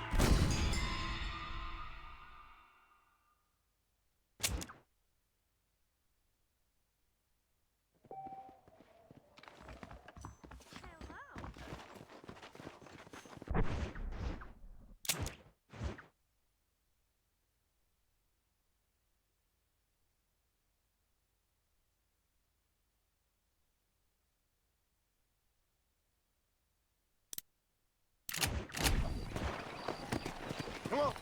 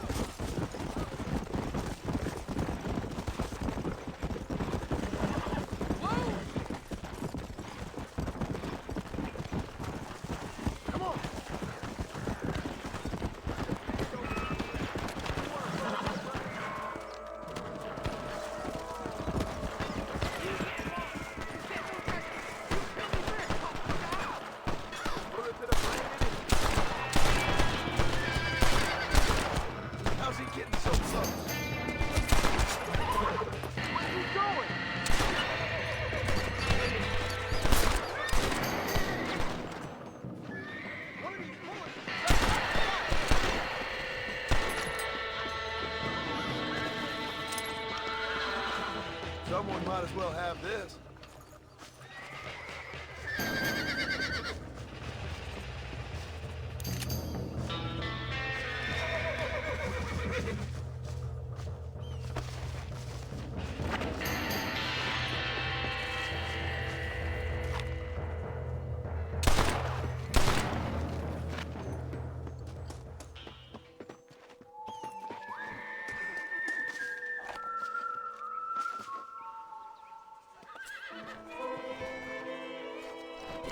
You stink!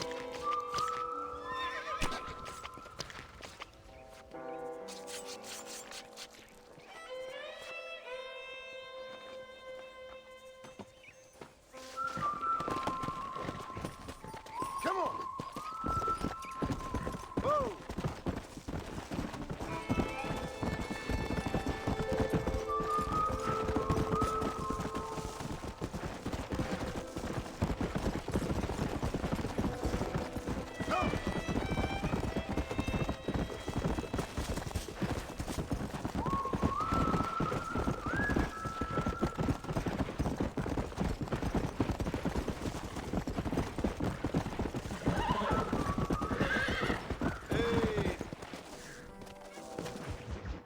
Excuse me. Excuse me, sir. You need help?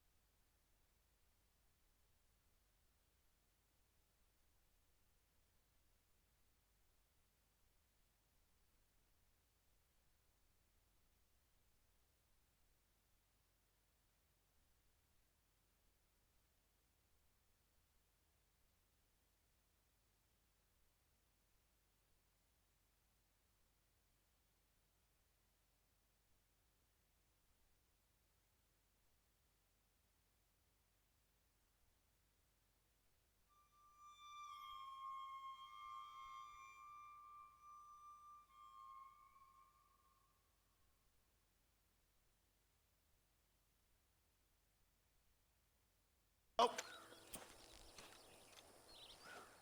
Mister, you... Closest doctor is in Armadillo!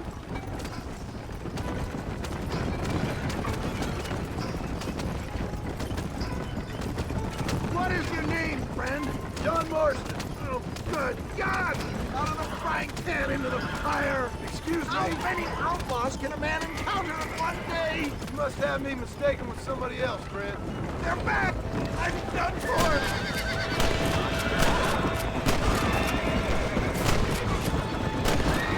Don't try to be something you're not! Oh, you coward! I implore you to please stay on the road! What have we stopped for? Please, let's keep moving!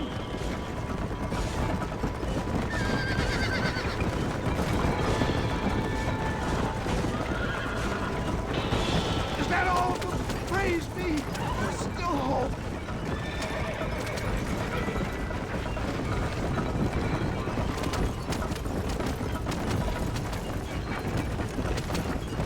They just won't give up!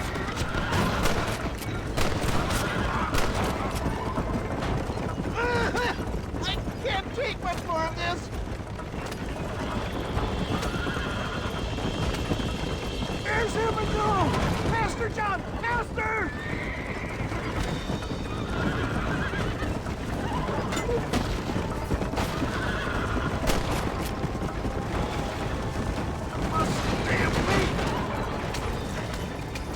Dad, I embrace you.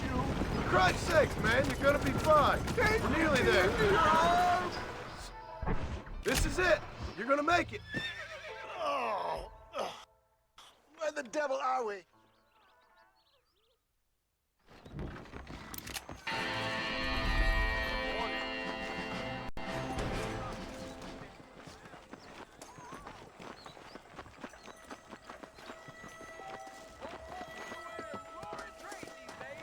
You sure can tell a good Wendy.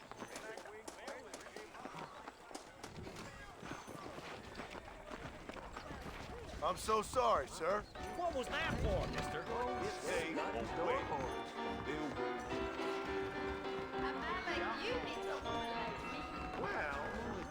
so. Problem is, we live in times of great change. And most of them not the best.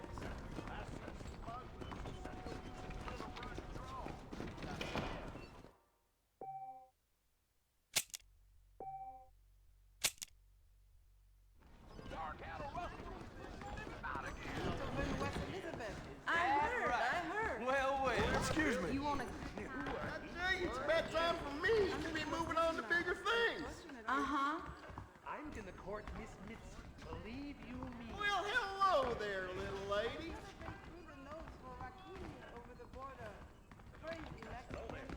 Excuse me, mister.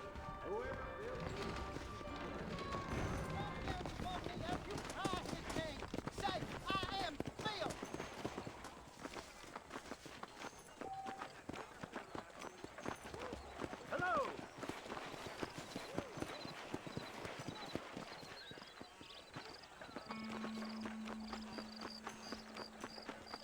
Where is he?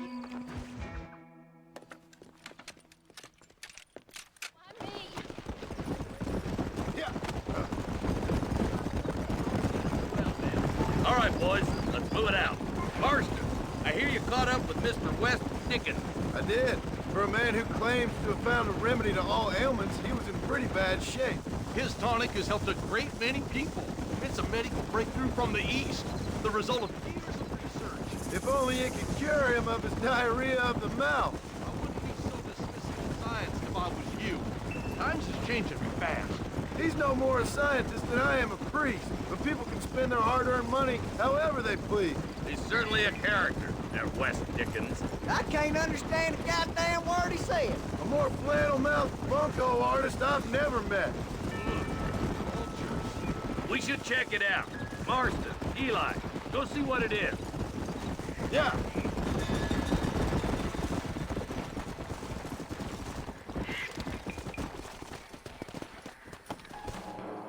Ain't no survivors here, Marshal. Come on. Keep following this road. What kind of man does that? A bunch of weak men. A pack of cowards is the most dangerous kind. Some men are just born plain evil. I think it's this land that makes the men, as much as the other way around. Men are born, and then they're formed. At least that's how I see it. Who could have done such a thing? Any number of people. Especially now the word's out we're cleaning up the county. Between Walton's boys and the rustlers, we've been spilling a lot of blood. Man gets more evil when he's running scared. Look, Marshal, more vultures. We best take a look, boys.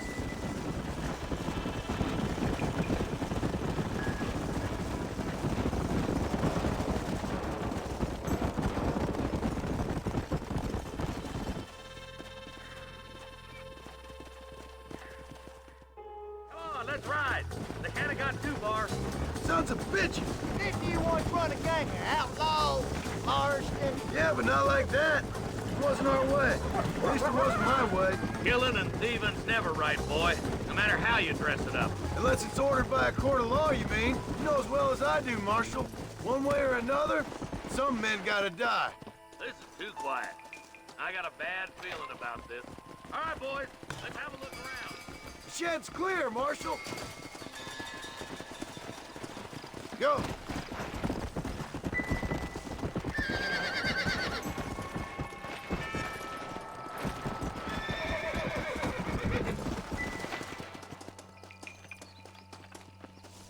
No one here. Come on.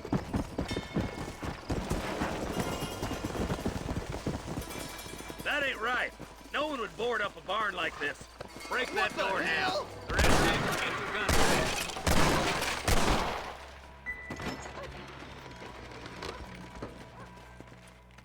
All right, boys. We need to get into that house right now. Too damn close.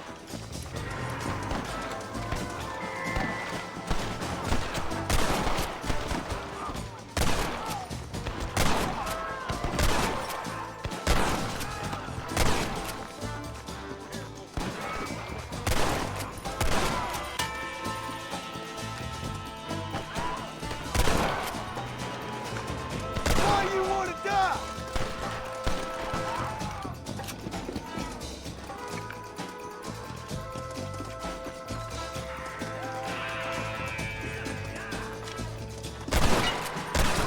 Far enough.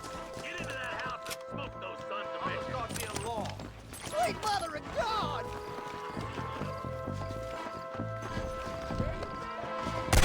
I'm gonna fill you full of holes.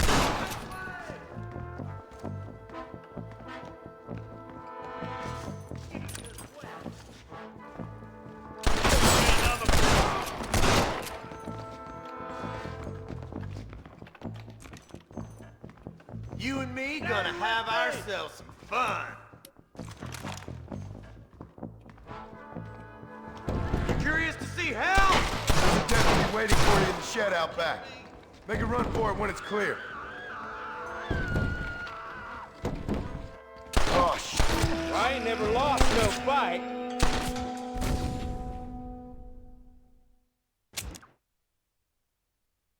All right, boys.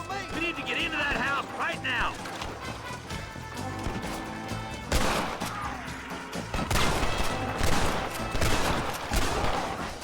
You know how this is gonna end.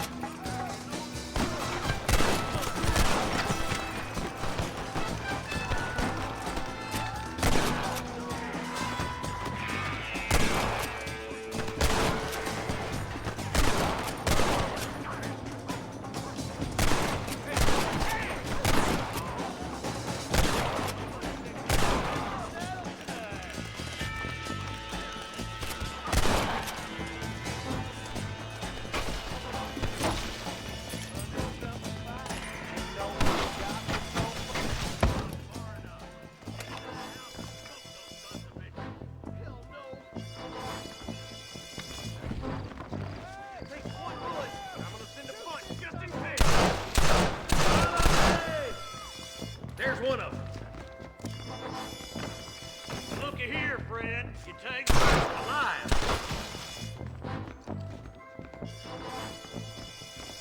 Ain't you a pretty little Stay thing? close. I'm gonna enjoy this! as you can, make a run for the shed. Keep your head down. You're gonna be all right. Head for the shed in the back as soon as it looks clear. You did unspeakable things to me. Looks all clear, fellas. Let's check up on the farmer. On the goddamn wall.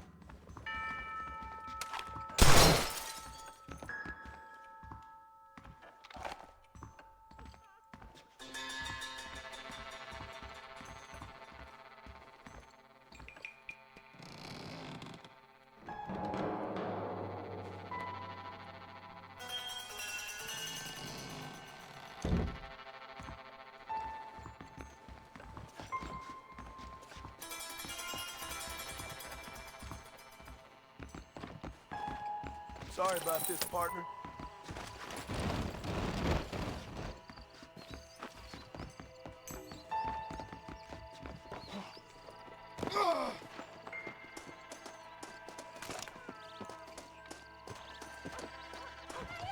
Some folk tried escaping to the south. Come on, they're gonna get away. Come on.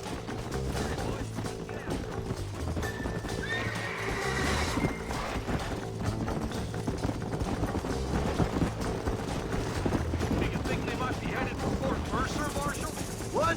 Williamson's men? Maybe. All this sure looks like their handiwork. Makes sense if they took this road. Come on, Marshal. This might be our chance. If. What's your beef with Williamson anyway, Marston? Let's just say he's the currency in a complicated transaction. What the hell you talking about? Some people I have the displeasure of knowing want him dead.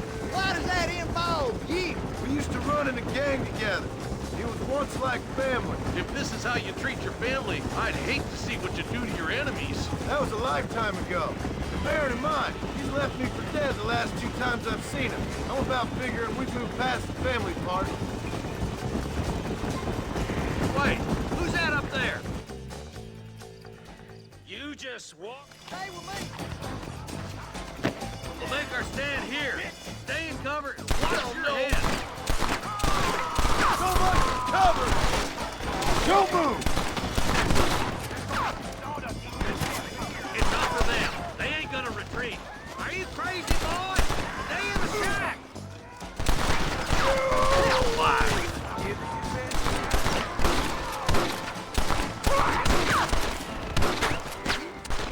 Marston, come back! There's too many to fight in the open! This is the end of the line for you, boy. Look out! Here comes some more of them bastards! My God! You're gonna lose. You know why? Because you ain't smart enough. Hold it firm, boys! What are you doing? You'll get slaughtered out there! Are you crazy, boy? Stay in the shack! This Marston, come back! There's too many to fight in the open!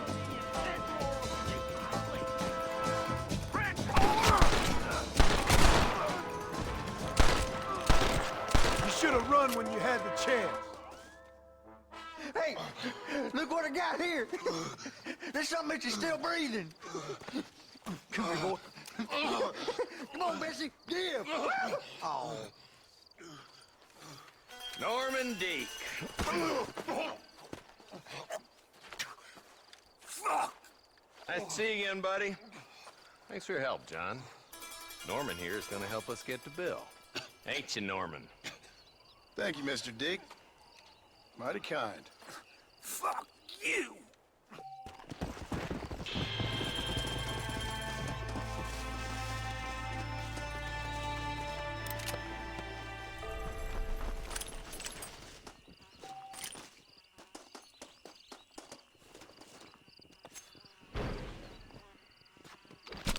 This'll fetch a good price.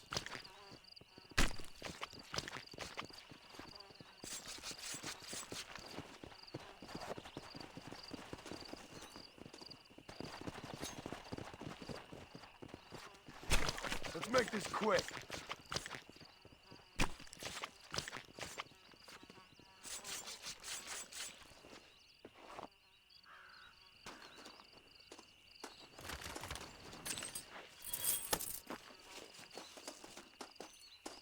Someone might as well have this.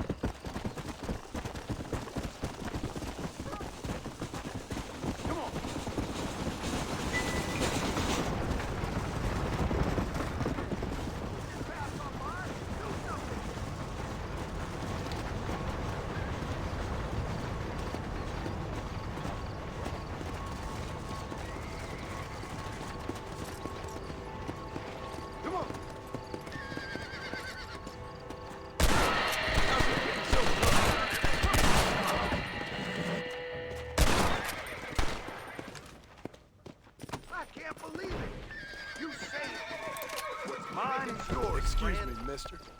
Don't mention it. That's my good deed for the day. You crazy!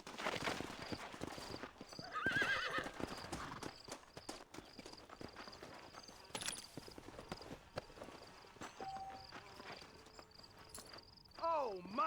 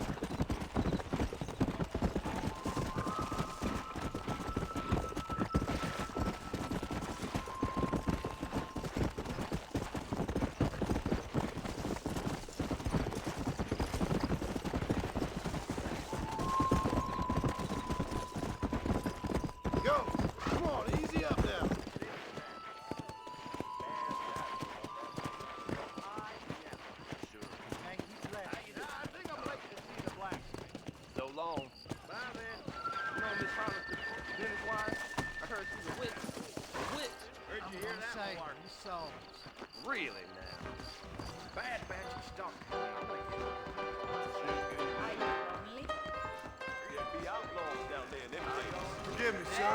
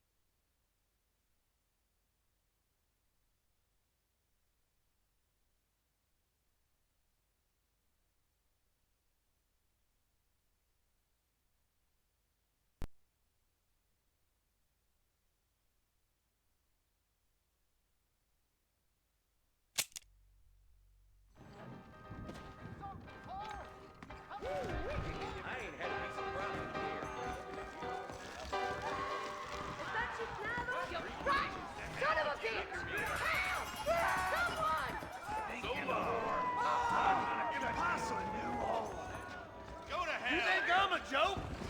Go on then! Laugh, bitch, laugh! I'm so sorry, sir. And watch it. Right now, you got me riled up like a bee closed in a can, mister. Don't annoy me, pal.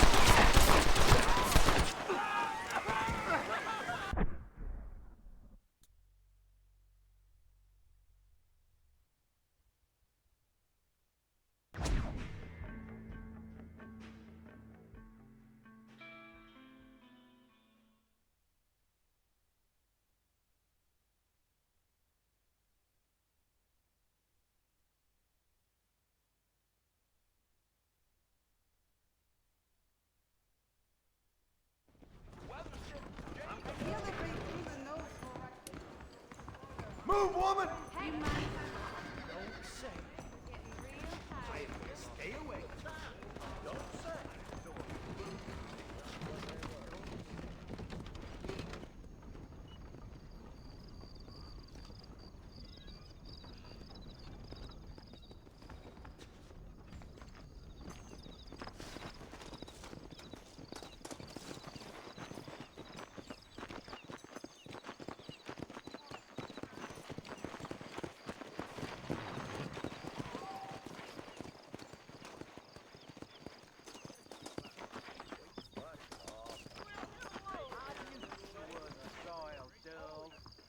Why, hello. Great change.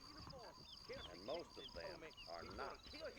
She don't stop jawing. You don't say. I love you, Second Amendment.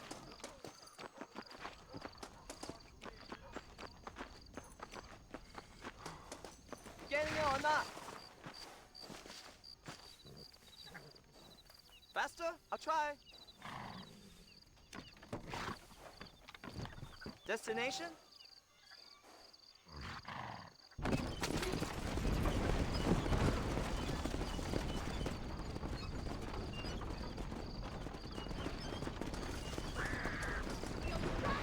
Son of a bitch! Help! Someone! Get away from her! Suppose not all men are bad. I won't forget what you did here. I couldn't just pass by and let him kill you. To the victor, the spoils. Now I feel better.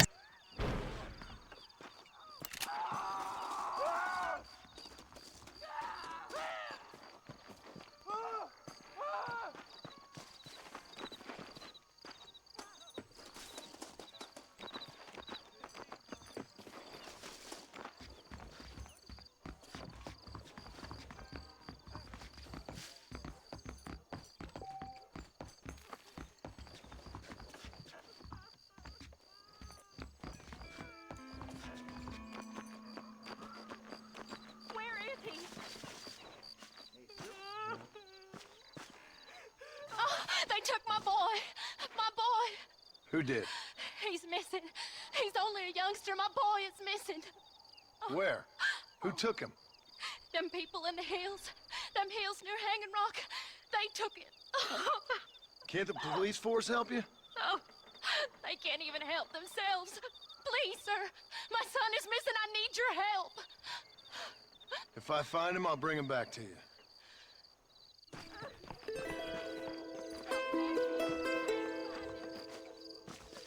Hello, I'm Felix Middleton.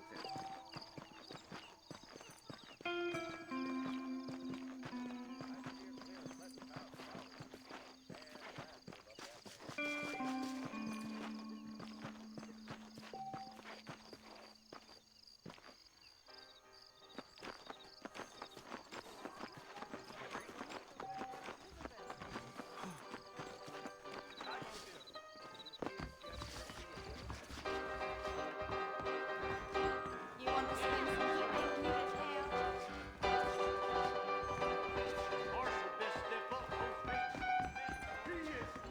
Hello, handsome. You don't know my wife, miss. They left me alone. When are we gonna stop talking and start drinking?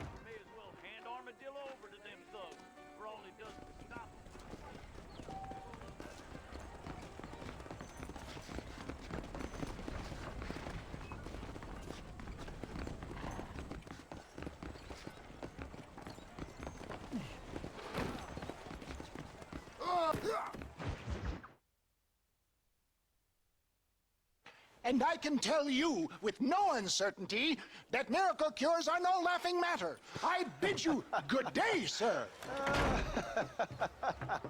Oh, Mr. Marston, good to see you. How have you been keeping? I'm well, Mr. Mr. West Dickens. Nigel West Dickens of Eastcheap, London, New Waverly, New York, and Armadillo, New Austin. At your service. At my service. At everyone's service. At the service of science, of knowledge, of life. How are your wounds? Much, much better. But then they would be. Would be? I know a cure for all ailments, Mr. Marston. Ah, I'm sure you do. And I'm sure for just $2 an ounce, I could live forever. Oh, but for you, sir, I do a bulk discount rate of $1.95 an ounce, as long as you buy 100 ounces or more. That's a lot of immortality. Give it up, old man. That's Mr. West Dickens to you, boy. Give it up, old man. Listen, Marston, I'm broke, but this stuff is good. It works. I need a healthy young man like you. Come along, let's ride over to my newest customer at Ridgewood, and I'll explain while we go. Okay. Head for Ridgewood Farm, John, and hurry. There are people there in dire need of my tonic.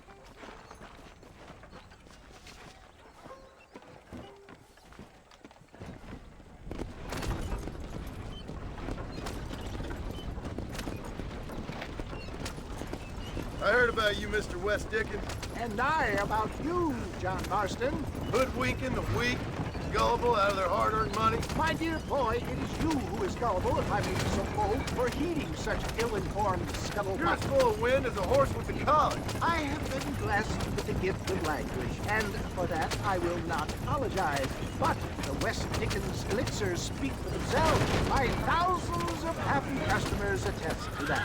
Those men trying to kill you didn't look so happy. Skepticism is the bastard child of progress, John. Knowledge makes a fool into a doubting Thomas.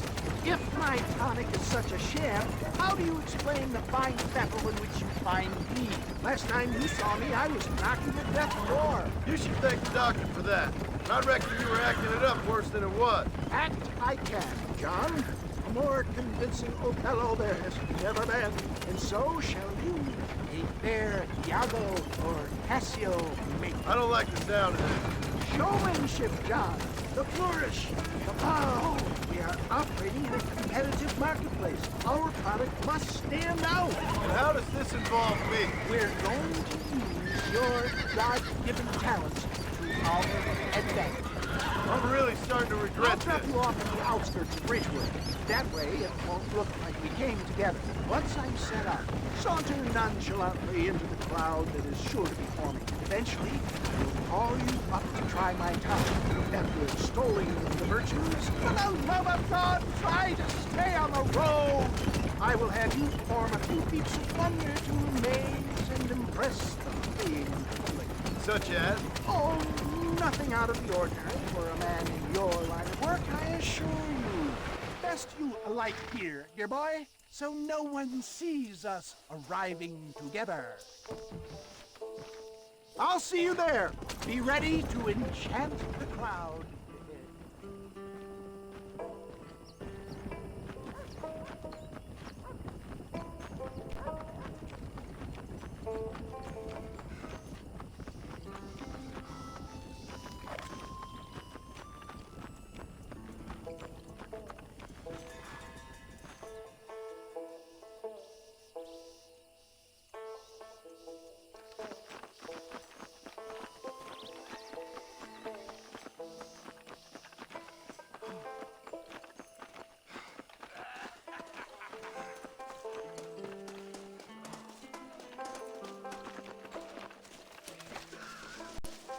Are you sure?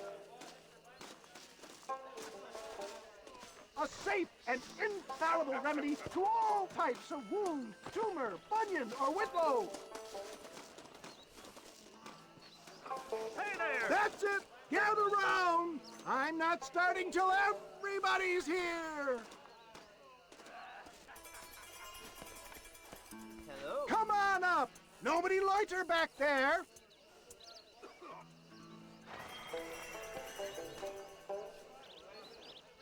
Hello. Come on, everybody, gather round. You will witness miracles. Friends, hard-working souls of Cholla Springs, gather round, gather round. Do you suffer from rheumatism, lumbago, acute chronic sciatic, neurologic, or inflammatory pain? Well, I represent the only company that makes the genuine article that cures headaches, neuralgia, earache, toothaches, backache, swelling, sprains, sore chests, swelling of the throats, contracted cords and muscles, anxieties and ravaged nerves, stiff joints, wrenches, dislocations, cuts and bruises, and it adds vitality and vigor to the healthy man. But can you prove it, old man? Oh, I'm sure there's some customer here who could prove the qualities of it by taking a drink right now.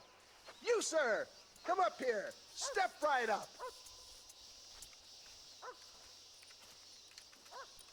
That's the spirit. Ladies and gentlemen, pay close attention. This poor, wretched volunteer, entirely unknown to me, will demonstrate the effects of Dr. West Dickens' own patent tonic. Be you a cowpoke or athlete, this miraculous elixir developed with the wisdom of the East keeps the muscles supple and relaxes the cords. It loosens the joints and gives a feeling of youth and vigor to the whole system. Not possible, I hear you say. Well, doubt no longer. Faith can move mountains, but I ask not for faith. I am a man of science, and today science will be vindicated. Your eyesight is greatly improved. Is that not so, friend? If you say so. That's right, it is. You heard him. What a good sport you are, sir.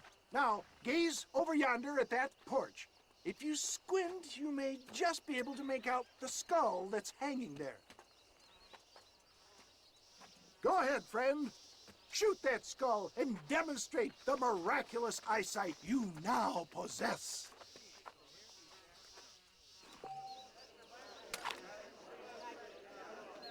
Remarkable! The eyesight of an eagle, granted by imbibing Dr. West Dickens' own patent tonic. Anybody can make that shot. This man is a fraud. If your eye's so damn sharp, why don't you try shooting my hat out of the air? My friends, our test case has been challenged to shoot a gentleman's hat out of the sky above our heads. You can fool these people, but you ain't fooling me. Right. Let's just see how sharp you is with a moving target. Steady yourself, stranger.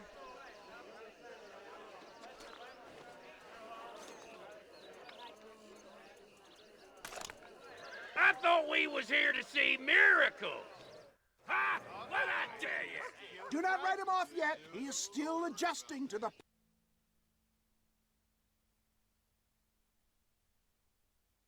powerful tonic. Well, you want to try that again, sharpshooter? Come on, then. Get ready.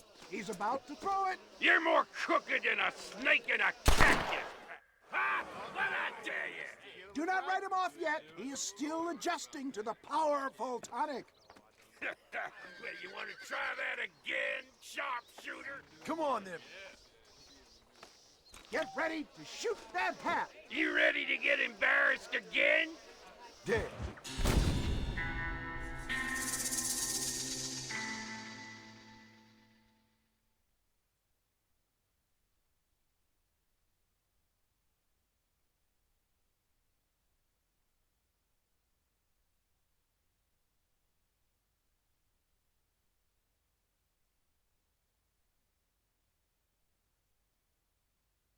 I don't know what button it wants me to push, so... Oh, okay. Yeah, I couldn't tell from the little thing what button it wanted me to push, so now that I know exactly what button to push, I'm going to do it, and it's going to work.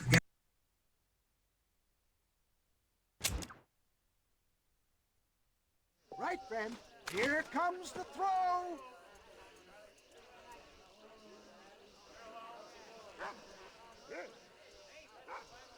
You're more crooked than a snake.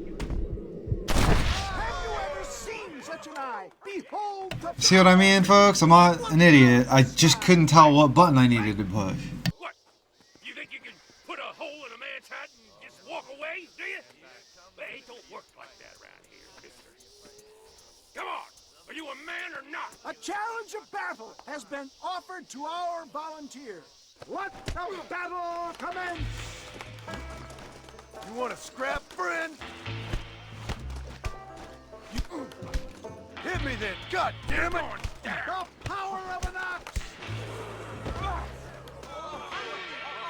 There it is, skeptics and dissenters, irrefutable proof! Do not let this opportunity pass you by! Look, he's over there. Go get This him. ends now. Watch out! He's got a gun! Who the hell do you think you are? You ain't leaving here alive.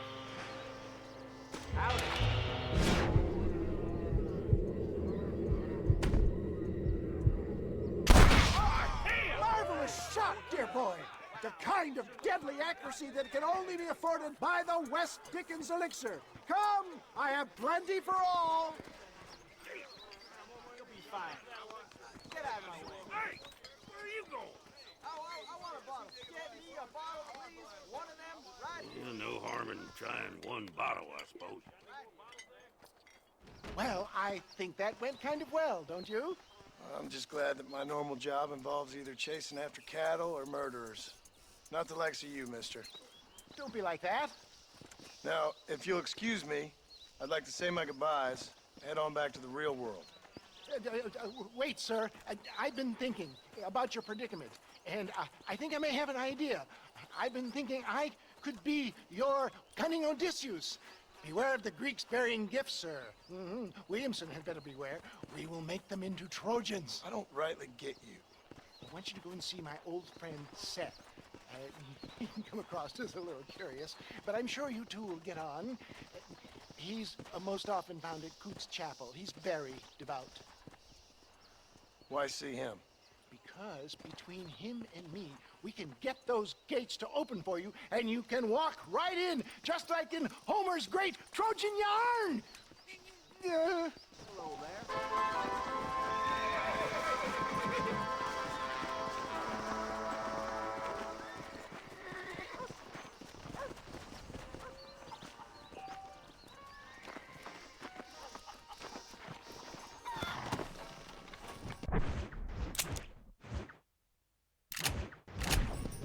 Come on!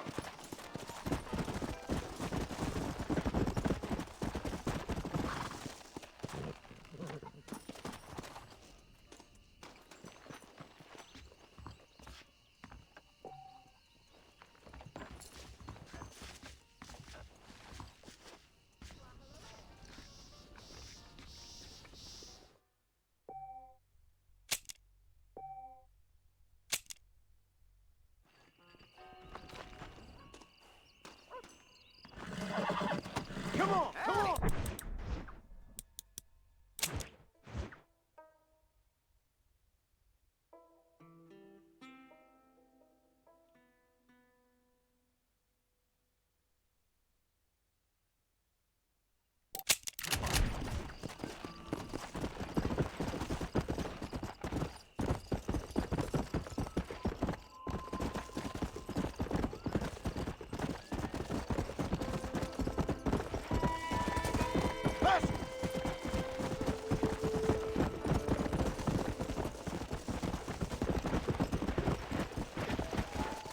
Easy.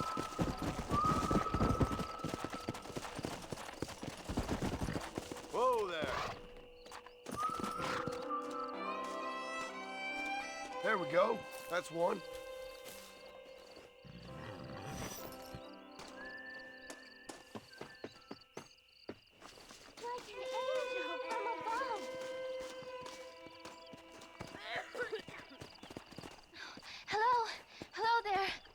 Howdy, miss. What are you doing out here? I'm thinking.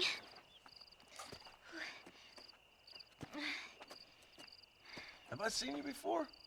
Oh, yes, I think so. On the train from Blackwater, perhaps. Yeah. Yeah, you were talking with the preacher.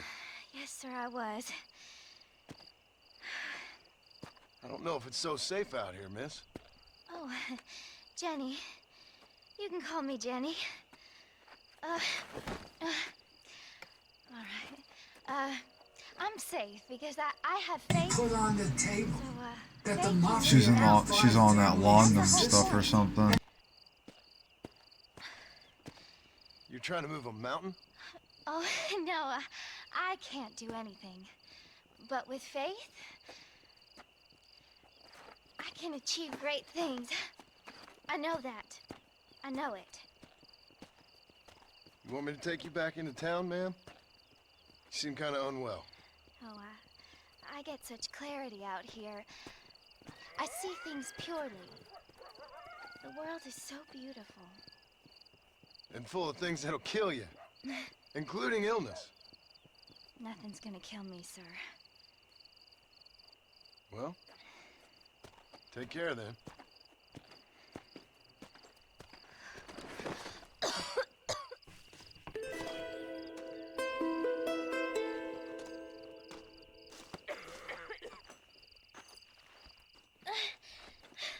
Miss Jenny.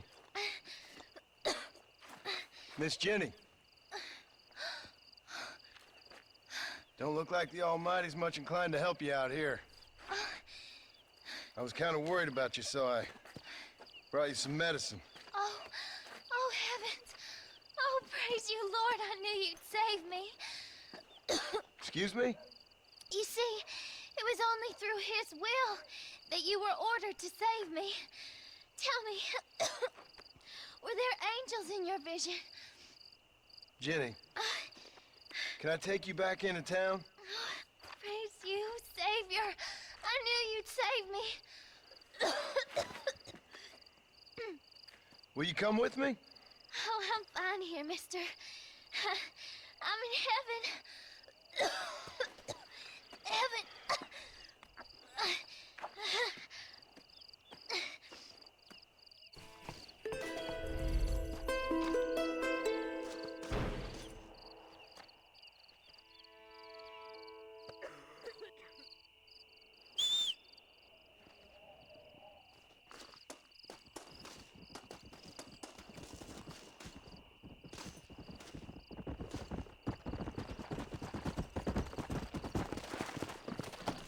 Come on!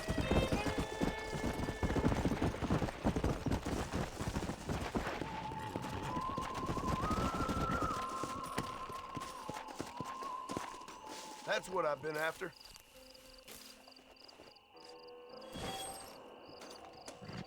Let's go!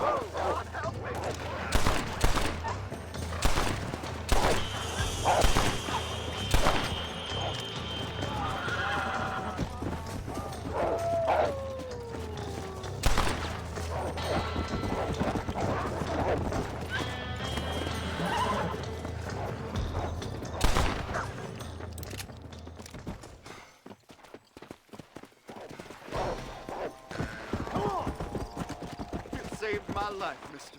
Here, please take this.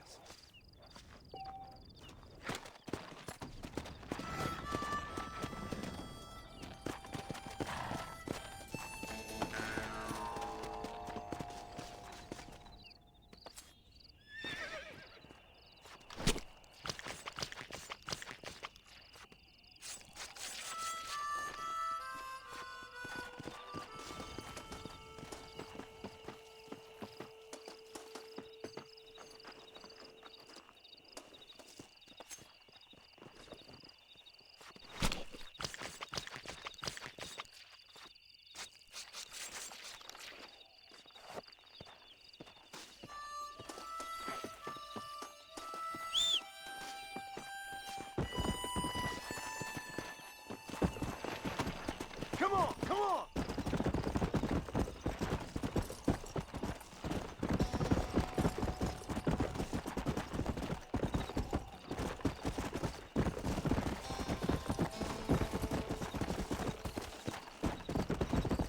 Fast!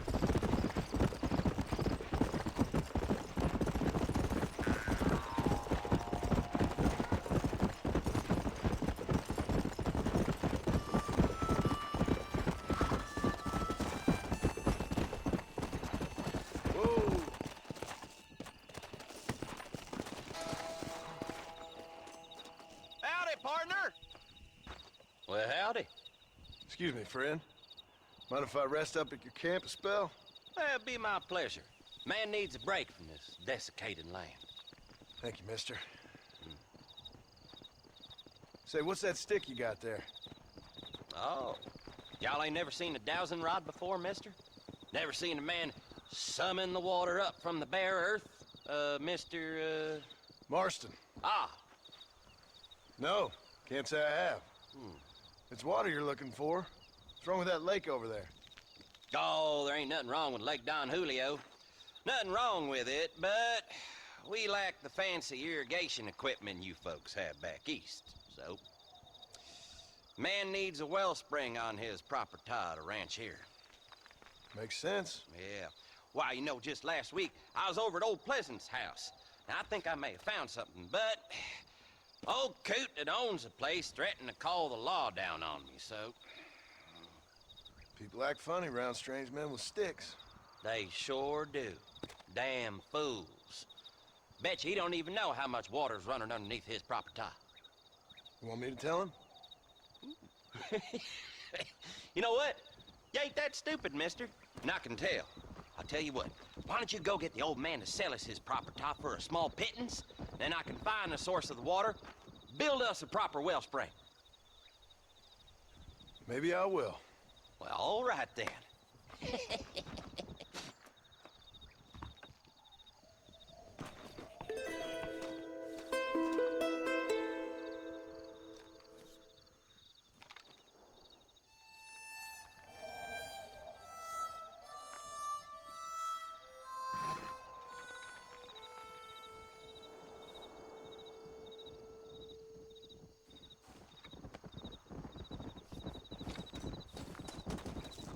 Come on!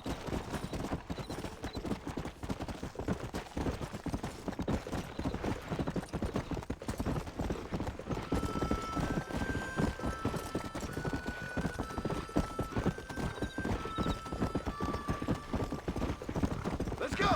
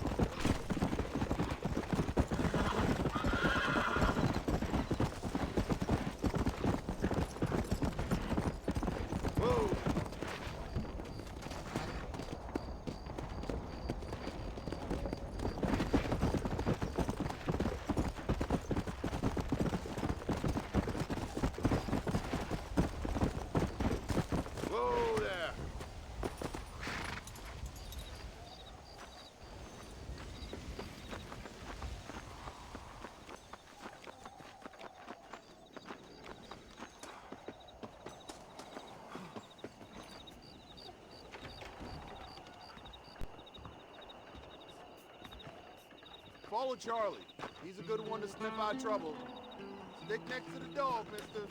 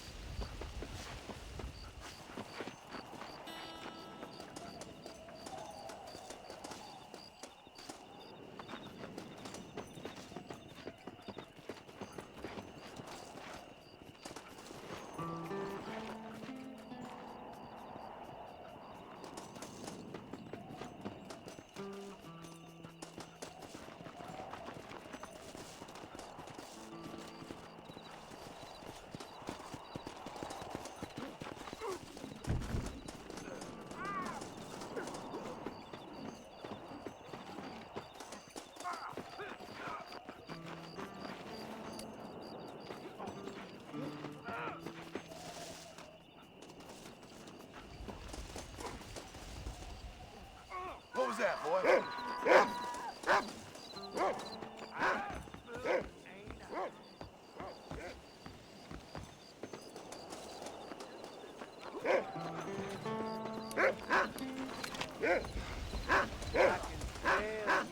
Get out of this town! Stay out! Go!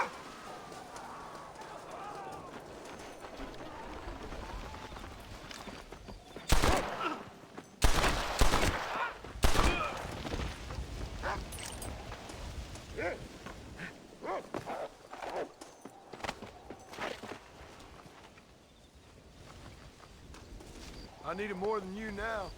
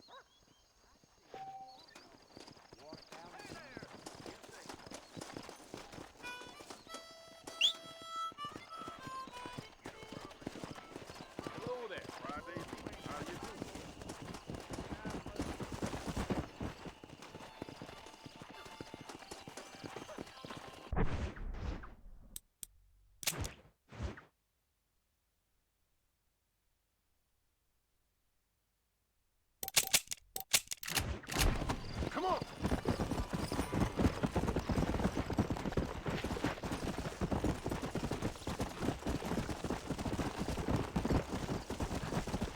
Slow down!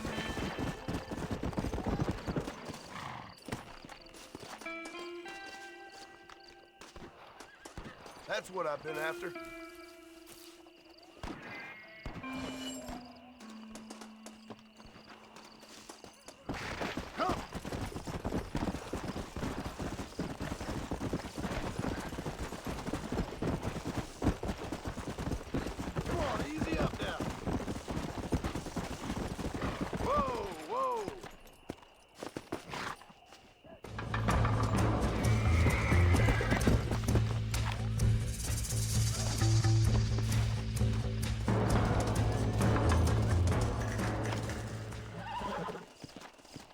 That's what I wanted.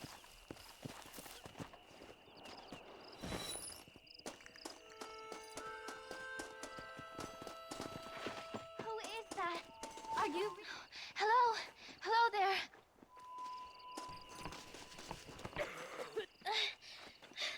Miss Jenny.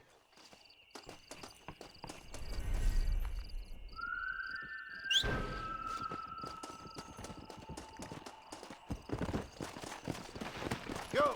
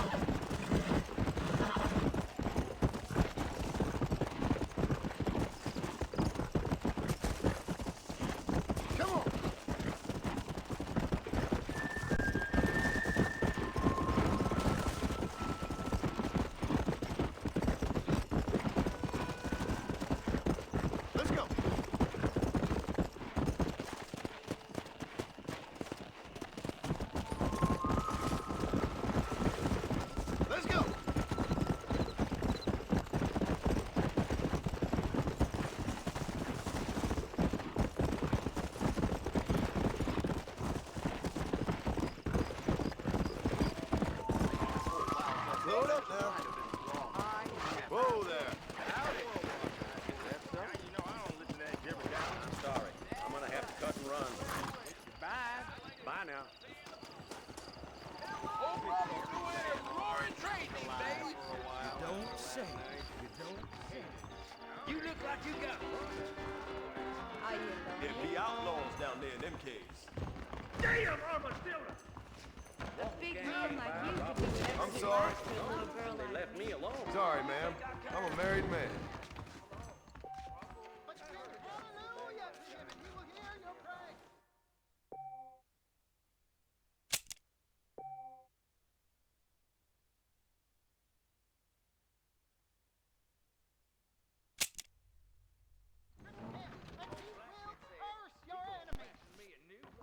Oh, good lord. How y'all doing? You want to spend some Tom time? Hemmings got robbed last week.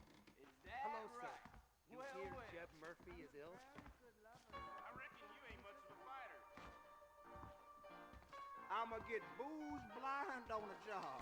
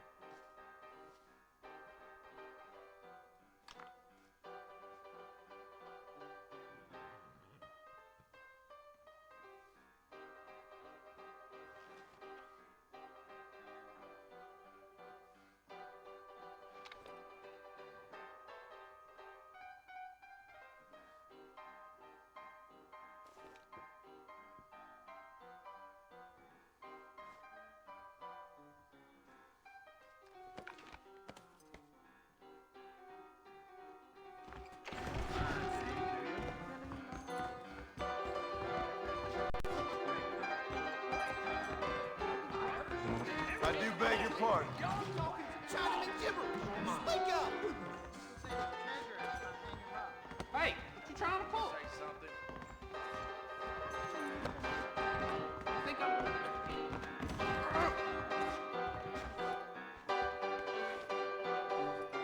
Yep, reckon I'm Excuse me, mister. Ain't you seeing me?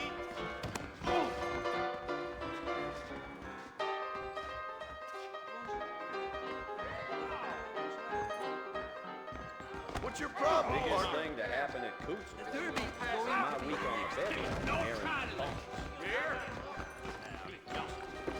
I ordered some fancy things from Spalding. Sorry, partner. Out again. You talking to me?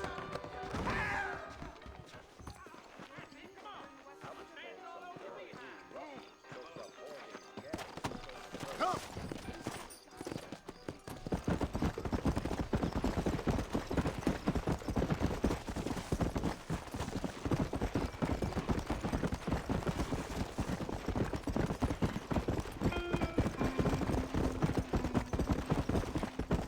Come on!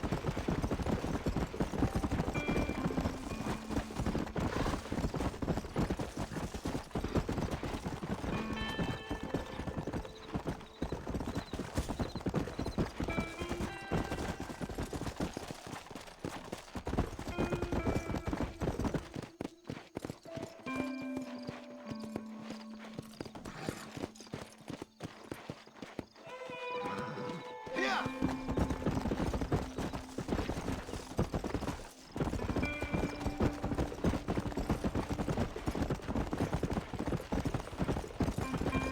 Come on! Let's go!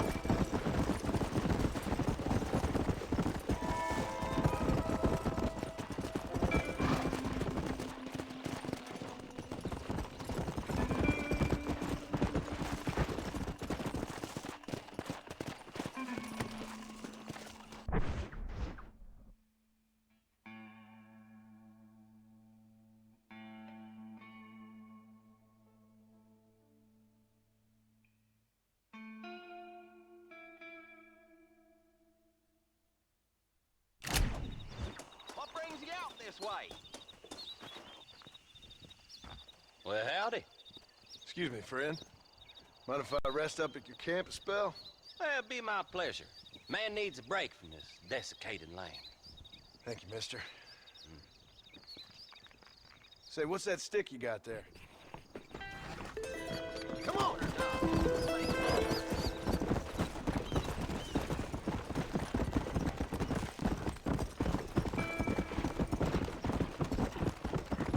Come on!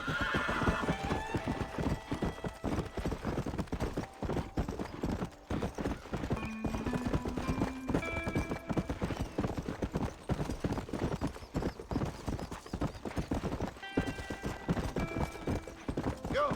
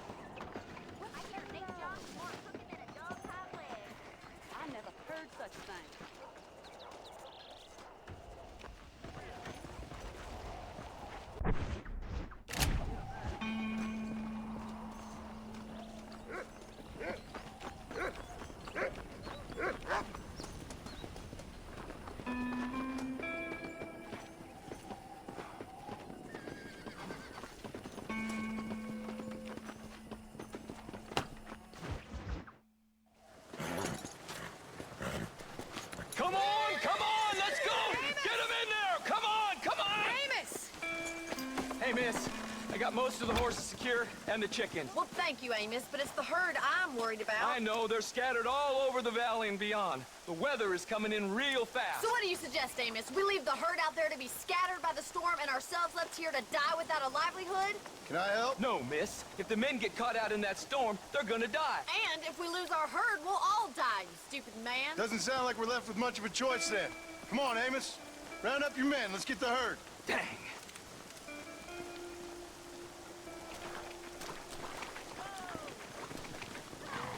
Let's get going before the weather gets any worse.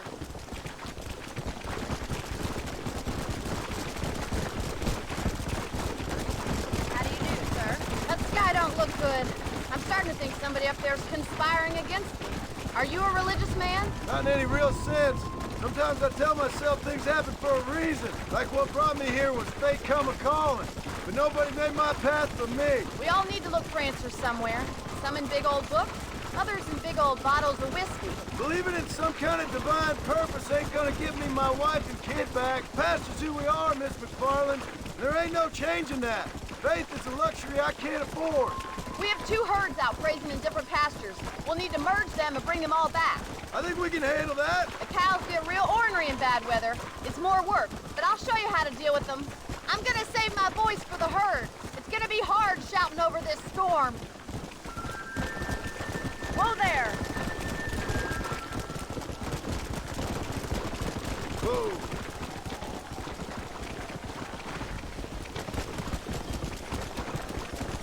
Let's take them over to the other herd. We'll try to drive them all back to the ranch together.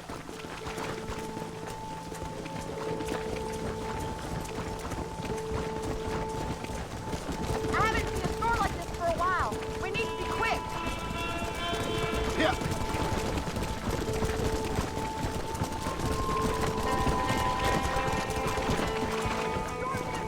What are you waiting for?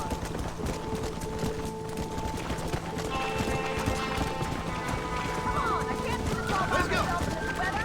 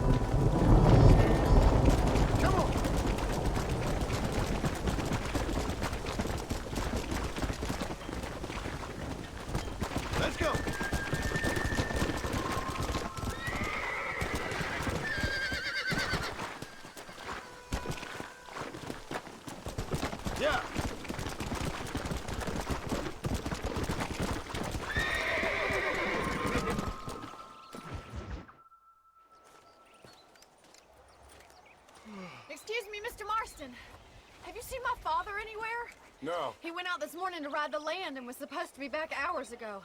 I don't know. The ranch hands have been out looking, but so far they found nothing. Well, come on, let's go look for him. Let's head out. Couldn't have gotten far.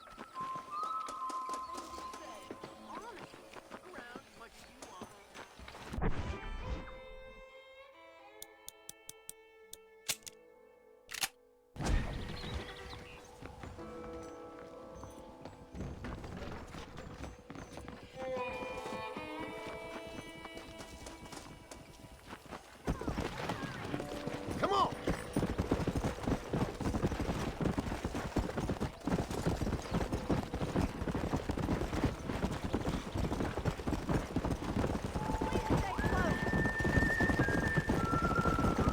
I've got a bad feeling about this. It's not like him to be away for so long. Don't worry, we'll find him. He's not as young as he used to be. What if he's hurt himself? Your father can still handle himself just fine, Miss McFarland. He's built like an oak. You're probably right, but I can't help worrying. He's all I've got. Don't you have any brothers or sisters, Miss McFarland? I had 6 brothers, but 5 of them died, either from sickness or foolish choices. And the other one? He left for the east and never came back.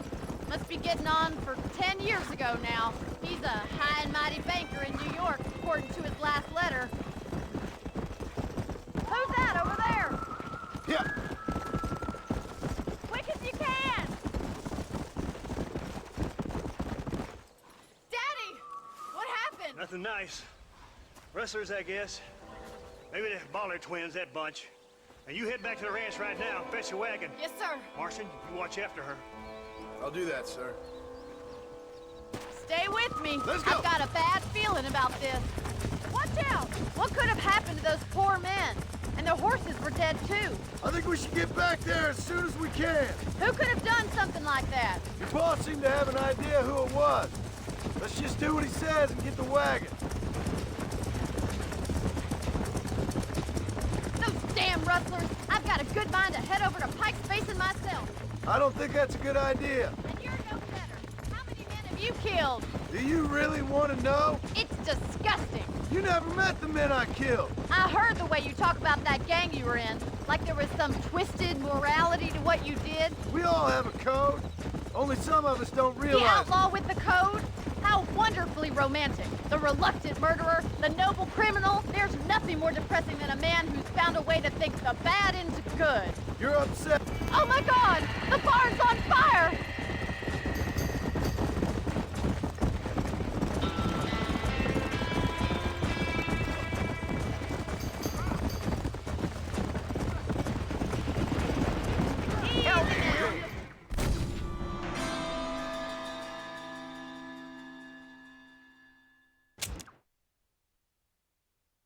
Look, Mr. Marston! The barn is on fire! Somebody get them horses out! Whoa there!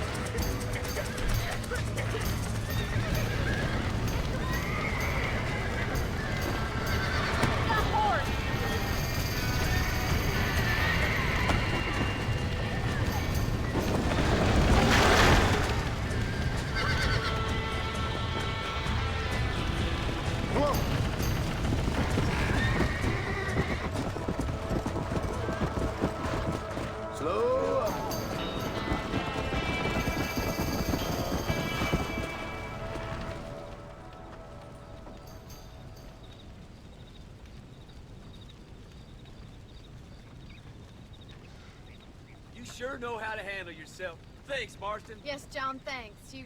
Well, you saved the ranch. If you'll excuse me, I've got chores to attend to. Hey, hold on a second over there.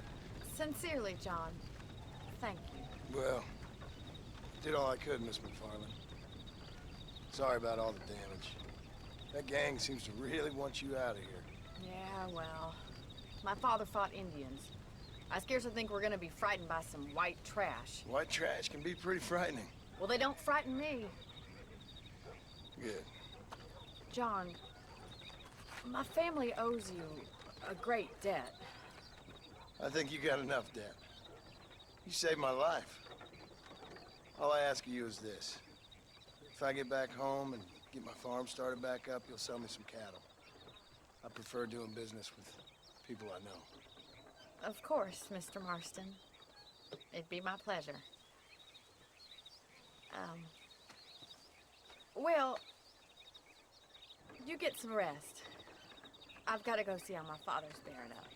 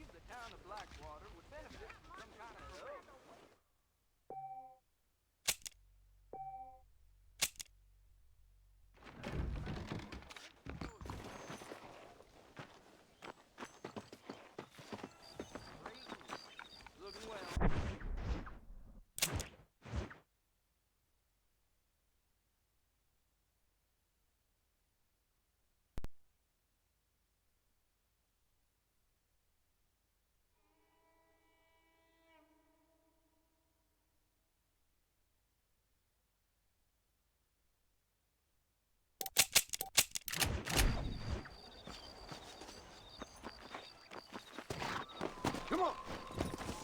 Hello. Hello.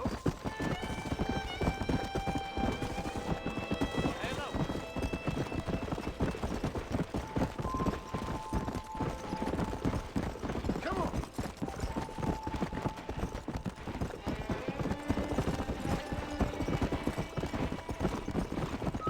Yeah.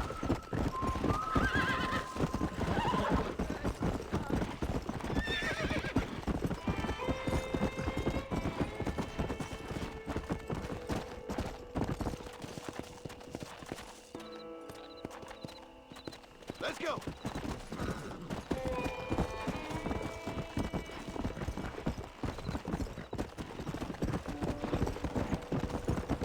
Yeah.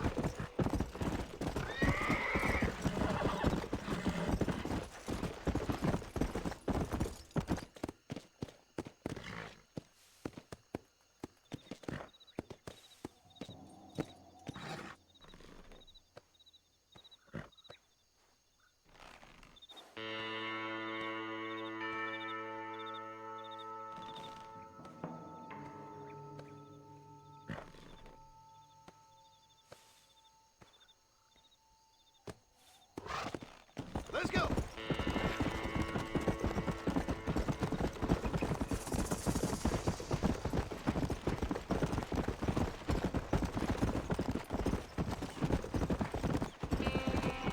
Come. Yeah.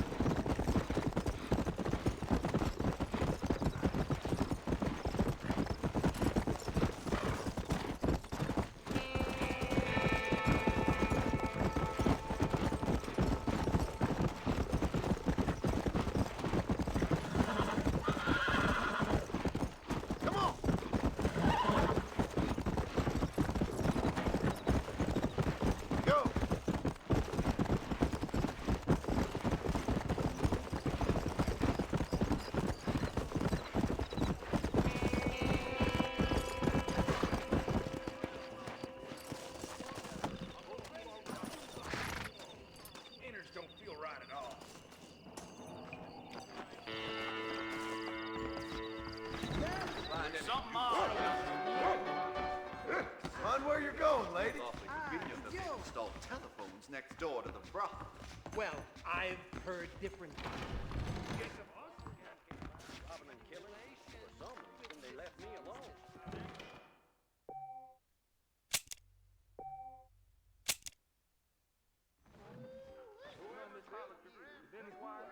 Alright, I'm tired. I had an edible, so I'm gonna call it a night. Thank you all. Talk to you later. This is Roger Stone. I follow DataBattlesZ, and you should too.